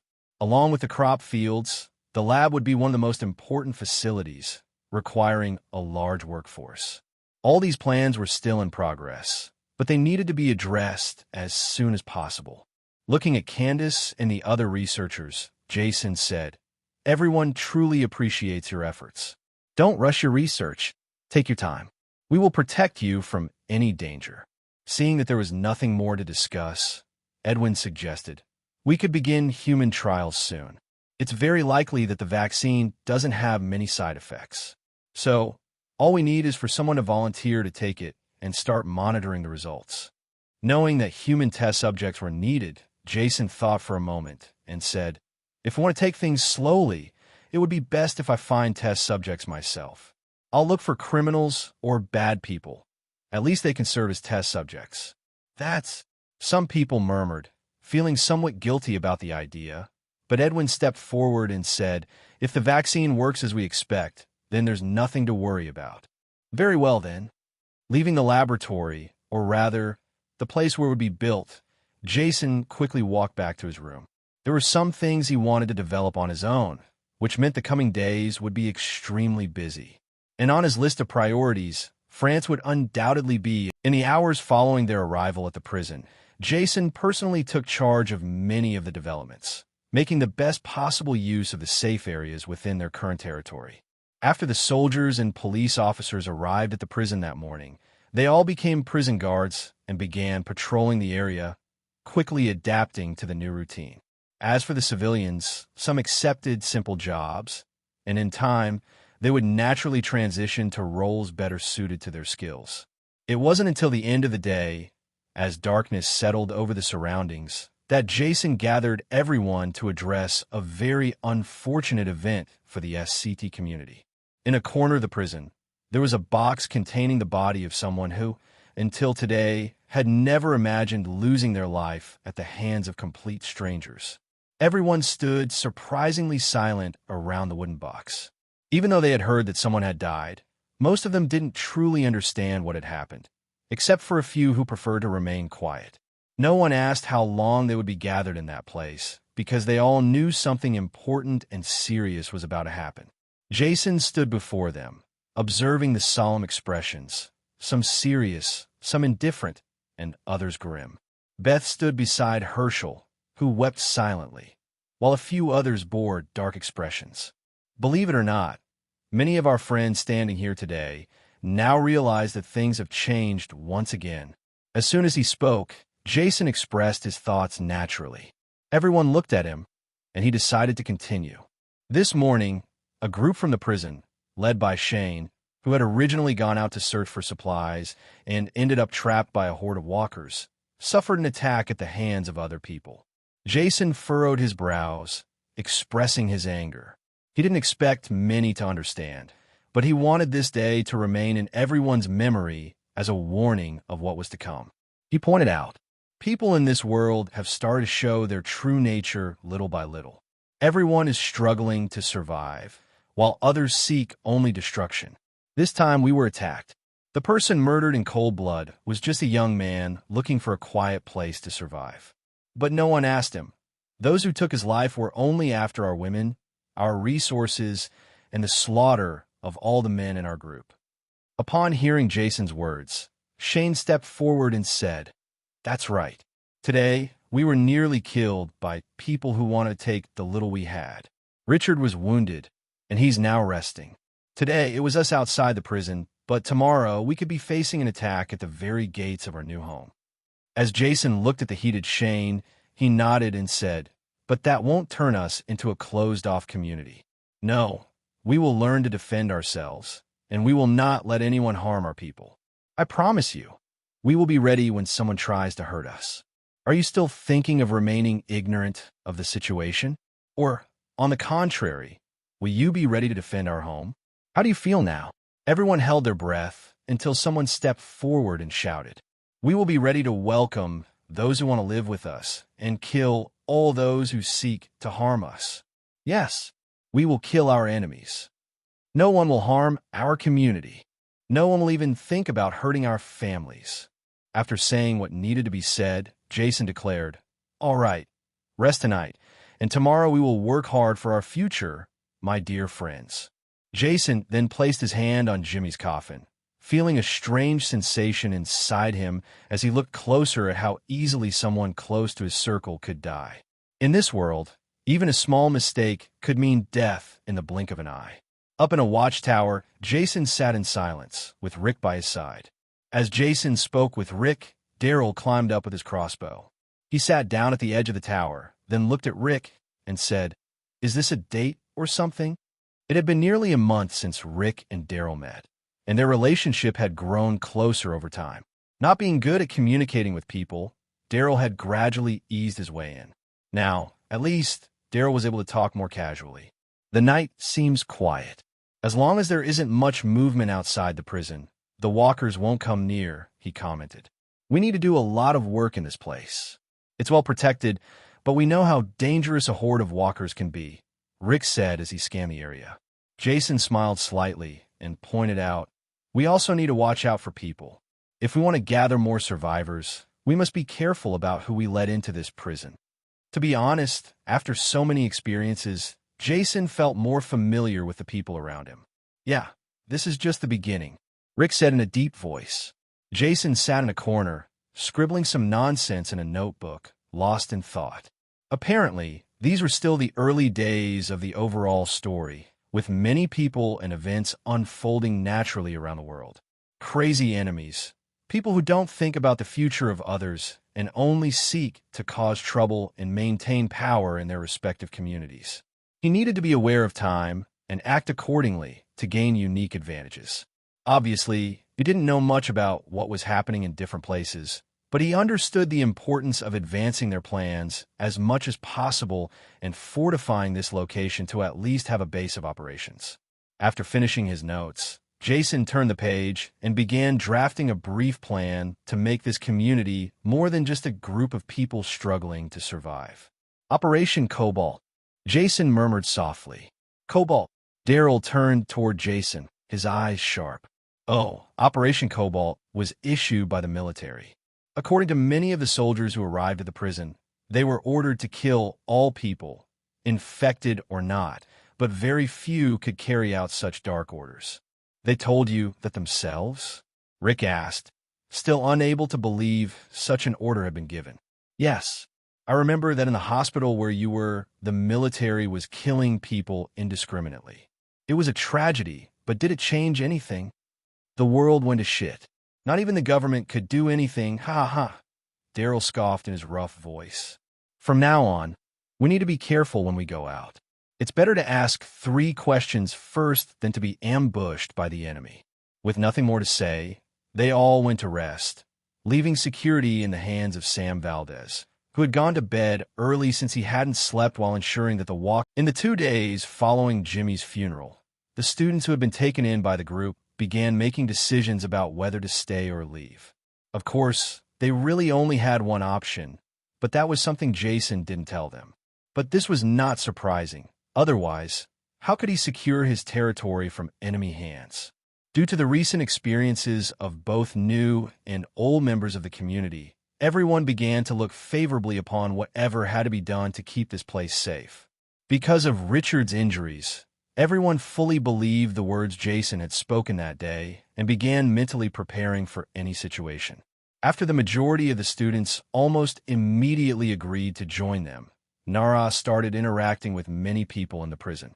Everyone had different views on the future, but when it came to Jason, no one had anything bad to say about him.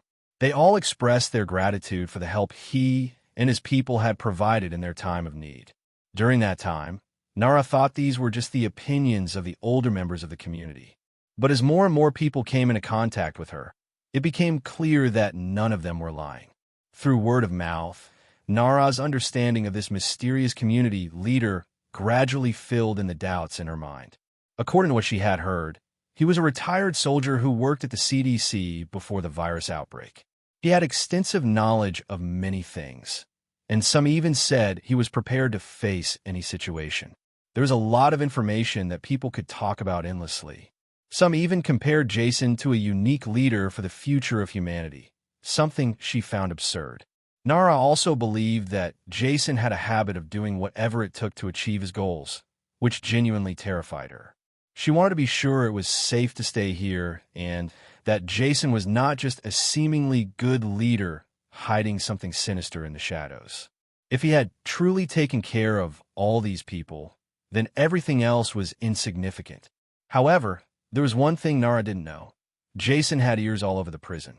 Nothing could happen without him finding out, and within the first few hours, even Sam Valdez had volunteered to get rid of this troublesome young woman. Jason seriously considered it. He wasn't entirely sure what this woman was trying to do, nor did he particularly care. Was she just making sure this place was safe? At first glance, she seemed like nothing more than a nosy and foolish girl, but she could be useful in many ways. Taking all these factors into account, Jason decided to play along and let Nara work for the community. She was very intelligent and observant, and with the right training, she could become a highly lethal asset. Finally, Nara approached Jason and formally requested to join his group. Jason agreed. Knowing all the little games this girl had played proved that she was very careful and intelligent. Under Shane's watchful eye, he observed each student one by one and confirmed that they were good people. On the first day that Nara officially joined the community, she was given a task right away. It was simple: familiarize herself with a polygraph device and use it to formulate a plan for screening new arrivals. The only requirement was to conduct the most thorough evaluation possible, analyzing their mindset, behavior, personality, and whether they posed a danger or benefit to the group.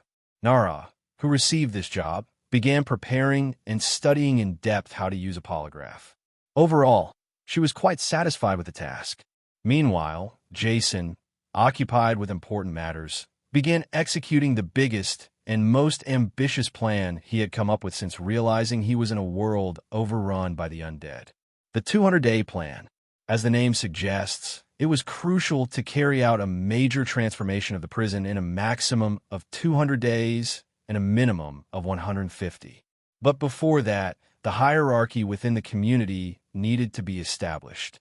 Jason wanted to create a much more sophisticated group, a community on another level.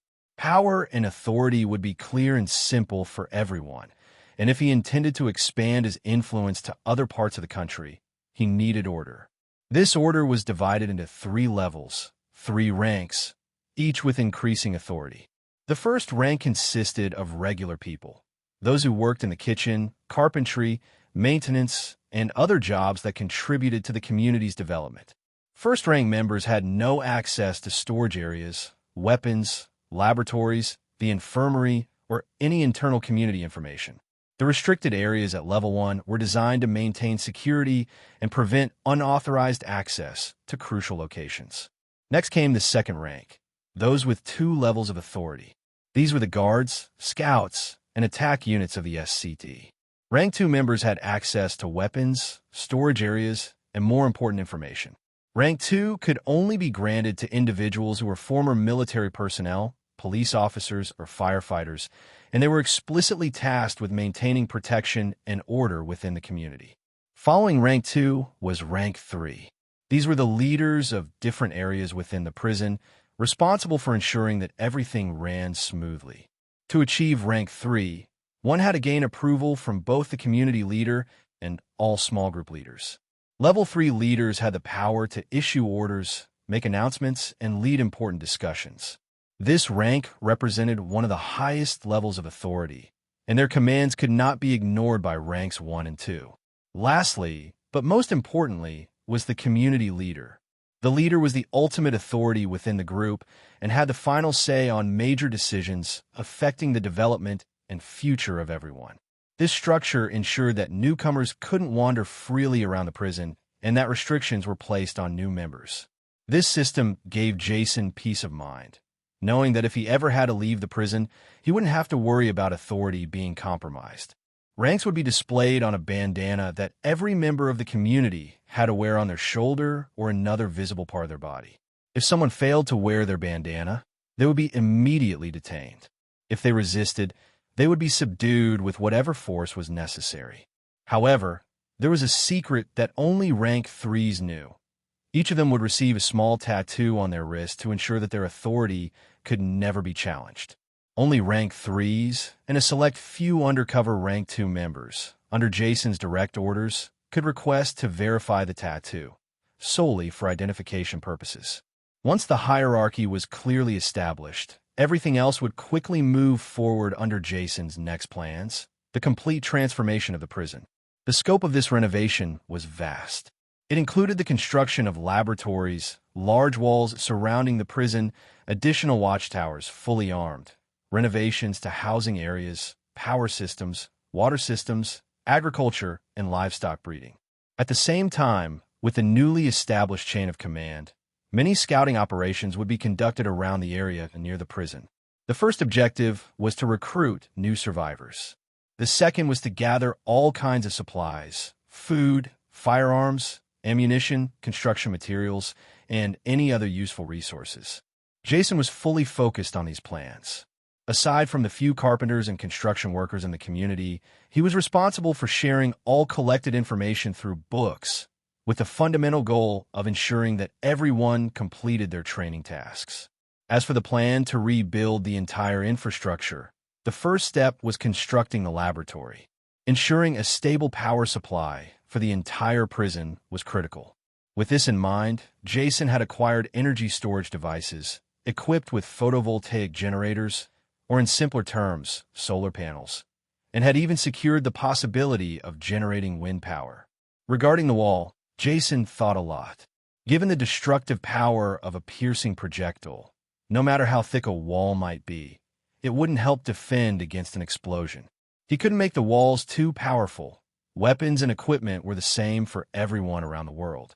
Considering all this, he decided not to overthink it.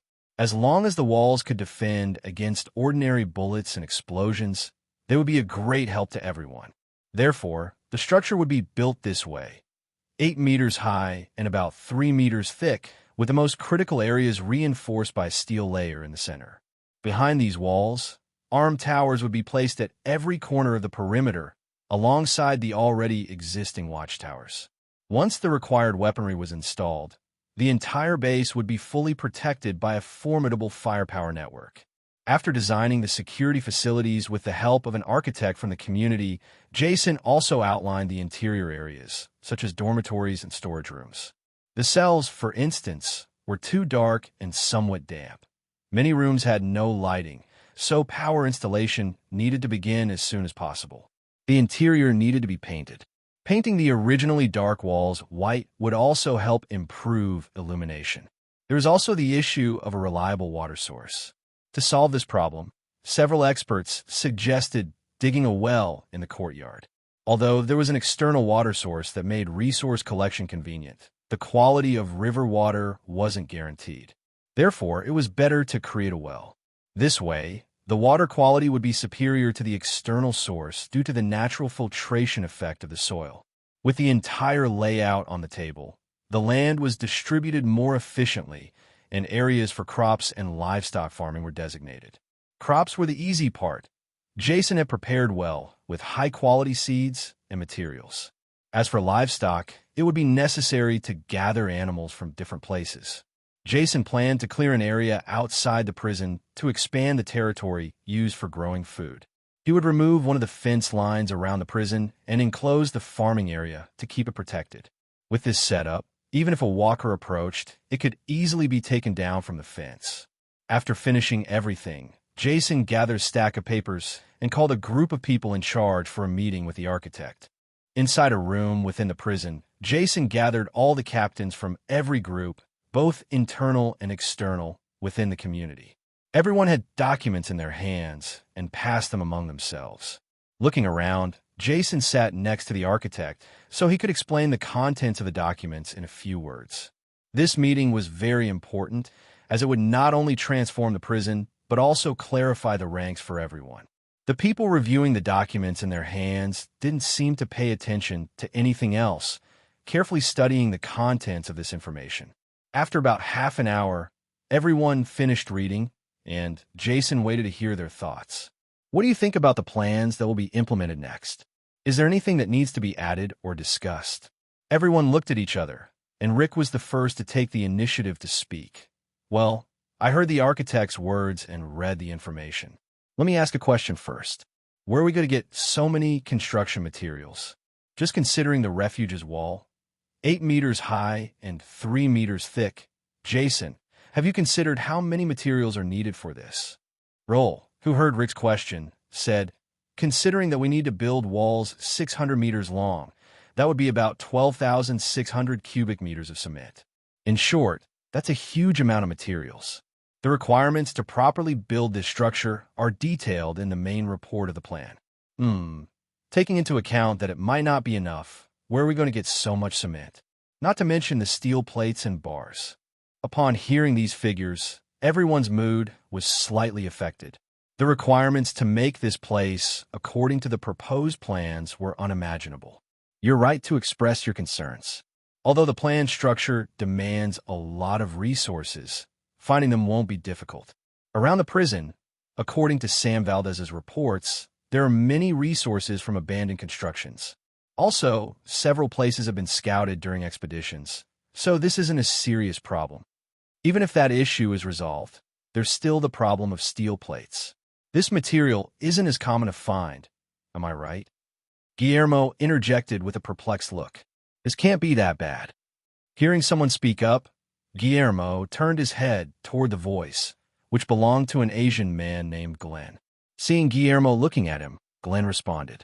The last time we went out, I also noticed that there were large piles of construction materials in an open space not far from here, but most of them were covered with fabric and straw. It was hard to tell what they were, but you could see large objects shining. Shane and the whole group saw them. Shane, who was sitting beside Jason, also nodded, indicating that Glenn was right.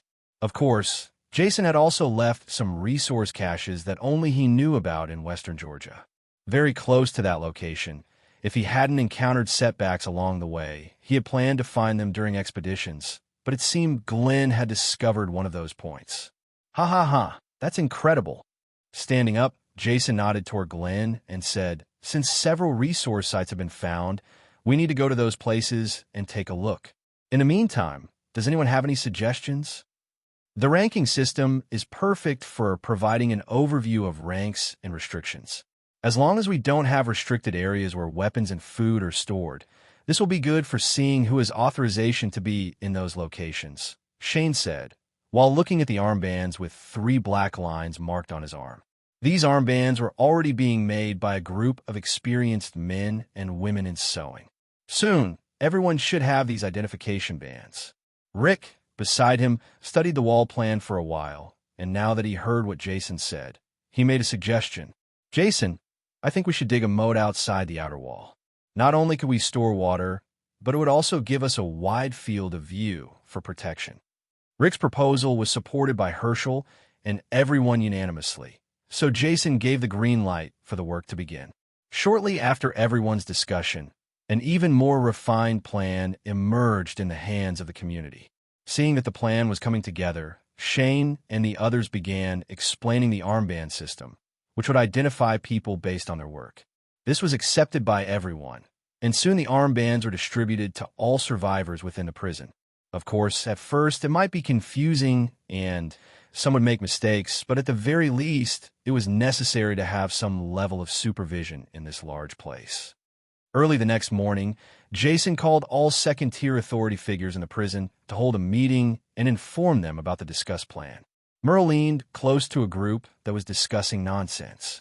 With an intimidating look, he got closer and closer to the face of a young man named Carlos. Carlos's face instantly turned grim, and he asked, "Excuse me, is something wrong?" Without moving, Merle stared at Carlos, placed his arm over his shoulder, and said, "Am I the only one who thinks these armbands are a load of crap? I might get confused and use it to wipe my ass. What do you guys think? Sure, if someone hears you, it could get you into trouble. I actually think it's a good idea, considering there are people who want to harm our community. It was truly terrifying when we encountered some thieves. It's a good thing everything was resolved quickly." Carlos usually liked to strike up conversations with everyone. Sometimes, he even remained quiet because he just couldn't stop talking. I think the same. This was a good idea to classify ranks and, as mentioned, have clear restrictions on areas where not just anyone can enter, Jim said with a sharp look. With a single glance, he eyed the armband with a Class 3 authority mark on Merle's leg. Daniel approached and said, "Well, considering this is the first expedition since we arrived at this place, the results will be crucial for our development." Merle looked at these new faces and nodded. They were good men, and they seemed well-trained, except for Carlos. "Well, you're right about that. A lot of people want to take things that don't belong to them. What a bunch of idiots. Anyway, I hope you all have a good trip." After saying that, Merle walked to the back of the room. He definitely wouldn't take part in such a minor mission. There were more important things to do, like cleaning weapons and drinking alcohol. With a nervous smile on his face, Carlos took Merle's attitude seriously and asked, "Does he have level 2 authority? He seems like a complete slacker." When Daniel looked at Carlos, he said, "He has level 3 authority. He may be unbearable in terms of behavior, but he's responsible for training people, and he does it well." Level 3 authority? Carlos's eyes widened upon hearing that the old man had the highest level of authority within the community. Seeing Carlos's astonished expression, Jim smiled slightly and began talking about today's mission. It seems to be a material gathering mission. Large groups of people with level 1 authority will be helping in the coming days to load the materials while a group covers the area. After hearing this, Carlos looked around and asked, "So, do all these people seem really strong, or is it just me?" "Well, some are military and others are police officers. It's no surprise that most of them have the experience needed to protect themselves outside the prison," Daniel said calmly. "I hope we don't run into a walker horde. It would be terrible if we came across one up close." Carlos was genuinely nervous. Just as Carlos finished speaking and was about to turn around and leave, Jim grabbed him from behind. "Hey, don't worry, I'm not done yet." Carlos widened his eyes and waited to hear all the information. Daniel was also intrigued by what Jim had learned from the others. "I heard that Captain Jason is leading the collection team this time. It said that this mission will last a long time, and the experience gained will be immense. Everyone is eager to learn more from this captain. From what I've researched so far, everyone who has followed Jason on external missions has never suffered a casualty. Most importantly, many who go out this time will have the opportunity to receive a vaccine after the mission is over. It's incredible that no one dies when they go with Jason. He's truly reliable, and it looks like everyone is looking forward to heading out with him today." After hearing Daniel's words, Carlos began to carefully consider whether the decision he had made was the right one. In his opinion, second-level authority figures take the greatest risks, but the greater the danger, the greater the rewards and experiences. Everyone would learn to survive and take care of themselves. Just as Carlos was deep in thought, wondering if, as an ordinary man, he could survive in this group, Jason had already begun presenting the plan to everyone in great detail. As Jason's plan was gradually laid out, bursts of discussion erupted among the crowd before him. As usual, most people supported him, while a small group hesitated, worried that this series of actions might endanger their lives, but no one opposed it. After all, what this great project would provide them was a safer, living environment in the fight against walkers. Jason spoke for about half an hour, detailing the groups and leaders who would direct the mission, the movements and strategies for mobility, and the precautions that needed to be taken.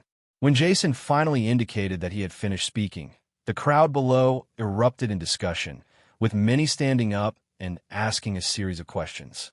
"Captain, everyone in the community is ready to do whatever is needed, but why do we need to strengthen the defenses here?" A middle-aged man hesitated under the gaze of those around him, but still spoke clearly. "You're Orlando, right?" Jason looked at the middle-aged man with a slight smile on his face. This man was considered an important figure in the community. During a shootout at the beginning of the apocalypse, his wife had died. After escaping, with nothing left to fight for in this world, he found a nursing home where he helped everyone. After living in the prison for some time, he had earned the respect of many people. Orlando was pleased that Jason remembered his name. He tied his hair back and said with some concern, "Sir, none of us doubt your decision, and the results of this project are good, nothing but beneficial for everyone. But considering the danger, it's still difficult for us to overcome our fear of the walkers."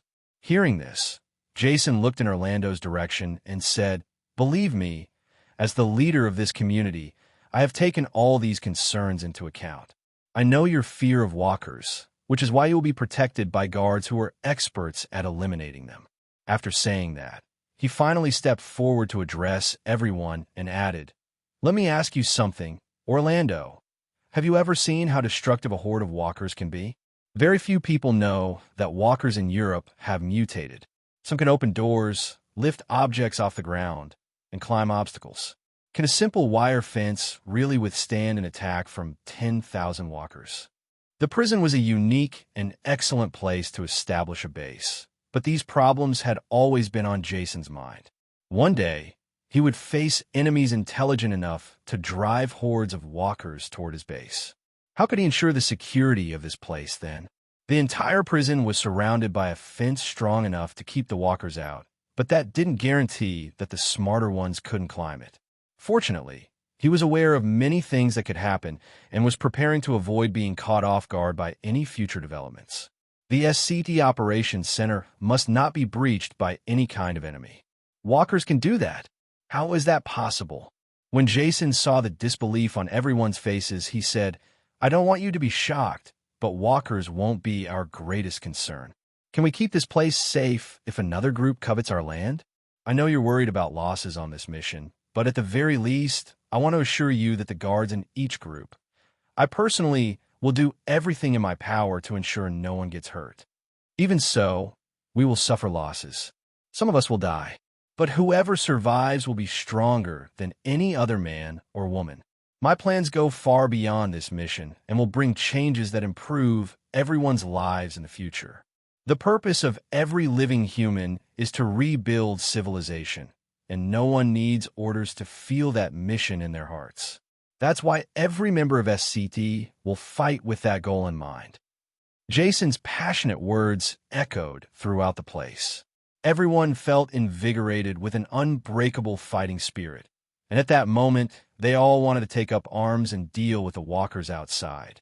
Looking at those who had been inspired by his vision, Jason knew this was the perfect moment to push forward. Without hesitation, he shouted in a deep, authoritative voice, "Do you want to live a good life in the future?" "Yes, Captain. Who here wants to destroy the walkers and never fear that those mindless corpses will eat us? We want to destroy the walkers and lose our fear in the process. Then, who among you wants to rebuild civilization? To create a place where children can grow up without touching a weapon and the elderly can grow old without witnessing the darkest side of this world? We want that. Then don't doubt. Don't fear. Don't question how powerful you can become. Follow the plan, and one day, we will all see a new tomorrow without walkers. We won't doubt. We humans may be the most wicked creatures in this world, but we are also the best at adapting to any condition. Remember, hard times create strong men. Let's go." Rick, Shane, and the others standing behind Jason looked at the determined eyes of the people before them, then at Jason's cold and resolute expression. They all had to admire his ability to stir the hearts of everyone with just a few words. Many in the crowd looked at Jason with passionate eyes, and some women even began to feel something more than just shared excitement. Girls like Amy wondered more than once if what they were starting to feel was love for this man, but Jason himself seemed to have no time for such negative emotions. And Nara, who stood at the very front of the crowd, also looked at Jason differently in that moment. This man was not simply aiming for survival. Jason wanted to rebuild order across civilization. She had always considered him cold and detached from those around him, but now her thoughts had changed. With a single command, all second-level authority figures began moving toward third-level leaders, working together with the rest of the people. A record was now being made of those who would be leaving, and the necessary equipment was being distributed among the groups. Tomorrow would mark the first day of a new month. Tonight, everyone would rest, and a small farewell party would be held. Jason promised everyone that once the mission was complete, they would receive an unexpected surprise. Guillermo was deeply distressed that night. As the person in charge of supplies, it pained him to see so many resources spent on a party, and he felt a little uneasy. After being assigned to keep the food and weapon storage in order, he reported daily on what was used and what remained. But to tell the truth, Jason was the one most informed about the resources in the warehouses and everything that was being used. For now, the warehouses were full, and even large trucks remained packed since there was no space to move them at the moment. In the armory warehouses, there was also gunpowder and machines to produce certain types of ammunition, but very few people had the skills to make them, and sooner or later, they had in mind to acquire a factory. That night, everyone received wine, and a lavish meal was prepared. After all, many would be leaving the prison, and some might never return.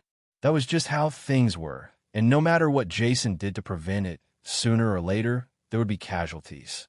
As Jason sat in a corner of the table, lost in these thoughts, the people around him were having a pleasant evening. Andrea, who was aware of her sister's feelings, nudged Amy to go talk to Jason. After leaving her sister next to Jason, she walked away, leaving her alone. Jason, on the other hand, had no such colorful thoughts in his mind at the moment. After feeling movement beside him, he turned and asked, "Do you drink wine too?" Amy smiled and nodded. She picked up the wine bottle and handed it to Jason, casually asking, "How have you been? You don't seem very used to this kind of atmosphere, do you?" Hearing this question, Jason looked around and felt a slight anger rise in his mind. Over time, he was slowly feeling more responsible for the future of his community, and he knew that everyone was about to face true hell in the coming days. Amy, noticing Jason's serious expression, said, "I'm sorry. This place is really nice, and a lot of people feel comfortable with what has been built here. We're all grateful, Jason." "I'm glad to hear that. Let me know if you have any difficulties. Even though time might not always be on my side, when I'm here, I can handle trivial matters. For now, times will be very tough, but once the plans for this prison are completed, everyone will be safe."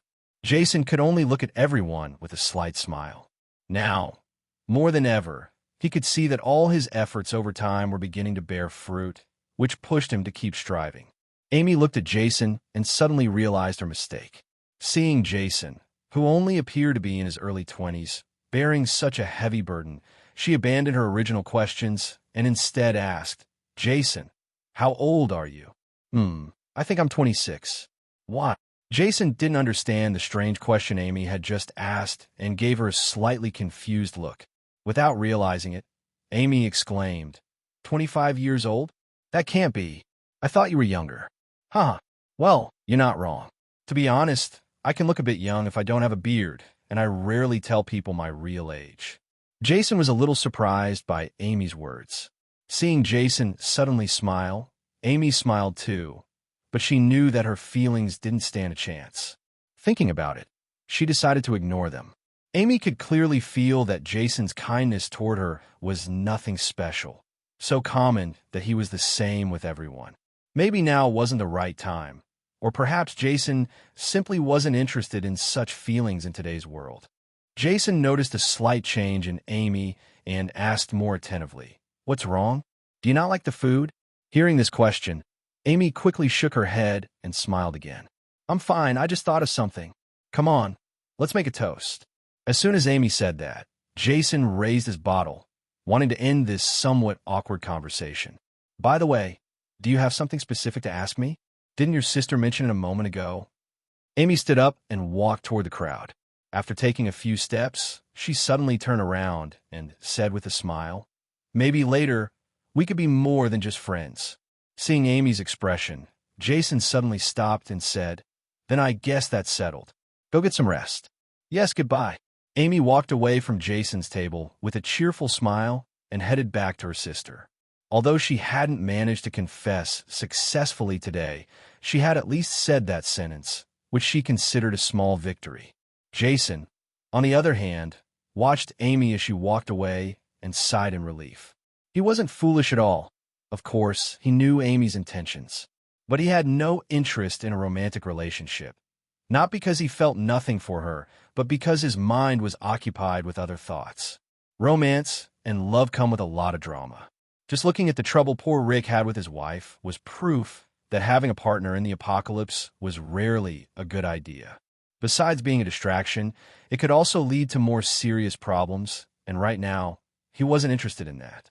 Fortunately, Amy seemed to be very perceptive and had fully understood his intentions, which made Jason feel much more at ease. So far, he hadn't really considered what it meant to end up in this world. But now that he was here, he would make sure not to waste time on relationships. Without a doubt, this kind of mindset would take him far and give him the chance to save many people. Looking around, all the people surrounding him were undeniably real, not just side characters. That alone was enough to make Jason feel gratified, at least knowing he could keep them safe. Whenever he felt that sense of peace, he reminded himself that many important things would happen in the future. With that determined mentality, Jason was committed to protecting his community and creating a safe path for everyone. That resolve prevented him from getting lost in other uncomfortable thoughts. Despite being surrounded by companions, he always carried the heavy burden of leadership, and deep down, he had no desire to get involved in matters of love.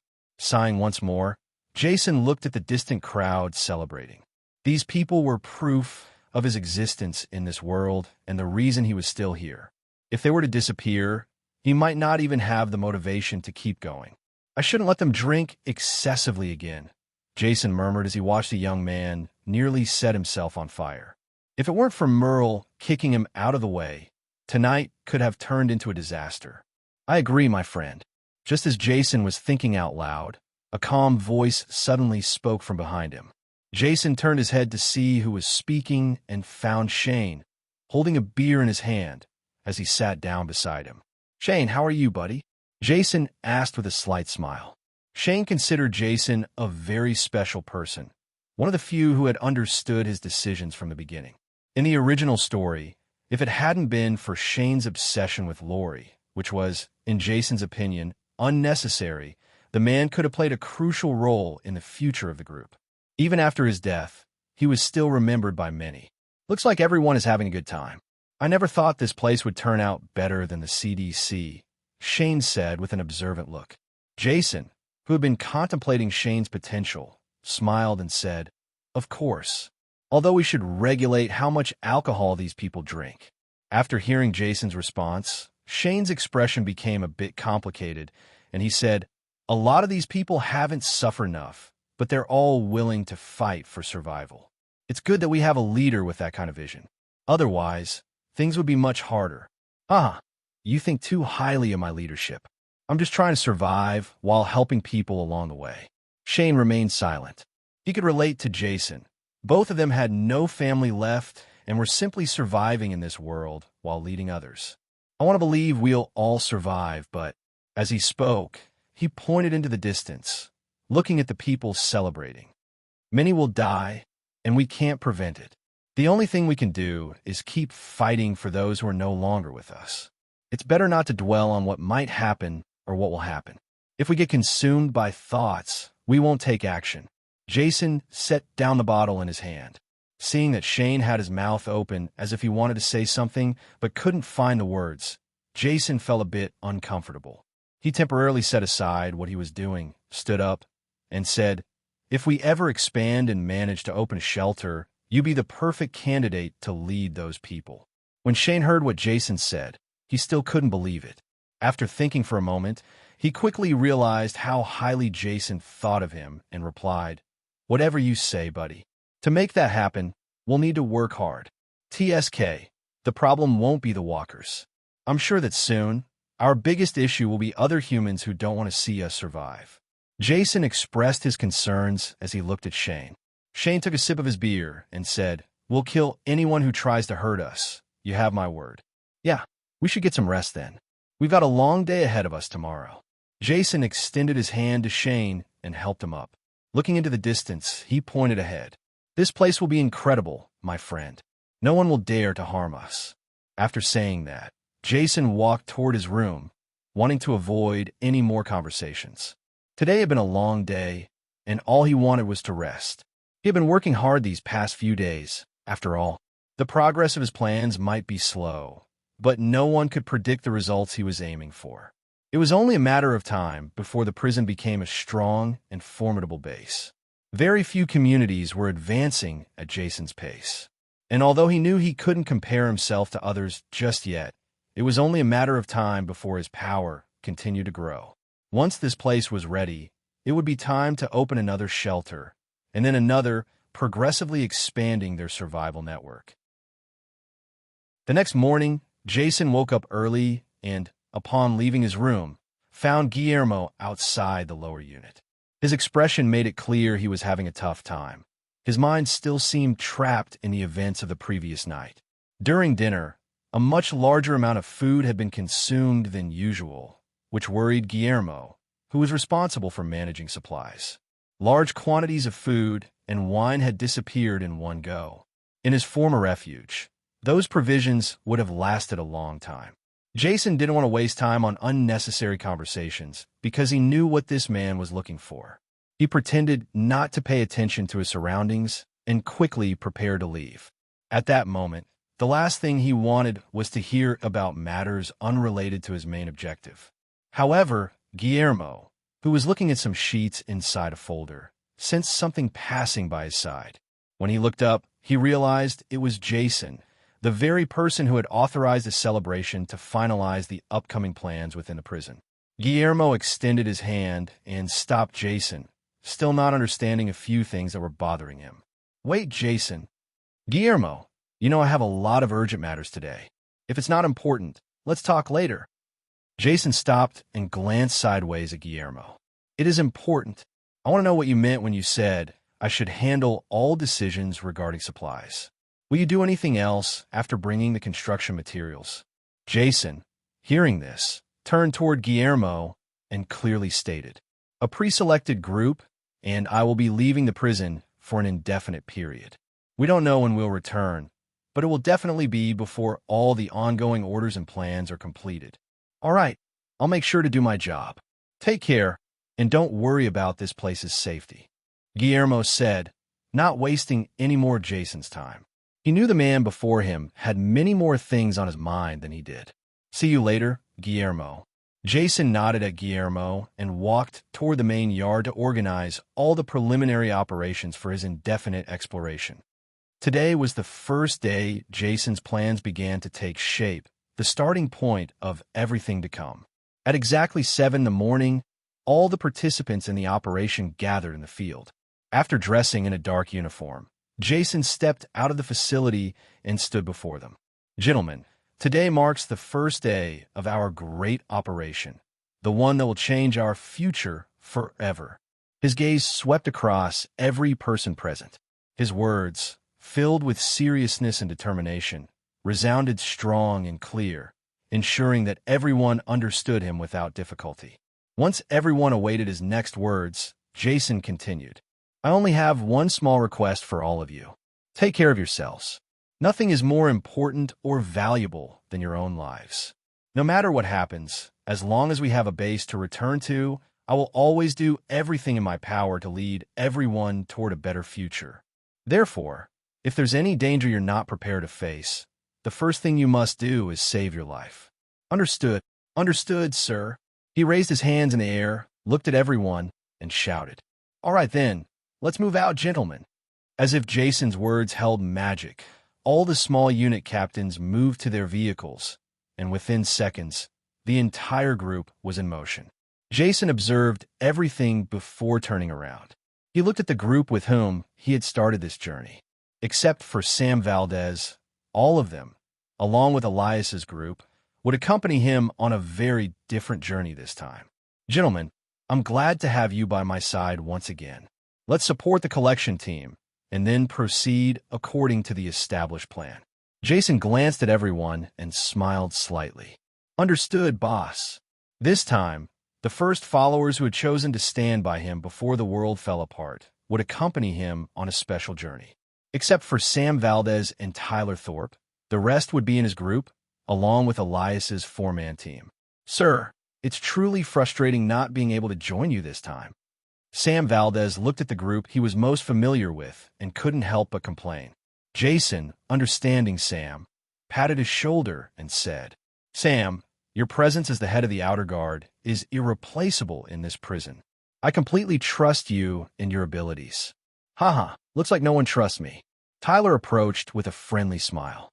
"Come on, kid, I taught you how to shoot, and now you handle weapons correctly. You'll definitely be useful for defending the inner facilities and managing all communications." Billy Fisher smiled slightly. "All right, guys, it's time to move out." Jason, who had been delayed, looked at everyone before saying goodbye to Tyler and Sam Valdez.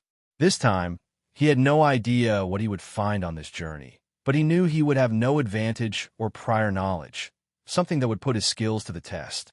The prison gate had already been opened, and several Level 1 authority personnel from the collection team were in the trucks, while the defense team was positioned in Humvees equipped with machine guns and off-road vehicles. The rest of the people who stayed behind at the base gathered their tools and returned to work. Everyone inside the prison was constantly busy, so much so that time never seemed to be enough to accomplish everything planned. Before long, there was significant movement throughout the prison. Everyone was occupied with their respective tasks, but most importantly, no one showed any signs of discontent. Under the guidance of an architect inside the prison, the place was gradually being distributed in different ways. With continuous work and movement, it was only a matter of time before resources began arriving at the prison. In the prison yard, several machines previously selected by Jason worked tirelessly. Large trenches were being dug for foundations, and the floors of laboratories and other facilities were quickly being remodeled under Jason's instructions. Jason had also ensured that a large-scale radio station was installed. Of course, this task fell to Tyler, and a suitable team was assigned to work under his orders. Several students assisted with the work, but establishing communication with the outside world was not authorized. Everyone knew that the more survivors they attracted, the more likely hunters would come looking for their resources. Therefore, it was decided not to establish any external connections until the prison was fully remodeled. Somewhere outside the prison, Jason watched as the last batch of materials was successfully removed. During this time, there had been no issues, and everything had proceeded smoothly. Many continued working quickly and efficiently, and under Shane's supervision, everything was progressing well. Come on, guys, this is the last stop before we finally head back to the prison. As he walked in from outside, Jason observed the work, then frowned slightly and raised his hand to check the time. It was still early, and it was time for him to start moving as well, prompting him to leave this place for now. While everyone was working, Jason spoke in a calm voice. It's time for me to go. Finish this task and return to the prison. We'll stay in contact via radio. There won't be any issues. Is it really necessary to leave? Upon hearing Jason's words, Rick couldn't help but ask, looking at him with a complicated expression. When a nearby crowd heard the conversation, they all fell silent and chose not to interfere. This plan had been set in motion days ago. Don't miss me. There are people who need my help somewhere in this city, so we'll take a look at what's happening beyond our operational area. Jason stepped forward and looked at Rick. I guess it can't be helped. Be very careful, and come back if you see the place isn't safe. Don't worry, I'm not alone, Jason said as he got into a vehicle with his group of 8 men, excluding himself. They were all experienced soldiers and combat-trained men. This was no ordinary team. As a pair of off-road vehicles drove away, Jason silently considered everything he could do before the next wave of events unfolded. He had arrived at the prison long before the worst would come, and he had no intention of staying in one place, waiting for trouble to knock on his door. This is only the beginning. More than 80 days ago, humanity was executed. The righteous and the sinners were judged in the same way and with the same pain, depending on their circumstances. Many managed to hide from the spread of the virus that started it all. Some were able to escape, becoming a walking corpse or something worse. Who knows what the hell is out there, right? With a lot of luck and skill, it seems many have survived. After all, it's impossible for humans to perish completely in this hell that many claim was sent by God.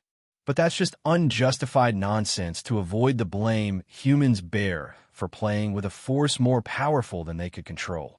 Now, we suffer the consequences of decisions that were never in our hands. But amidst all this hell, I see a great opportunity. This opportunity gives us the chance to choose our own path and make our own decisions in a single order. There will be no more powers or authorities controlling human development. There will be no more factions to follow in the future, and the best thing for everyone is for a single leader to take charge of humanity's future. This is worth it. As we slowly continue surviving, we will learn to work in this land stained with walkers and decay. I have a wish, and that is that with determination and help, we can move forward together from this point on. Inside a large building, a man with disheveled hair, clad in black tactical gear, stood in front of a broken window, holding binoculars. Moving slowly, he carefully observed everything ahead, and his tone of voice grew increasingly disappointed. I thought that when he said this group was invincible, that we couldn't mess with them and that our only option was to retreat, he was talking about a group of a completely different caliber, a level far beyond what my eyes are seeing now.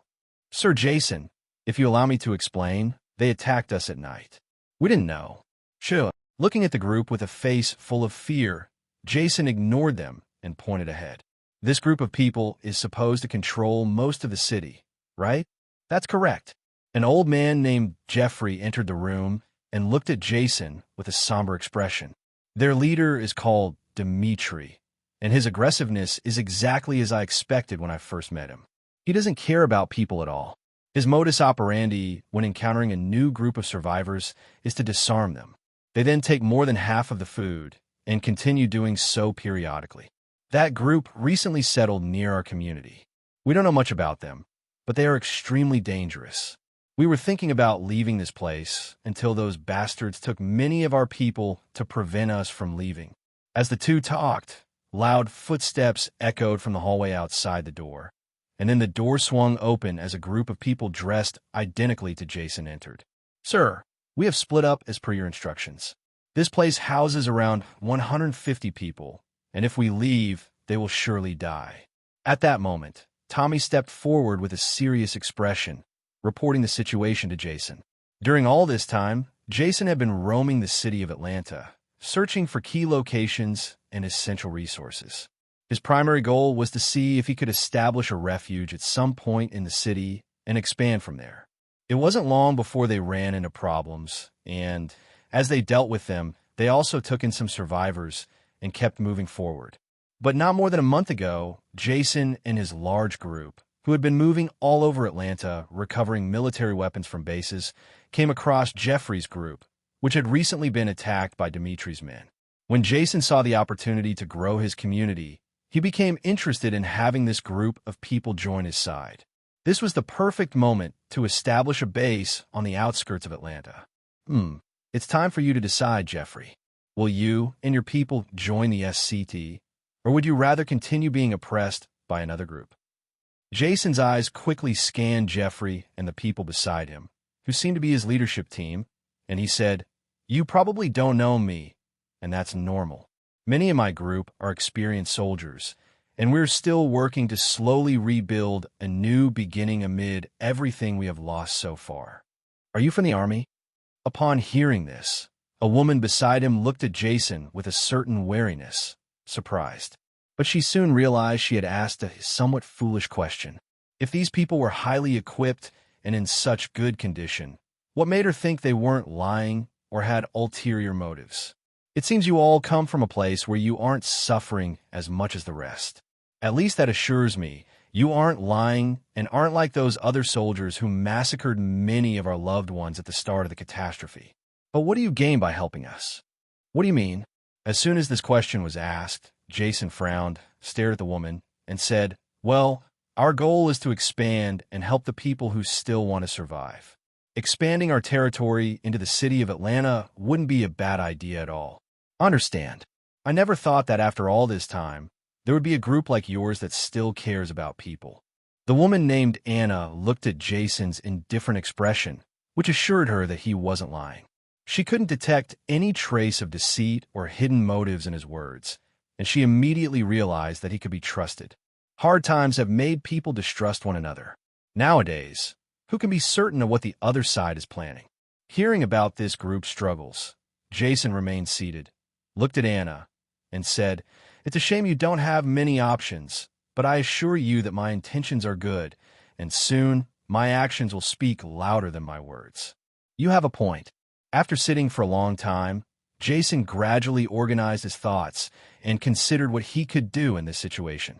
It had been about 2 months since he left the prison, and according to his people, everything was during all this time, aside from wandering like a nomad and facing many horrors of the post-apocalyptic world, especially how terrible people could be. He had realized that the chances of encountering hostile humans were even higher than running into walkers. Unconsciously, he touched his chin and murmured, "What do you think, Tommy?" "It definitely won't be a problem, Captain. We have more than 30 active soldiers and 13 more in reserve, not counting the people in this group. Considering the difference in experience and the way we operate, We can handle this without calling for reinforcements. I'm not sure if having a direct confrontation with those people is a good idea. They're definitely well armed. After hesitating for a moment, Anna added, but if you're willing to eliminate that man's group, many will join you without hesitation. All right, I understand, Jason said, while considering whether it was a good idea to establish a second safe zone in the city. There weren't many walkers since most people had already abandoned Atlanta, but that didn't mean it was safe. Seeing the conversation come to a pause, Jeffrey looked at Anna and said, "Can you step out for a moment? I'll give him all the detailed information we have on Dimitri's group. Things will go faster without too many people in the room." "Yes, I understand." Anna nodded and left the room. I'm not too fond of the idea of trusting ex-military personnel. Before this whole apocalypse started, I saw with my own eyes how many soldiers killed everyone, whether they were infected or not. Jeffrey said honestly. When Jason heard Jeffrey's words, he nodded in understanding. Many soldiers, whether they wanted to or not, had followed Operation Cobalt, though it ultimately failed to control the situation. But we don't have many options. Your eyes tell me you're not an evil man. I hope I'm right about that. Well, the place where Dimitri's group is located is that building you saw. He has a lot of people under his command, and they're not ones to be trifled with. It's a large facility. That group definitely has access to a lot of important resources that others don't. I'm still unsure if we'll be able to take them down. I think our forces might not be enough. After considering the possibilities, Jason smiled slightly and said, "That shouldn't be a problem. If they're such a troublesome group, then we need to eliminate them completely and take their place to establish a new refuge from there. I see that at least your men fully trust your words. I just hope we can fight so that the people in my shelter will have a better place to stay," Jeffrey said, looking thoughtful. "Well, now you know everything about our group and what we've sacrificed to survive. If you're willing to take down Dimitri's group, all of us will do our best to support you. There's nothing to fear. I'm sure my people would love to wipe out that group quickly. The real problem will be the walkers. The people in this community will need to help clear the area of walkers that could hinder our movements." After saying this, Jason glanced at Elias and walked out of the room. Considering the resources Dimitri's group had, they would be more than enough to take them down. But eliminating that group offered many benefits. Not only would he be able to establish a new refuge in Atlanta, but he would also provide safety for all the survivors in the area. Hello, everyone. As we wrap up this video, I want to share a quick note. I have a Patreon account. If you'd like to support me and enjoy on-demand audiobooks, you can become a Patreon member. Alternatively, you can check out my Google Drive link, which has 500-plus novel audiobooks available through my Ko-fi or Patreon shop. I appreciate your support.